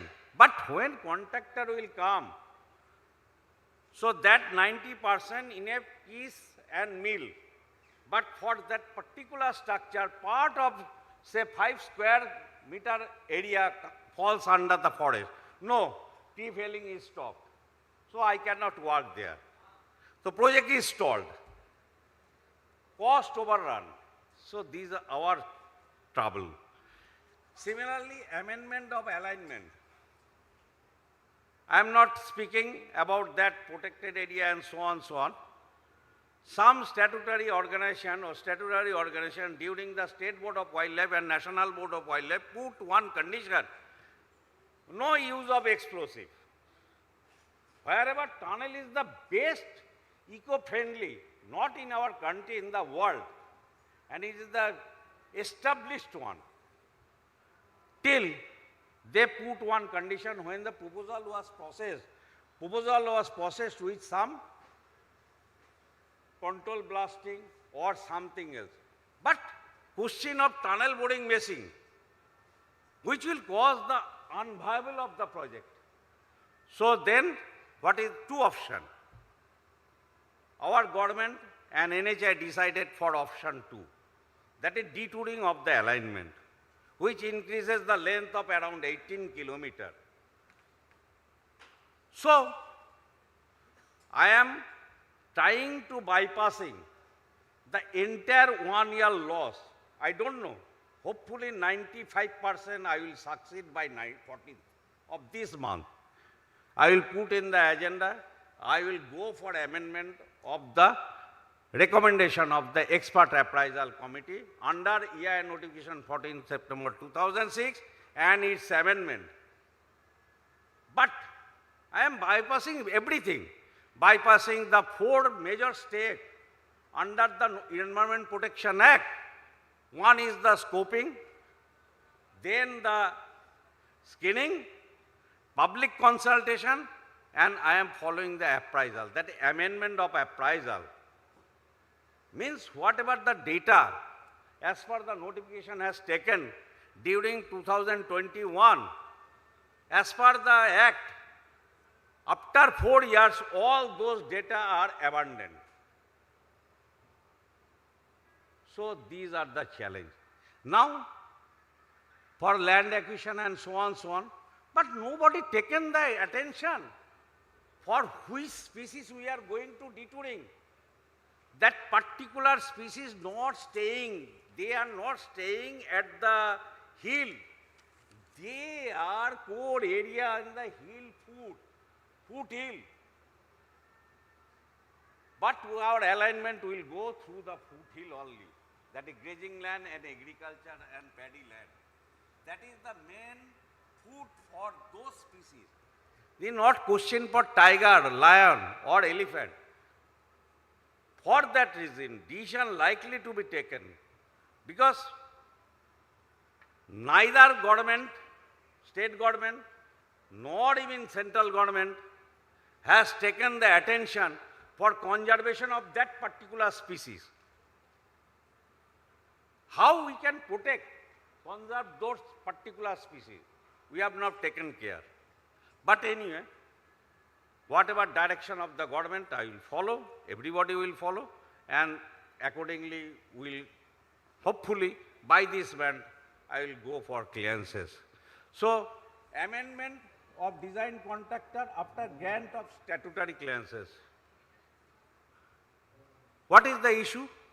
Because project awarded, all applicable statutory clearances was obtained, but when contractor is inside, they are asking, by my portal location has to be changed. For changing the portal location, they don't bother about that area, what forest clearance is required or not. By any manage, contractor can able to fell the trees. And that violation, today or tomorrow, it will come. And I can share large number of this type of project which are implementing by the NHI, but by due course I can manage, I can able to regularize those type of huge violation, that a tree has been felled in some other alignment where there is no forest diversion in principle approval. Mock disposal has been done indiscriminately. Whatever the location has been identified in the DPR, in the project scope, bidding document, contractor don't bother about the putting the material because it is far away. So for these are the challenges, sir, and practically happening. So many projects, even the Delhi-Mumbai Expressway, where you are facing trouble in Dara Tiger Reserve, because everything has been down sound, 8 lane. The tunnel portal has been opened in the non-forest land. However, when construction is going on, in between two hills there is some valley, where tunnel overburden is not available. Then what will be? Either you have to change the entire tunnel alignment. So these are the provision. Means for the single project, I have to obtain the clearances from the State Board of Wildlife and National Board of Wildlife for 3 times. What is the second time? They put one condition. NHI will deposit the fund to shift of 2 villagers. This is a condition. So then I apprised before all my senior, including member and chairman, said today forest will ask for 50 crore. Whether they can give written, because it is for 10 years for the tribal population. So they will not demand in the next year. If it is one time, I am fine with the 50 crore. But for dislocation of 2 villages, it requires not more than less than 2,000 crore. Ultimately, we can able to change the condition. Similarly, for this. So I can share n number of. So if we want to start, then other. 5 minutes. Conclude within 3 to 4 minutes. Yeah. Sir. So these are the problem, challenges, and there are challenges like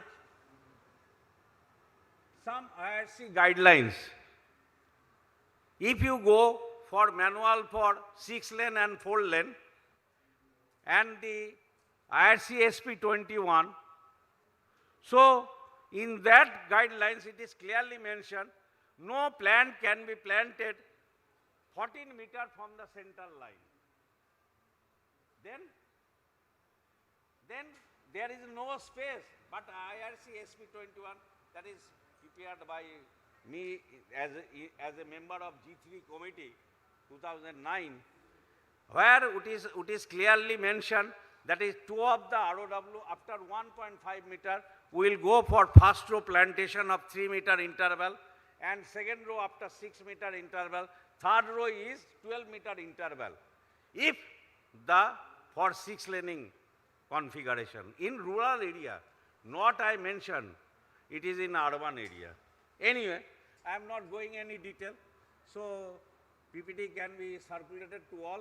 It will be very, very helpful document for each and every participant, as well as our government, all DPR consultant, because majority of the DPR consultant in our country, more than 200, only 4 5 have the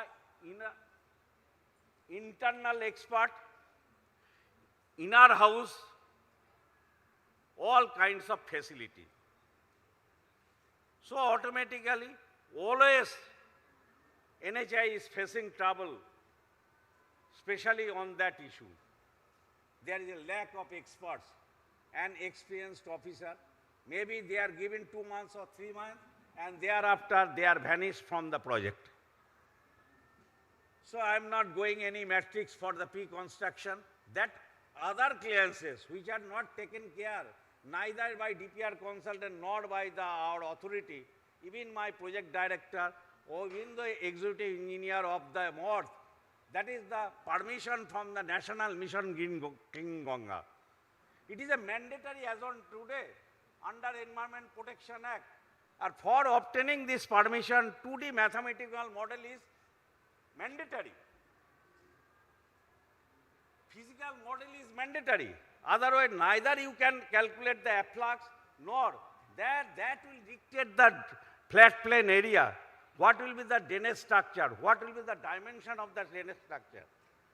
Though I am speaking on the environmental, all these are technical issues. So technically fault is already there.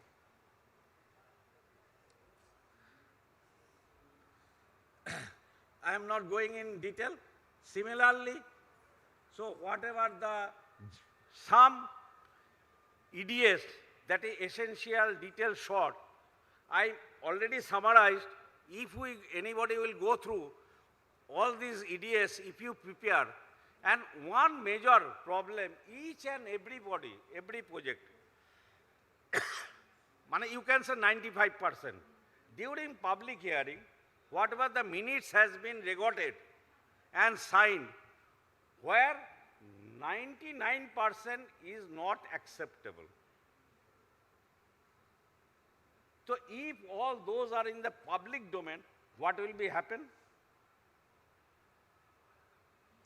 So again, when during appraisal, entire MOM has to be amended. Sometimes it requires for the vetting of the state government.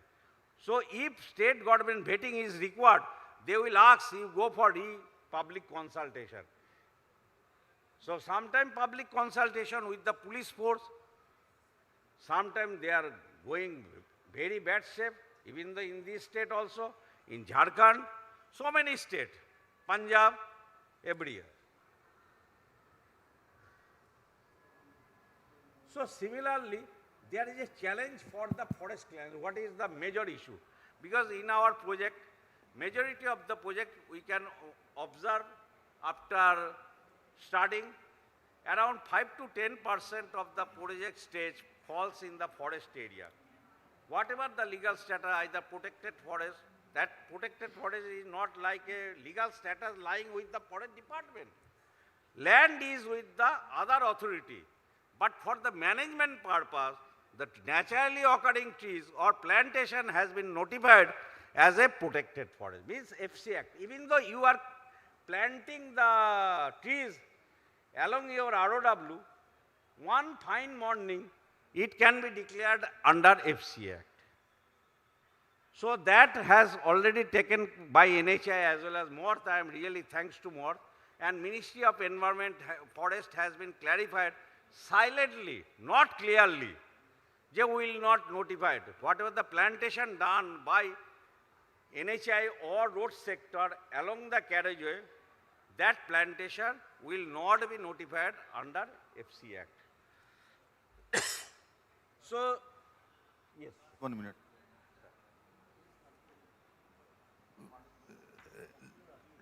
Last 2 minutes. Sorry, extremely sorry.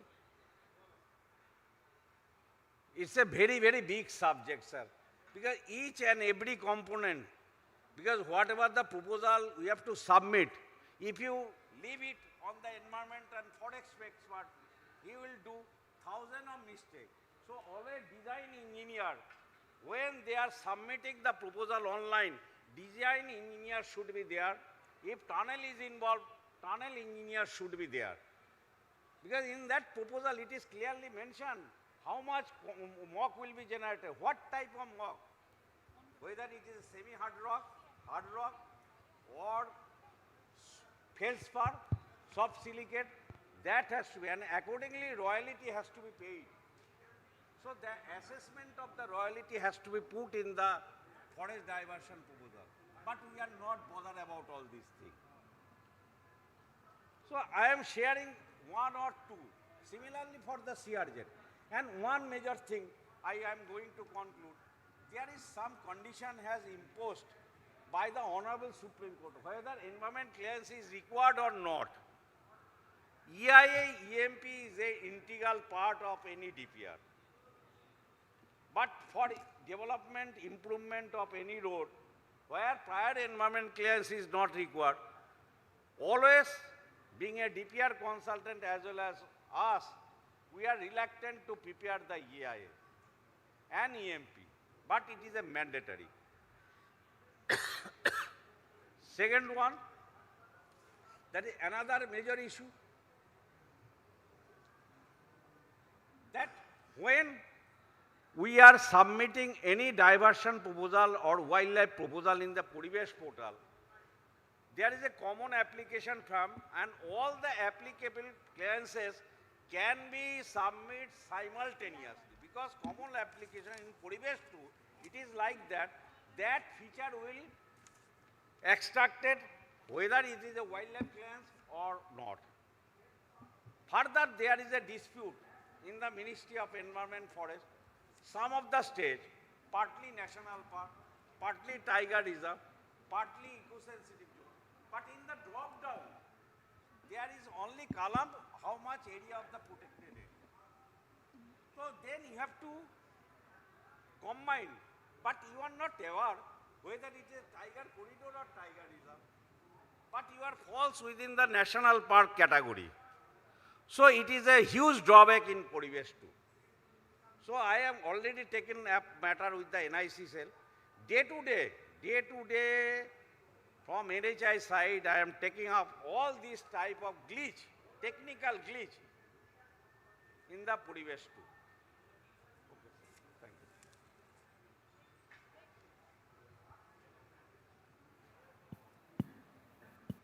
thank you. Thank you for very well in-depth information on the statutory clearance, but related to environment clearance and forest clearance and CRZ clearance. I think with your presentation, I think the implementing agencies is going to be benefited. Thank you. Thank you. Request.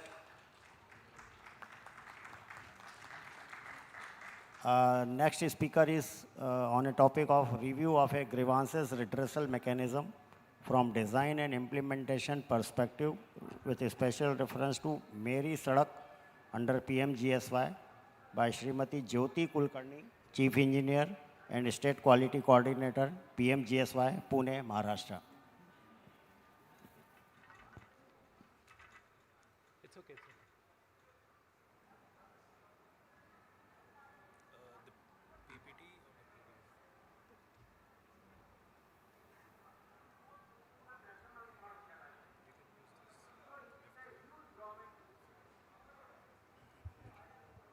This is next. This is next. Okay. Good afternoon, Honorable Chairman, Co-Chairman, my colleagues and friends.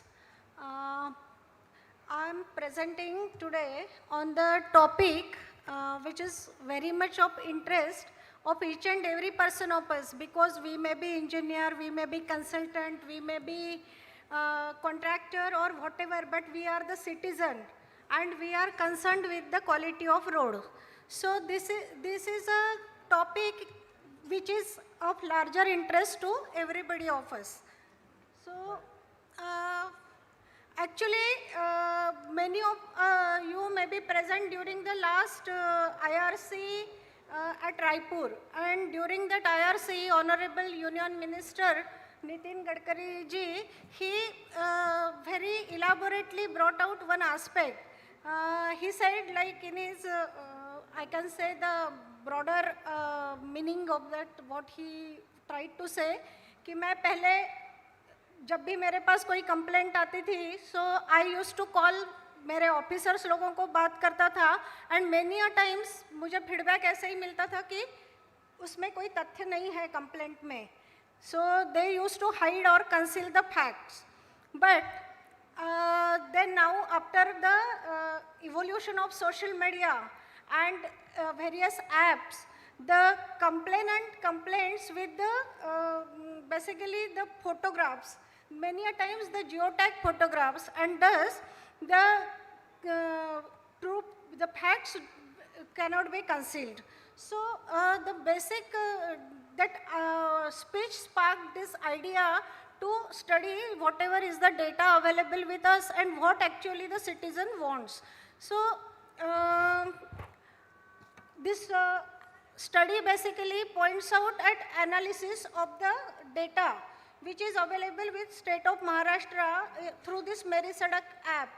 Meri Sadak app, as you know, is an app provided on the Google Store. It is also available on the OMA's, that is PMJSY website, and any citizen can use it, download it and use it for recording his feedback and the grievance. So I have tried to use the data, study and analyze the data for the year 2024 for analyzing this. Now, what is the importance of this grievance redressal mechanism or feedback? We know that a huge fund is poured into the construction of infrastructure in the nationwide, and it is basically to be for the final use of all of us, the common citizen. So, if we get the feedback directly from the commonest citizen, in case of PMJSY work, as Meri Sadak is basically for PMJSY, the rural common person can give his feedback or register his grievance depending on this Meri Sadak portal or app. So it will definitely bring in transparency. Then accountability, definitely that whosoever officer will try to hide it, he will be made accountable and it will enhance the public trust. Then after all, once we bring in transparency, accountability and public trust, definitely it is going to improve the quality while road construction as well as while maintenance. Then this grievance redressal mechanism is also a very essential part. Whenever World Bank is funding any project or LDB is funding any project, they need an effective grievance redressal mechanism. And if you visit the websites of LDB or World Bank, they are flooded with GRM data, but actually GRM related theoretical discussion, but actual analysis of data is not available, so I have tried to analyze it. You all know, so I am not going to elaborate it, that PMJSY was launched long back in year 2000 by Honorable Atal Bihari Vajpayee ji, then Prime Minister. We are celebrating the 25th year of PMJSY this year. Then the Meri Sadak app was launched in year 2015. Till date, almost over 10 lakh downloads are witnessed for Meri Sadak app and over 13,000 reviews. So it basically symbolizes the strong enhanced citizen engagement in PMJSY works. So citizen is basically engaged in PMJSY work right from its conception, but it is not the actual common citizen. Mainly those are PRIs, Panchayati Raj institutes, or the Gram Panchayat or the council, then the community heads, and also the people's representatives like MP or the MLA. They are involved in the identification of the road to be constructed or upgraded. Then there is also community, this even citizens involvement to this extent brings in ownership, and the sustainability into the PMGSY. That is the main thing behind the success of PMGSY. Then Meri Sadak enables feedback or grievance registration during implementation and maintenance stages. So even I would say before construction also, because as we will see it in the due process. So the objective of study was to collect the data was already there, to analyze that data and try to find out, assess the GRM, how it is functioning, then focus on the categories which are made in the Meri Sadak, and how the citizen complaint behavior is, what they want to say, and suggest improvements for a more effective GRM design. So Meri Sadak app as of now provides 8 categories. If any of us need to register our complaint in the Meri Sadak, you can register it against the land issues, against the poor quality, against slow progress of work, against the abandoned work, against corruption, against maintenance issues, then against tender or bidding procedure, then against the alignment, whether the alignment is, many a times such complaints are there. And this is not only like writing it theoretically, the citizen can upload the geotag photograph, it will be a geotag photograph, and also there is a tracking mechanisms that when I complain, then what is the government working on it or the authorities working on it. So this is generally the distribution. So depending on the data of Maharashtra for year 2024, total 1097 complaints were received in that year. So actually this is the data distribution, that poor quality against 49% around were of poor quality. Then alignment, first and major concern was the poor quality, and then it comes in the reducing order, that is alignment, slow progress, abandoned work, land, corruption, maintenance, and tender issues. So if we see, as we analyze the complaints, almost 50% complaints, 500 complaints means almost 50% of 1097 complaints, those were not related to the PMGSY works. So, but yes, definitely those complaints were related to some or the other work, means road. But actually that was not our jurisdiction. In Maharashtra, we deal with PMGSY or MMGSY, Mukhyamantri Gram Sadak Yojana, on the lines of PMGSY. So these 50% complaints were actually not under our jurisdiction, but yes, definitely those were the grievances of the citizen and need to be addressed by the concerned authority. So, but naturally, we could only address those complaints to the concerned authorities and inform the complainant that we have forwarded your complaint to such and such authority. But as that is not our jurisdiction, we could do very little about it. Then the 42% complaints which were of poor quality, but out of this 42% complaints, it was seen that 50% complaints were actually the demand for new work. Means many a times we have constructed the road in some or the other scheme, but the road is dilapidated in this 10-15 years and no other work is done, or no improvement work is done, or no maintenance funds, so no maintenance is done, and so the citizens are actually demanding for new work. Then 19% were regarding alignment issues, 12% slow progress, 5% each on land and abandoned work, 5.8% complaints were on corruption. So, but when we analyze these complaints further, it was seen that all these 5.8% complaints were actually against quality only.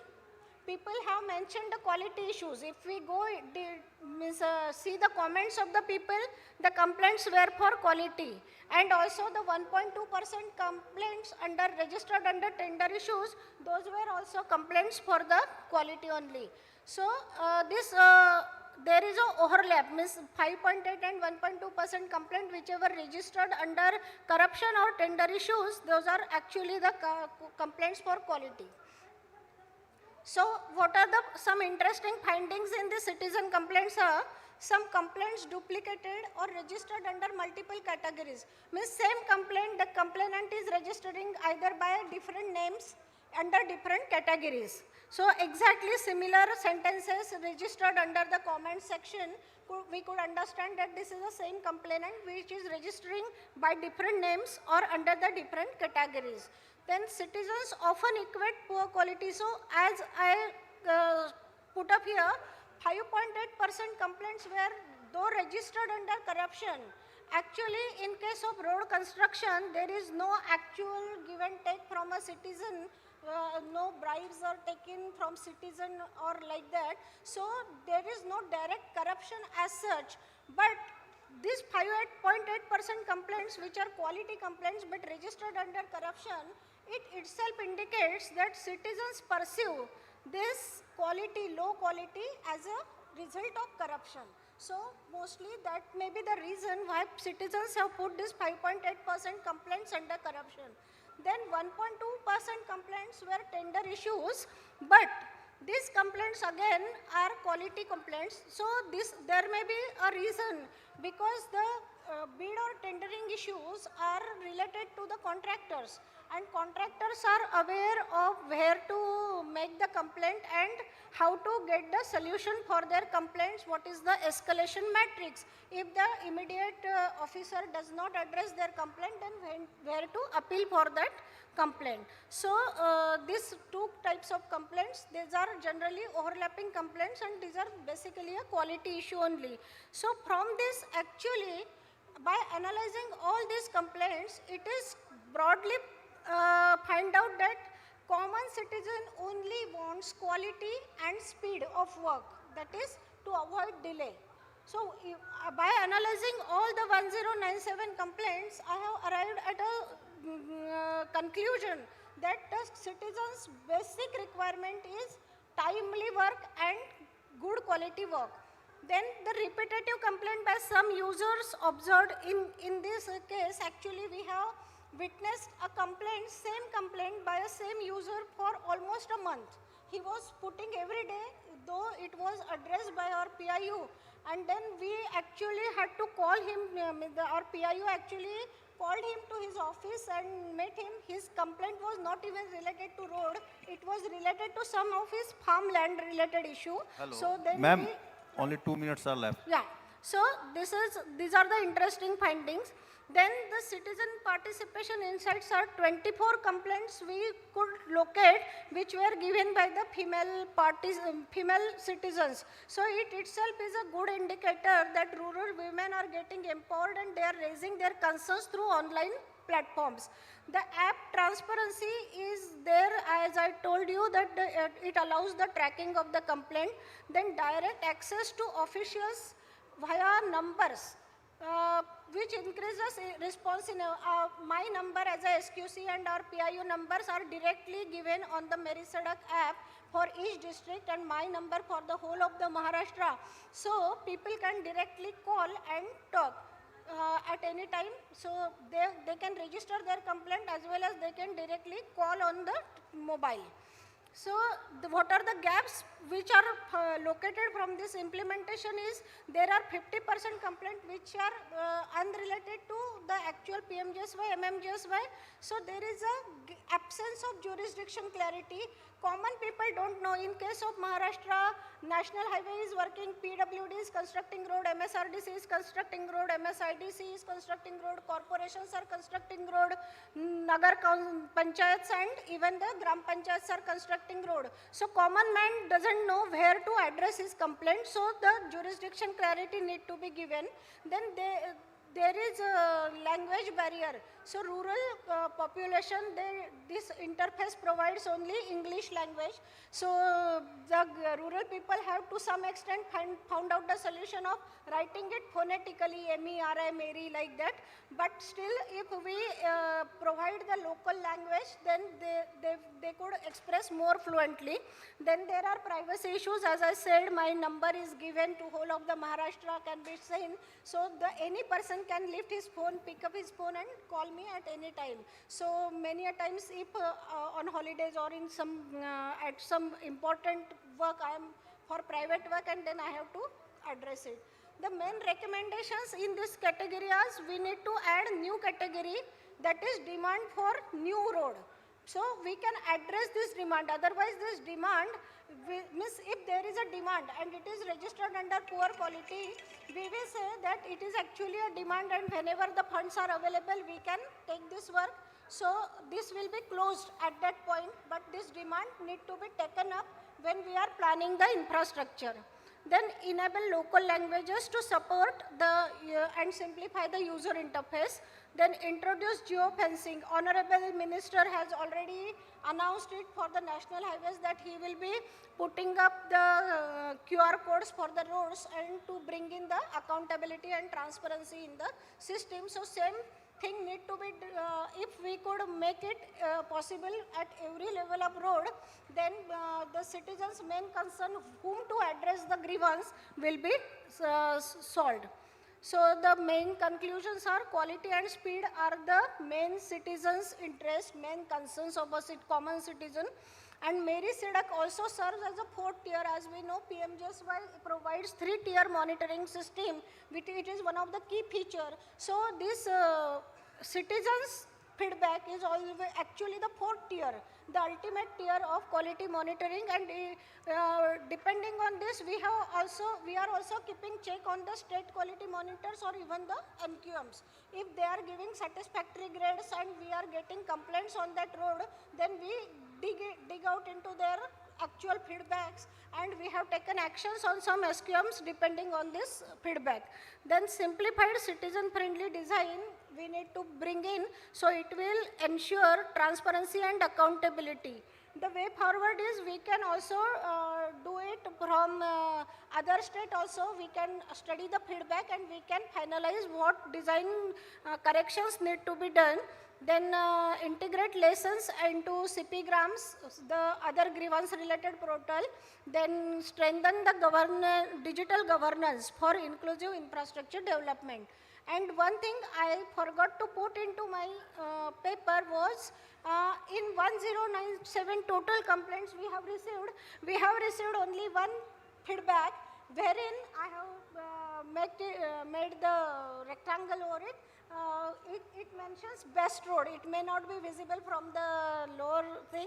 So I think we look forward for more and more such type of feedback that our roads will be getting, that we are constructing best roads and grievances will be minimal. And thank you.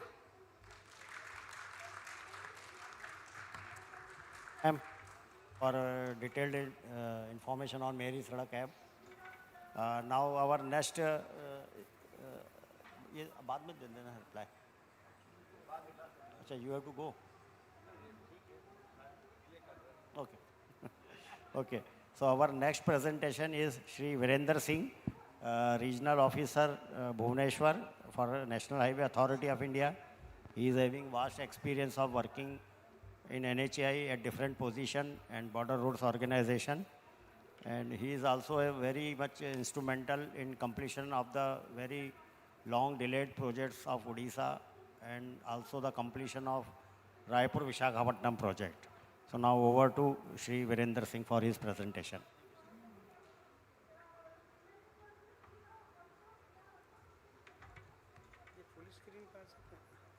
Full screen मेरे को उधर side में नीचे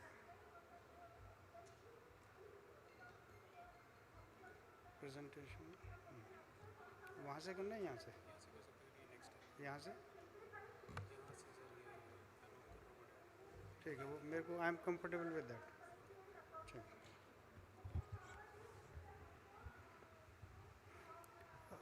sir, good afternoon. DG sir, Chief Engineer sir, the presenters on this dais, and my all colleagues who are in the hall. Actually, I am looking after only the Odisha portion of Raipur-Visakhapatnam project, but I thought it would be better to cover the whole project. So on behalf, on behalf of RO Chhattisgarh and RO Andhra Pradesh, I make this presentation. As we see, if it is visible, This red line is the existing highway from existing roads, not highway, from Raipur to Vishakhapatnam, whereas Raipur at present is landlocked. So the route could not be developed, I think, mainly due to Eastern Ghat crossings and hilly terrain. It is an existing, generally two-lane with, or somewhere where national highways are there, so two-lane paved shoulder roads. So after construction of this, the major industrial hub of Raipur, Jagdalpur, and Simliguda, which is near Koraput, they are major industrial hubs. They would be directly connected to the port. At present, the length of present distance from Raipur to Vishakhapatnam is 595 kilometers, which is going to be reduced to 500 kilometers. So there is a net huge saving of 95 to 100 kilometers. And accordingly, time will also reduce from present 13 to 14 hours to literally 7 to 8 hours. I would add here that if we see the alignment, this green is the alignment which we have followed. This is the new alignment, which is a 464 kilometer length, is passing 124 kilometers in Chhattisgarh, 240 kilometers in Odisha, and 100 kilometers in Andhra Pradesh. These are the major connectivities: NS30, 130C, SS6, NS26, 326, 13, SS39, 48, NH516C, 516B, NH16, SS113, SS116, and it also gives, apart from the industrial hubs which I have said, it also gives connectivity to the airports at Raipur, Vishakhapatnam, and Jaipur in between, which is near Koraput. These are the same thing which I was telling, I have shown on the this. Now here we can see there are some tourist spots also. This is Devmali, there are the Gupteshwar temple and all that, which are not developed at present because there is no good connectivity. And Arku Valley is also a major tourist hub. And in between, if we see Nalco and Hal has got a major project. At present, they are working on major project of this Hindustan Aerotrains Limited. And Nalco, and there are many other, Vedanta and all that, they are there, where it's a rich bauxite and limestone area. We have made a economic analysis. It's a rough, for rough guidance with a 15 years analysis. So what is the conclusion is that we are investing around our total project cost is around 16,000 crore. And the saving on this project, apart from tolling, I am not calculating that tolling part, only by construction of this, because there is a huge reduction in length. 95 kilometer length reduction is a huge thing. That is why we are saving a huge amount of 14,500 crore. This is the project terrain. We will see that on the Chhattisgarh side, on your left is Chhattisgarh, and on Raipur side, this right hand side is the Odisha portion, which is the real Eastern Ghats. So in this is the breakup, around 87 kilometers out of 464 kilometers is the hilly terrain. Soil, generally the soil is good, being because of hilly area, and normally laterite, red soil, conquer type soils are there. So we have got very good advantage in the embankments of this highway. Generally there are very small streams which are crossing. Major, there are three rivers, Mahanadi, which is in Chhattisgarh. We are making rather it has been completed, 1.38 kilometer long bridge has been completed. Then Odisha, we have got only one river, major river crossing, Indravati, which is 150 meter, and Andhra Pradesh two rivers which are Champavati and Gostani, small, not that big. So we required around 3,190 to around 3,200 hectare of land. Land acquisition was not big problem in this area because it was a remote area. Not much of the population is there, and they were willing to give. But certainly, because it's a tribal area, so there are some tribal laws associated with the land acquisition. That was a problem. But we got very good support from district administrations and state governments. That is why this project has not faced land acquisition problem, especially in Odisha. There are some issues which are there in Andhra Pradesh portion. That's also because of some GMR airport land is there, and some legal issue is going there. As far as, as far as this forest environmental things, so we have acquired we have got diverted 677 hectare of land, which was in a length of 106 kilometer, which was a major area if we see. But same thing, we got the support of government, state government in getting this land also, forest land diversion also in a good record time. In this, we have planted, the tree felling is the whole total project tree felling is 2.65 lakhs, against which we have planted 4.87 lakhs of trees. This is apart from the plantation which is to be done by forest department. When we have got the land diverted, per hectare around 1,000 for plantation of 1,000 trees, we have made the payment separately with the forest proposals. This 464 kilometer project was divided into 15 packages, 3 packages in Chhattisgarh, 8 packages in Odisha, and 4 packages in Andhra Pradesh. Out of this, OD7 means, OD means Odisha.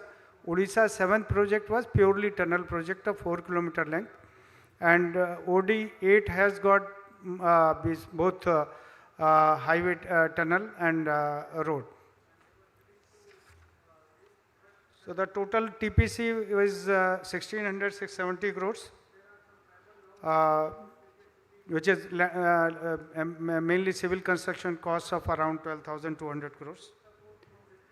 This project required huge quantity of materials, and being in slightly away from the mainland, there were problems in mobilizing the bitumen, steel and other items. But we got a lot of embankment subgrade material in a very close range, and because of this hilly terrain, we got the stones in the huge quantity of stones in the ROW, and that ROW material we have utilized in the project for the construction activity.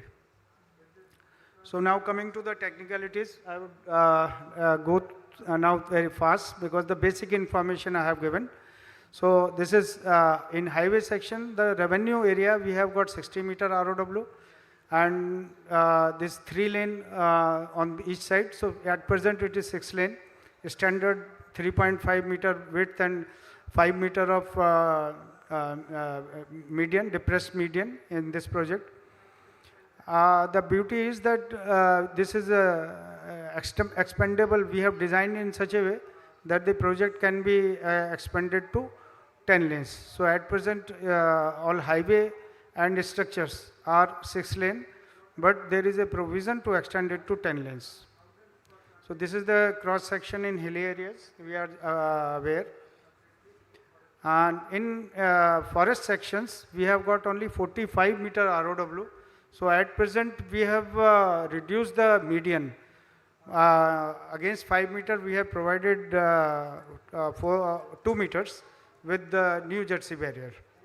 There is a, like this dilemma is still there, whether, because at present the forest diversion which we have got, they had given us only for 45 meter. And means it looks like they had said ki we are not going to extend it. So we may have to go with 6 laning in the forest sections. We don't have any option, but at that time, if when widening is required, we will again try. So this is forest area and hill section. Pavement, we have considered flexible pavement as per IRC 37 2018. Main carriageway is with 110 to 120 MSA, and there are hardly service roads. This project doesn't have much of the service roads. These are generally slip roads, so they are with 10 MSA. Subgrade taken 500 mm, GSB 150 to 2. They are different payment composition in all the packages. So this is the payment composition, and in tunnels, the pavement is 150 mm DBM and PQC 270 mm. Regarding structures, this is one of the main structures. I will explain it. This is the cross section. General cross section we have followed for the structures, and structures also. This is I think for structural engineers, this will be a good point. We have provided if the provision for stitching, because we have to later on we have to widen it to expand it to 10 lanes. So we have designed the existing 6-lane structures in such a way that we can go for stitching, and 2-lane is 2-lane structure can be added in this. So giving a total outlook of the project, there are three tunnels in this project for Raipur Visakhapatnam. That is around 9,000 meters. Longest tunnel is 3.42 kilometer, which is in OD7, which is done by DRA. Viaduct, there are 21 viaducts of 7.07 kilometer. The longest viaduct, which I just saw the photograph, that is 1.8 kilometer. Then major bridges, there are 52 major bridges, 7.66 kilometer. Minor bridges, 138, 2.58 kilometer. There are 5 ROBs and monkey canopies. There are, as you have seen, there is a huge forest area in this, and monkey and apes, langur, they are the native there. So we have, wherever forest department, wildlife department has recommended, we have constructed the monkey canopies for their crossing. This is the tunnel. I am showing only one tunnel, that OD7 tunnel. This is completed actually, and this is a 3-lane 2-in-2 tunnel. This is the cross section, and I think in the cross section I would like to highlight only 2-3 things. The excavation area is excavation width is 16.4 meter. The effective section comes 14.595 meter, and the minimum this on the pavement portion. Virender ji, 2 minutes. Sir. 11 to 50 meters. So I'll leave this detail for the hurry. This is what I would like to highlight. Tunnel log classification in the GBR, geotechnical base report, we had given in our tenders, and with the actual rock classification we have got, we have considered the change of scope in this.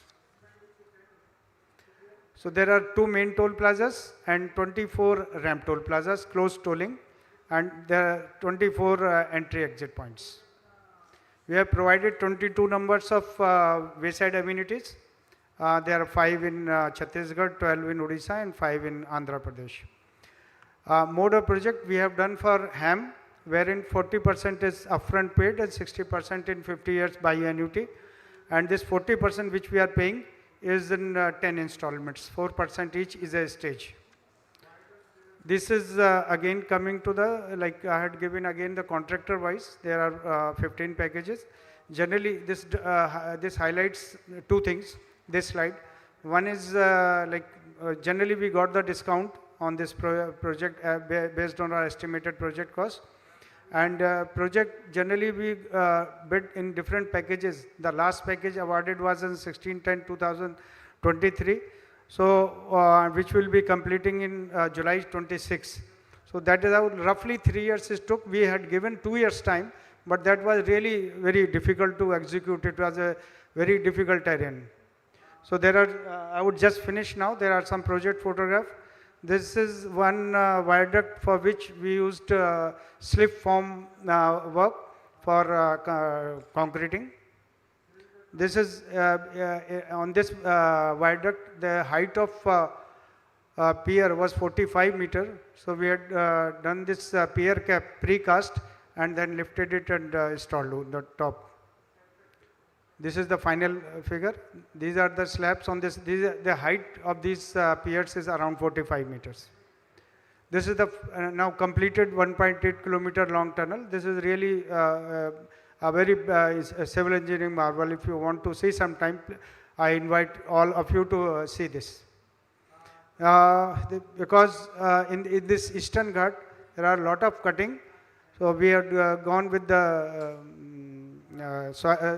breast walls wherever required to, so that drains are not choked. And this is the slope protection work which is going on. And if you see, there is a structure there that is for monkey canopy. There is a slope protection work in tunnels. This is some electric cable. This is aqueduct. This is just, I will take some time because in this, at this location, the height of cut is around 18 meter and there was a stream going on. So we are making a aqueduct which is 10 meter wide and 2.5 meter depth. And there was one location where ROB was proposed 70 meter box string. But we had, fortunately the railway line was not laid till then. So we had gone for a box, simple box there, 2 boxes of 14 meter wide. And it has saved us around 40 crores rupees. This is the annual overpass. This is the monkey canopy, finally finished monkey canopy you can see on this project. This is the design. It may be helpful in some wherever when you get it, this copy of presentation. These are some design work we have done on this for beautification. These are some photographs. Different type of slope protections have been used in this project. This is one location I would like to highlight where our DPR consultant has done a mistake and he has made the alignment through a minor irrigation project. So they were not agreeing that our highway goes from there. So initially a viaduct was proposed, but later on with a small bit of culverts and all that we have done it, and there was a saving in this area also of around 60 crores. This is the final view after in the minor irrigation project. These are some safety items which I have highlighted. This is because we are having huge embankments there. So 2 types of productions grass we have used. The vetiver grass has been used wherever we had to stabilize the slope. So this due to its deep vertical roots, and on other areas which were granular and just runoff water was to be slope was to be protected by runoff water. There we have stylo hamata grass. Its growth is very fast. I think very few projects I have seen where this grass has been used. Wherever there are wildlife areas, we have provided the noise barriers. There are some photographs of interchanges. Thank you. Thank you very much for a very elaborate presentation on Raipur-Visakhapatnam project. Now, I request for a last presentation on integrated risk and contract management in EPC road project and AI-driven risk management strategies for public-private partnership road infrastructure project by engineer Helen Janet, Divisional Engineering CPRR Projects, and Ms. Ramya Devi, Assistant Engineer CPRR Projects, Tamil Nadu.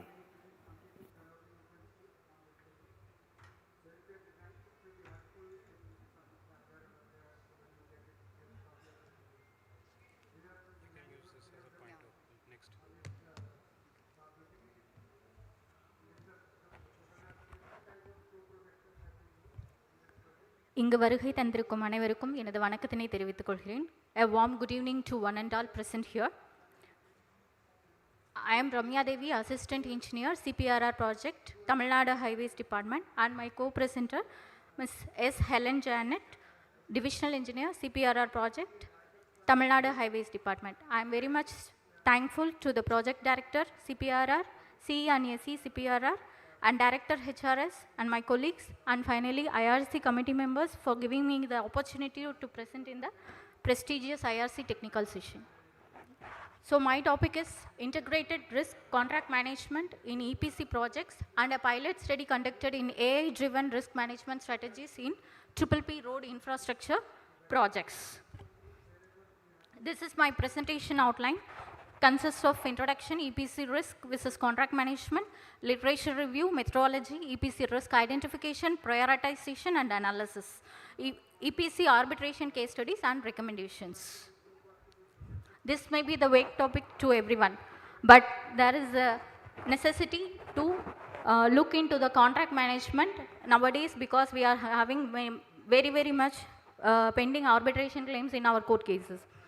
So this is the introduction. We all know that India is the second largest road network which stretches over 6.7 million kilometers in total. Nearly 5.6 to 5.8% in total estimated government expenditure has been allotted to roads and highways sector every year by the government of India.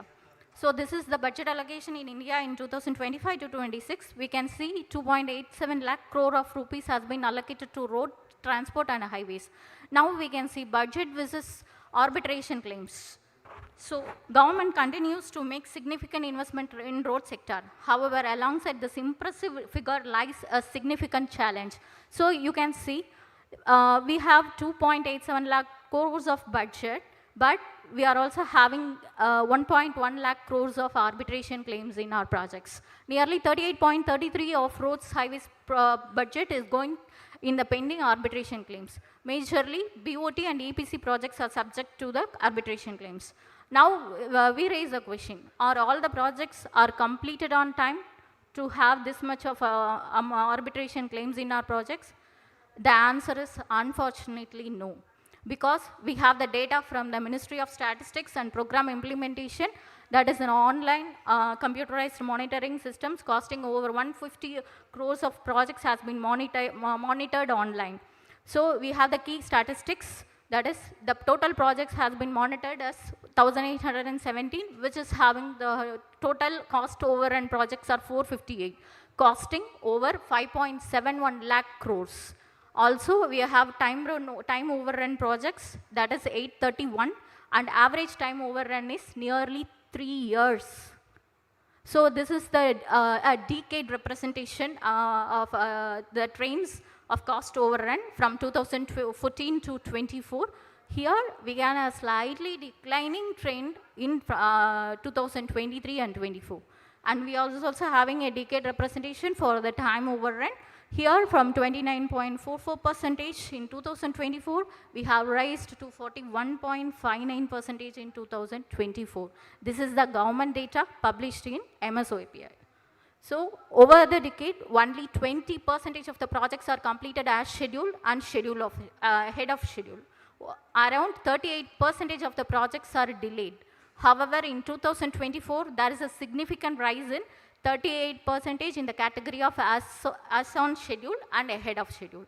So there must be some of the reasons for this delay on cost overrun, time overrun, anything happening. So the reasons was listed by the project implementation in agencies. That is, with respect to time overrun, the delays in land acquisition is the major reason. And after that, obtaining environmental clearances, infrastructure support, and delays in finalization of DPRs, change in scope, delays in tendering processes, contractual issues, and etc. With respect to cost overrun, there is a delays in change in scope of projects, and underestimation of project cost may also be a reason. High cost of environmental safeguards and rehabilitation, that means the compensation to our publics, and monopolistic pricing by the vendors and time overrun is also a reason. So now our research is focusing on the risk management and contract management. We know These are the independent variables. Yes, risk management, we are doing from the right of the planning to completion of the projects. Contract management, we are doing at the time of the project implementation. Yes, the risk management is a proactive approach, but contract management is a reactive and administrative approach which we are most required at this time. So the risk management deals with the uncertainties, but contract management deals with legal obligations and performance monitoring. Okay, now we can see how effective contract operation reduces risk. Yes, we have, are we not having any clear contracts in India? No. We are having good, clearly drafted contracts. Even I having model documents for EPC, Triple P and HAM, whatever are the contracts we are having. But why? Why these much time overrun and cost overrun are happening in our projects? We have to think, because we are the good contract and effective contract needs clear understanding and communication, proper documentation and monitoring, controlled variations and payments, use of risk sharing provisions, timely disputed resolutions. Yes, we have these factors in our contracts.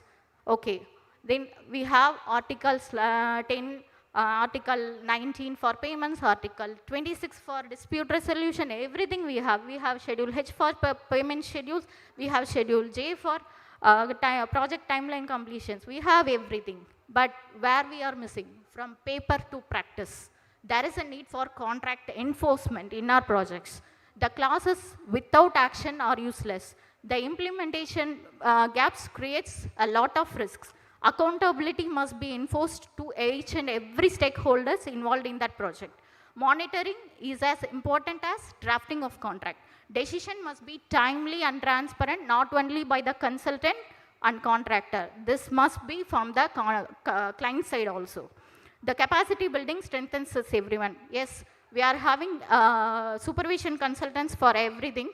For our engineers side, from the government side, we are lagging in the understanding of contracts. So we have to train our engineers in the contract management. This is a very much requirement needed now. So digital oversight enhances compliance, strong enforcement reduces arbitration and overruns. These are the literature reviews, just I'm skipping this. These are the research gaps we have found out in the literature reviews. There is a limited work that integrates field-based data from practitioners with detailed contract analysis. The existing research is often either theoretical or legalistic without offering a combined practical framework. So this is a methodology we have framed for project.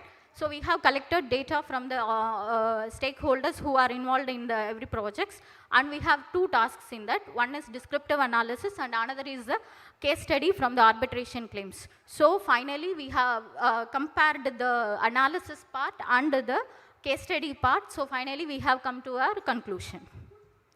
So now I request divisional engineer to take the dais further.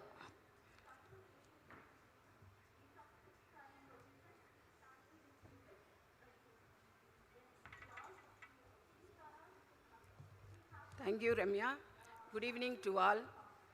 In this study, we collected relevant literatures from journal papers, research papers, and court cases related to EPC road projects. We also obtained expert opinion using Delphi technique to identify and validate the potential risk factors. Based on the literature review and expert suggestion, a total of 49 risks were identified in EPC road projects.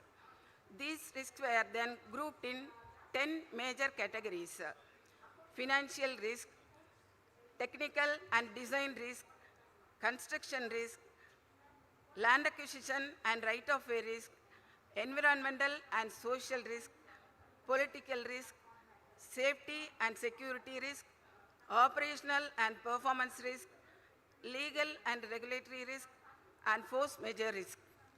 To gain a deep understanding of these risks, we conducted a questionnaire survey with the key stakeholders, including client, contractors, and consultants.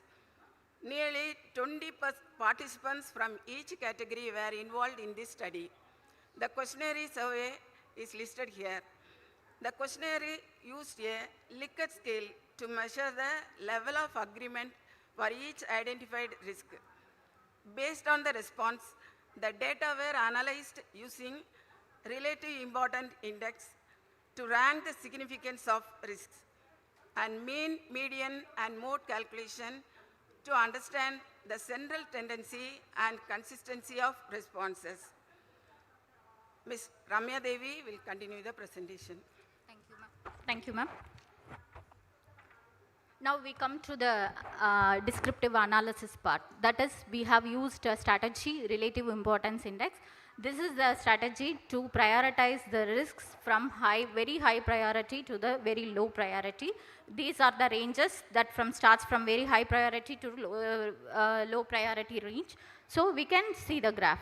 So these are listed, the risks are listed from the very high priority to low priority. So from 0.8 to 1, we have ranged as a very high priority risk.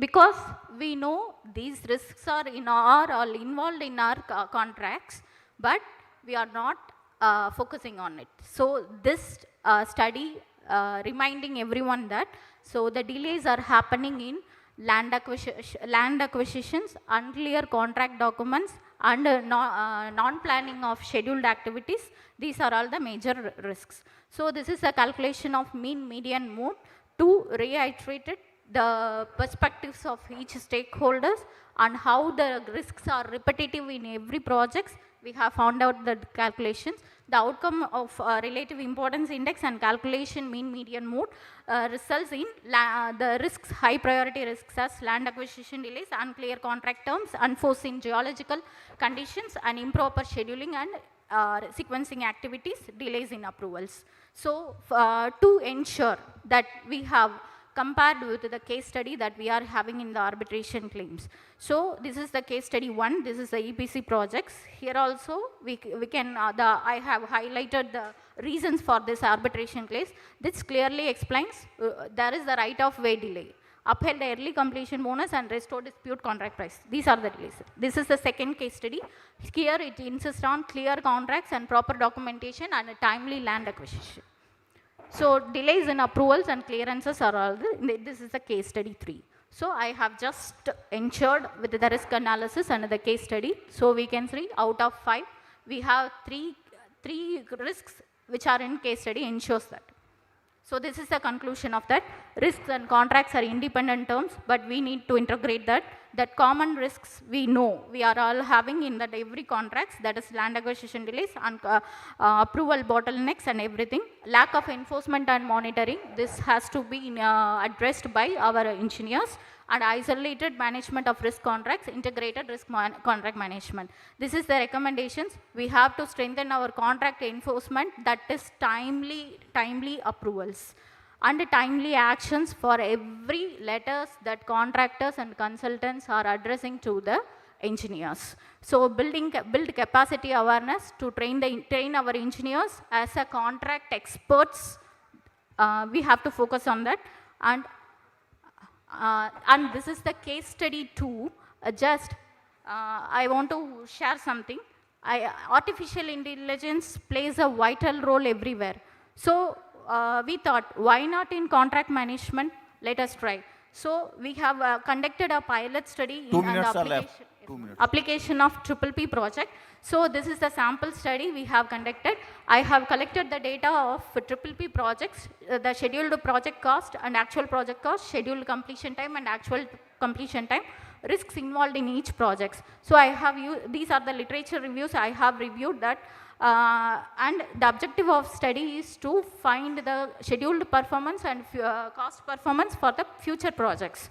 So I have used artificial neural intelligence for coding, and we have collected opinions and Likert scale arrangements for prioritization of risks from our stakeholders, and finally we have coded that with activation functions. You can see that there are 4 activation functions: point, tan, h, ReLU and softmax. Artificial intelligence is nothing but a code. It is a mathematical calculations we are using in the form of codes. So this is the development methodology we have used in our AA model. We have identified 37 risks in PPP projects, and we have 12 data sets. That is very, very meager. This is a pilot study. We have trained 80% of that data and testing for 20%. We have created a model by using the prioritized risks with the present schedule performance and cost performance. We have the output like this activation versus the mean squared error and mean absolute error.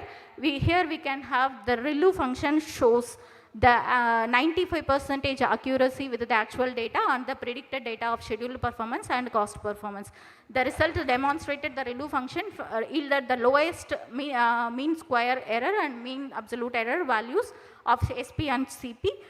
These findings will helpful for identifying the risks involved in our projects and to find the shifting of scheduled performance and cost performance during the project implementation. This can be ensured with the monthly progress report of stakeholders.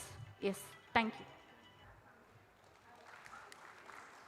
Thank you, madam, for detailed presentation on the risk analysis. I think this presentation is very useful to develop it further for implementation by the implementing agency. I think we can take it forward. Thank you. And now floor is open for discussion. We have received 3 questionnaires from the audience. Mr. Mukhopadhyay is going to reply on that. Thank you. Again, with the permission of chair, co-chair and all participants, one question raised by participant, it is required to CRZ permission of the bridges. Very valid question. If all bridges are does not attract CRZ clearance, if it is passing through the CRZ area, in CRZ 11 notification, CRZ was categorized CRZ 1, 2, 3, 4. Subsequently, February 2019, that CRZ has been categorized CRZ 1 in CRZ 1A and 1B, 2A, 2B, 3A, 3B, 4A, 4B. So, if any kinds of CRZ area falls, then CRZ clearance is required. But it is my submission before you for CRZ 2 and 3, State Government Coastal Zone Management Authority has been delegated the power. You need not to come to central government. CRZ 2 and CRZ 3, permission state government. Power has been delegated. CRZ 1 and CRZ 4, you have to come before the central government. Second question, it is necessary anti-erosion bond. This is not anti-erosion, it is a protection bond. Protection bond definitely is required if your alignment passing through in around any water body, so you have to construct bond. Otherwise, the water will damage. Secondly, but I think so this erosion may come for the coastal area, maybe question. If the coastal area is concerned, physical, any kind of concrete or stone pitching, these everything likely to be failed before nature. But mangroves can arrest and control the erosion. So powerful because roots are 30-35 meter tiny shards which can arrest all the clay material more than a concrete. So mangroves is only and best option to control the erosion in coastal area. Third question, what are the obligation provision for mangroves regarding the works taken in coastal area? It's a very valid question. Sir, sorry to interrupt. Can you please be a bit, Okay. closer? Yeah. CRZ 1A, mangroves falls under CRZ 1A. This is the prime one. First, for the CRZ, for uprooting any CRZ or any shrubs, so you have to go for compensatory afforestation plan. But mangroves may not be planted everywhere in coastal area. It requires particular pH and particular salinity, means chloride concentration. That is the essential. That's why afforestation for the mangroves is a very, very site-specific in nature. Second, another thing, try to avoid to destroy any mangroves, go on the piers. If the requires, you kindly increase the span of the piers so that minimum number of mangroves can be affected. So this is the legal provision for the mangroves. Now another question that is regarding, is there any different yardstick for the height of underpasses for the wildlife clearances, IRC, MOSC must standard? Definitely, it's a very valid question. Generally, height of passes for any animal depends on the eye height. What is the species? What is the eye height? Multiplied by 2.72. That should be the vertical clearance at least. Now the openness ratio. What will be the openness ratio? It will be depend on the width of the carriageway. Whether it is a 2-lane paved shoulder, 4-lane, 8-lane. So that it should not be like a cage.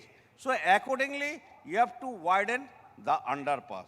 So it is a site and species specific. Third, what should be methodology? Definitely, actually, whatever IRC guidelines, already I apprised before DG sir, because I am struggling with the time. All the IRC guidelines what are framed by the G3 committee has to be amended. And it is urgently to be amended. Because all the guidelines are almost obsolete in nature as per the present statute of the government. What should be the methodology identifying the corridor of elephant, tiger? There must be procedure, SOP currently. Because for the elephant, already Project Elephant during 2010, 11 and 12, they have already notified entire country elephant corridor. But this is my submission.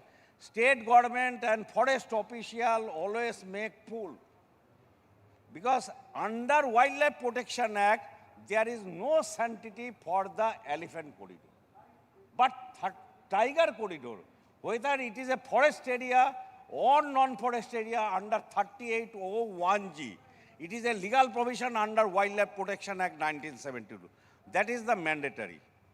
And another question, so definitely SOP already is there. And last question is their presentation. It appears that most of the stakeholders related to EIE, because EIE is on the neglected document like that. That before my presentation already I mentioned, it is the backbone. It is the backbone how project will be sound, how much it will be viable and so on. So it is integral part and it is essential.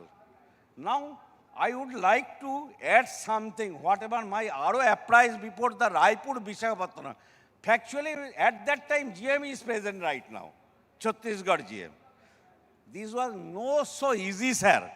That 124 kilometer out of 124 kilometer, 49 kilometer is forest. And out of 49 kilometer, 35 kilometer in ESZ of Tiger Reserve and Tiger Corridor. Moreover, it is just after the COVID, and that density is 0.8, 0.9, 0.7. Everywhere snakes. RK Techno, that was your design engineer, DPR consultant. Kindly speak. You will see nobody want to go to the field, even the forest official, due to snakes and after the COVID threat. Now, what was happened? Because it was the dream project of at that time Secretary sir. Raipur Visakhapatnam has to be awarded. So, whatever the Ministry of Environment, it is a circular of Ministry. It is a access control road. Now, everything my knowledge में आ गया. It is a 70 meter RW, 45 meter बाद में बनाया sir. 35 meter पहले था. हमने जो छप्पा लगाया मिनिस्ट्री से just to award, that is for 30 meter RW. And we awarded the project. So that government likely to be happy. I promised before the member at that time, sir, within a 6 months I will amend these your recommendation. And definitely I was done that. EC clearance has been amended accordingly within 6 months with the strong supportory documents, especially when passing through the undulated and hilly terrain. I requested honorable committee member kindly give some space how I can protect the slopes. And accordingly, again we asked for the 15 meter in the forest area. Second challenge, state government and central government. During RDC, they clearly mentioned and minuted it required clearance from the NBWL. So it is beyond the purview of under Forest Conservation Act 1980. Not like that, sir. I went to Raipur. I fighted with the state government and central government, Raipur office. So whatever the stage, beyond WPA 1972, kindly give us permission. And accordingly, they kept abeyance of 179 hectares out of 228 hectares till the NBWL clearance. And we can start the work. Anyway, sir. So it was not easy, and majority is the tribal population. That was another threat. Relocation of those tribal population, then tree felling was started, sir. Thank you, sir.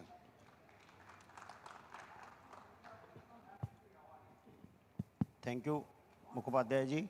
Now I request my co-chairman, Pankaj Agarwal, to conclude the session. Yeah, any question? Yeah. Can we please provide him a mic? Yeah.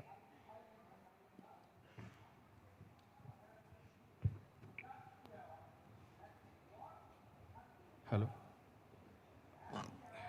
My question is to Engineer Jyoti Kulkarni, Madam. I congratulate her for her excellent presentation, which was systematically presented.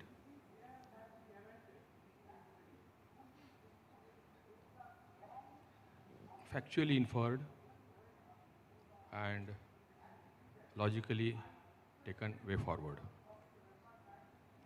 There are various portals, verticals under which the grievances can be lodged by the public on the portal.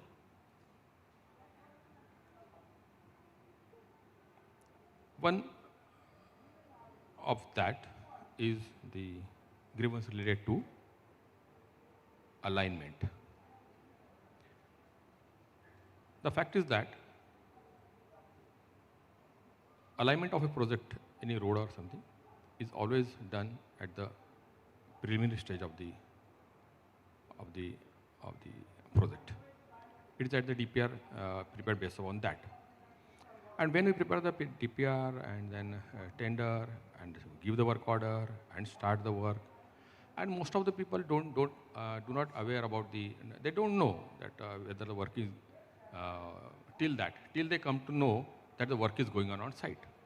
And when they see that the work is going like this, they come to know the alignment.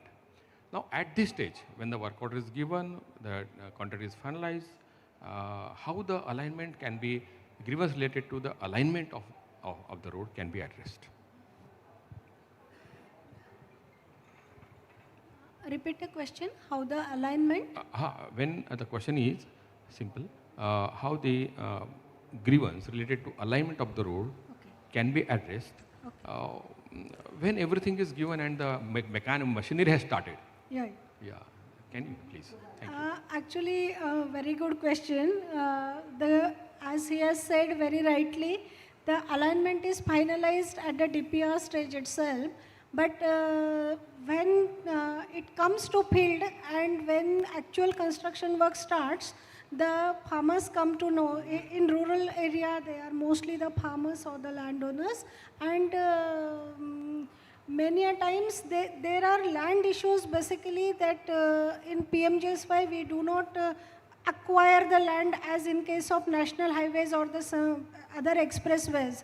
So there are again the pavement width are very small, 3 to 3.75 meter to 5 meter, so 5.5 meter. So there are issues like two farmers, mainly there are the conflicts between the farmers that one says it's the road need to be taken through his land and the other will say that it needs to be taken through his land. So again we need to go to revenue authorities. Many a times land maps also are not available with us. So as far as possible we try to solve the issue amicably without approaching or without going to litigation, because the compensation is not as such available. So we try to resolve it as far as possible amicably at the field itself. Thank you, sir. Sir, one more question. Sir, this is on the contract management. Madam, I was saying that you are using that relative indices for the sensitivity and risk other things. I feel this risk factors is a dynamic thing. It may change. One risk is resolved, other risk may pop up. Can your code and other things can read the NPRs and compare with the agreements, and can it give a caution or some warning systems like that?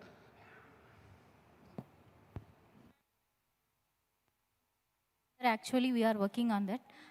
Presently, I am prioritizing the risks with and applying artificial intelligence in calculating scheduled performance and cost performance. In future study, we can incorporate that MPR results can be read with the ANN and can give the results accordingly, and we can have the revised work program for each and every activities that we have.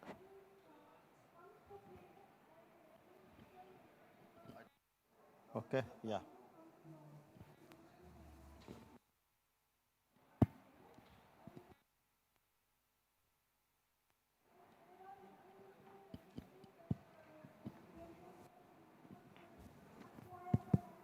I think we should now conclude. There are 4 presentations made. These presentations are very good and relevant also. The first presentation made by Dr. Mukhopadhyay ji, on the challenges for obtaining statutory clearances. This is the most neglected part. Although as a technical officer, we think our responsibility only to simply consider the technical parameters, but the implementation of that scheme is equally important. And we have to follow the law of the country, and he has clearly brought out how we neglect all these aspects which leads to undue delay, cost overrun, contractual complications which can be avoided. And largely it also causes the inconvenience to the public, which definitely comes in and lead to the many complaints.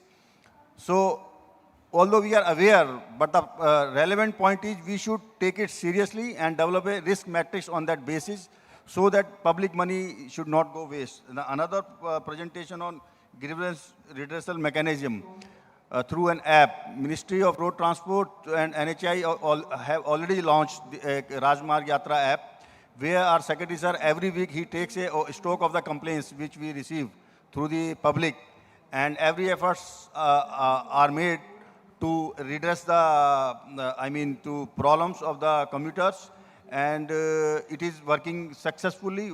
Whatever be the mechanism, the important takeaway point is every organization should have a complete cycle of public redressal mechanism, whether it is a ministry or a state government, because we construct the road for the public, and if we do not have any feedback from the public, the scope of improvement, we don't know where to improve, which aspect of the contract management or public delivery system should be improved. So that way it is very relevant, and I expect that with this presentation, people will be sensitized, and people will try to implement in their organization and develop one such system.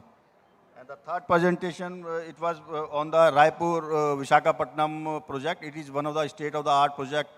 So, and my request to all the participants, they should go and visit how challenging it was.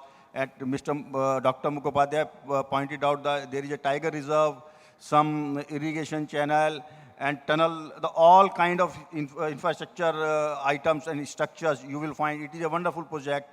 And most importantly, if you have a single unit, the single implementing unit executing the project, you will see the uniformity in the project implementation. So that will give you a very good example of how to professionally manage the projects. And the last but not the one, it is the integrated risk and contract management in EPC and AI-driven risk management. You will wonder the private sectors, they have a mechanism to assess the risk. The professionally run companies internationally, before bidding, they have internal risk management system. What are the risks involved in this? How the government behave? What are the geographical area? But unfortunately, as a government entity, we have a data. As you can see, all the data has been pulled out from the portal.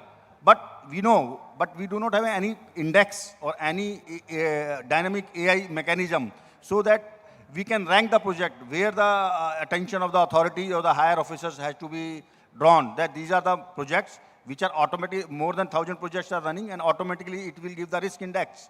So you can draw the attention of the seniors, and you can handle the projects and address the problem immediately. So that way it is very fruitful, and it is a new to the government entity, and I congratulate them that they have developed or in-house this kind of an index. And as a ministry official, I think we should also think in the direction, and I have also asked that you share me something we will also do about how to manage the risk. Because at the time of sanction, if you know this much land is available, this much statutory clearance, it is already in the risk zone. So you can mitigate that. And with that, the floor interventions, most of the questions were from, on the environmental side, but very few questions on the, but anyway, all topics were very relevant and important. Thank you very much.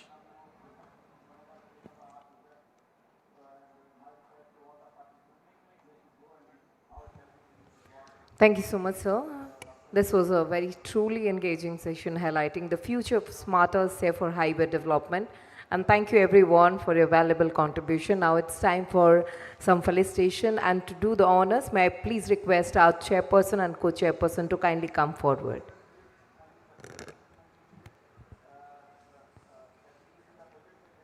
Now it's time to present the mementos to our presenters. Padhaya, Joint Advisor, NHAI.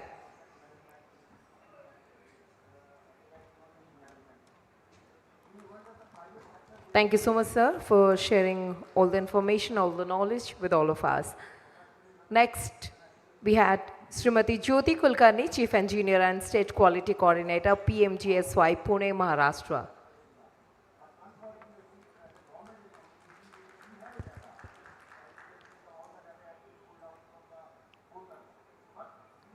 Next, we have Sri Virendra Singh, GM, National Highways Authority of India.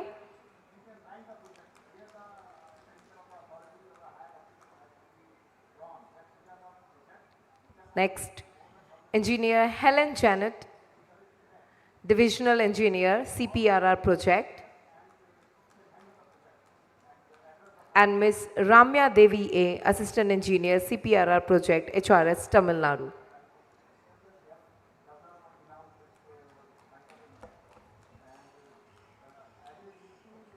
And now it's time to felicitate our chairperson and co-chairperson, and to do the honor, may I please request on stage Engineer Sridhar Raut, Chief Engineer, Works Department, Odisha. May I please request you, sir, to kindly come to the dais and felicitate our chairperson and co-chairperson of the session, starting with our chairperson, Sri V.K. Rajawat.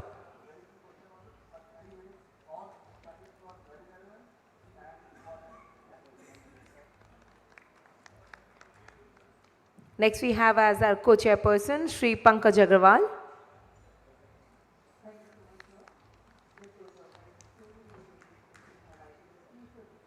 Now, as everybody is having a smile on their face, may I please request all of you to kindly come forward. Let's take a group photograph.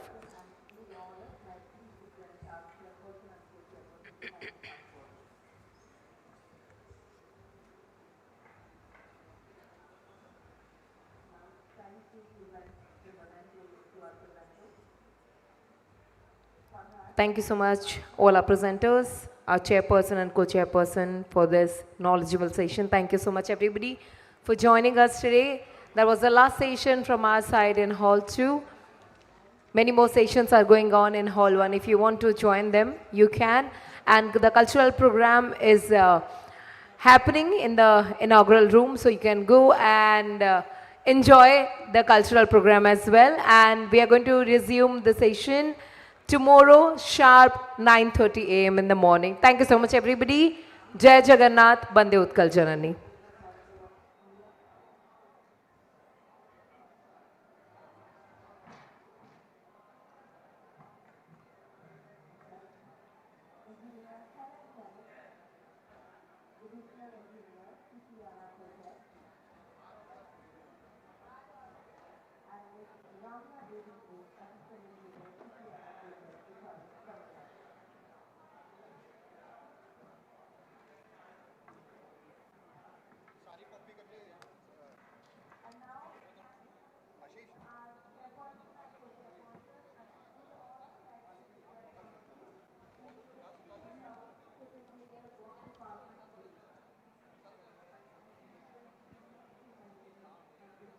Check.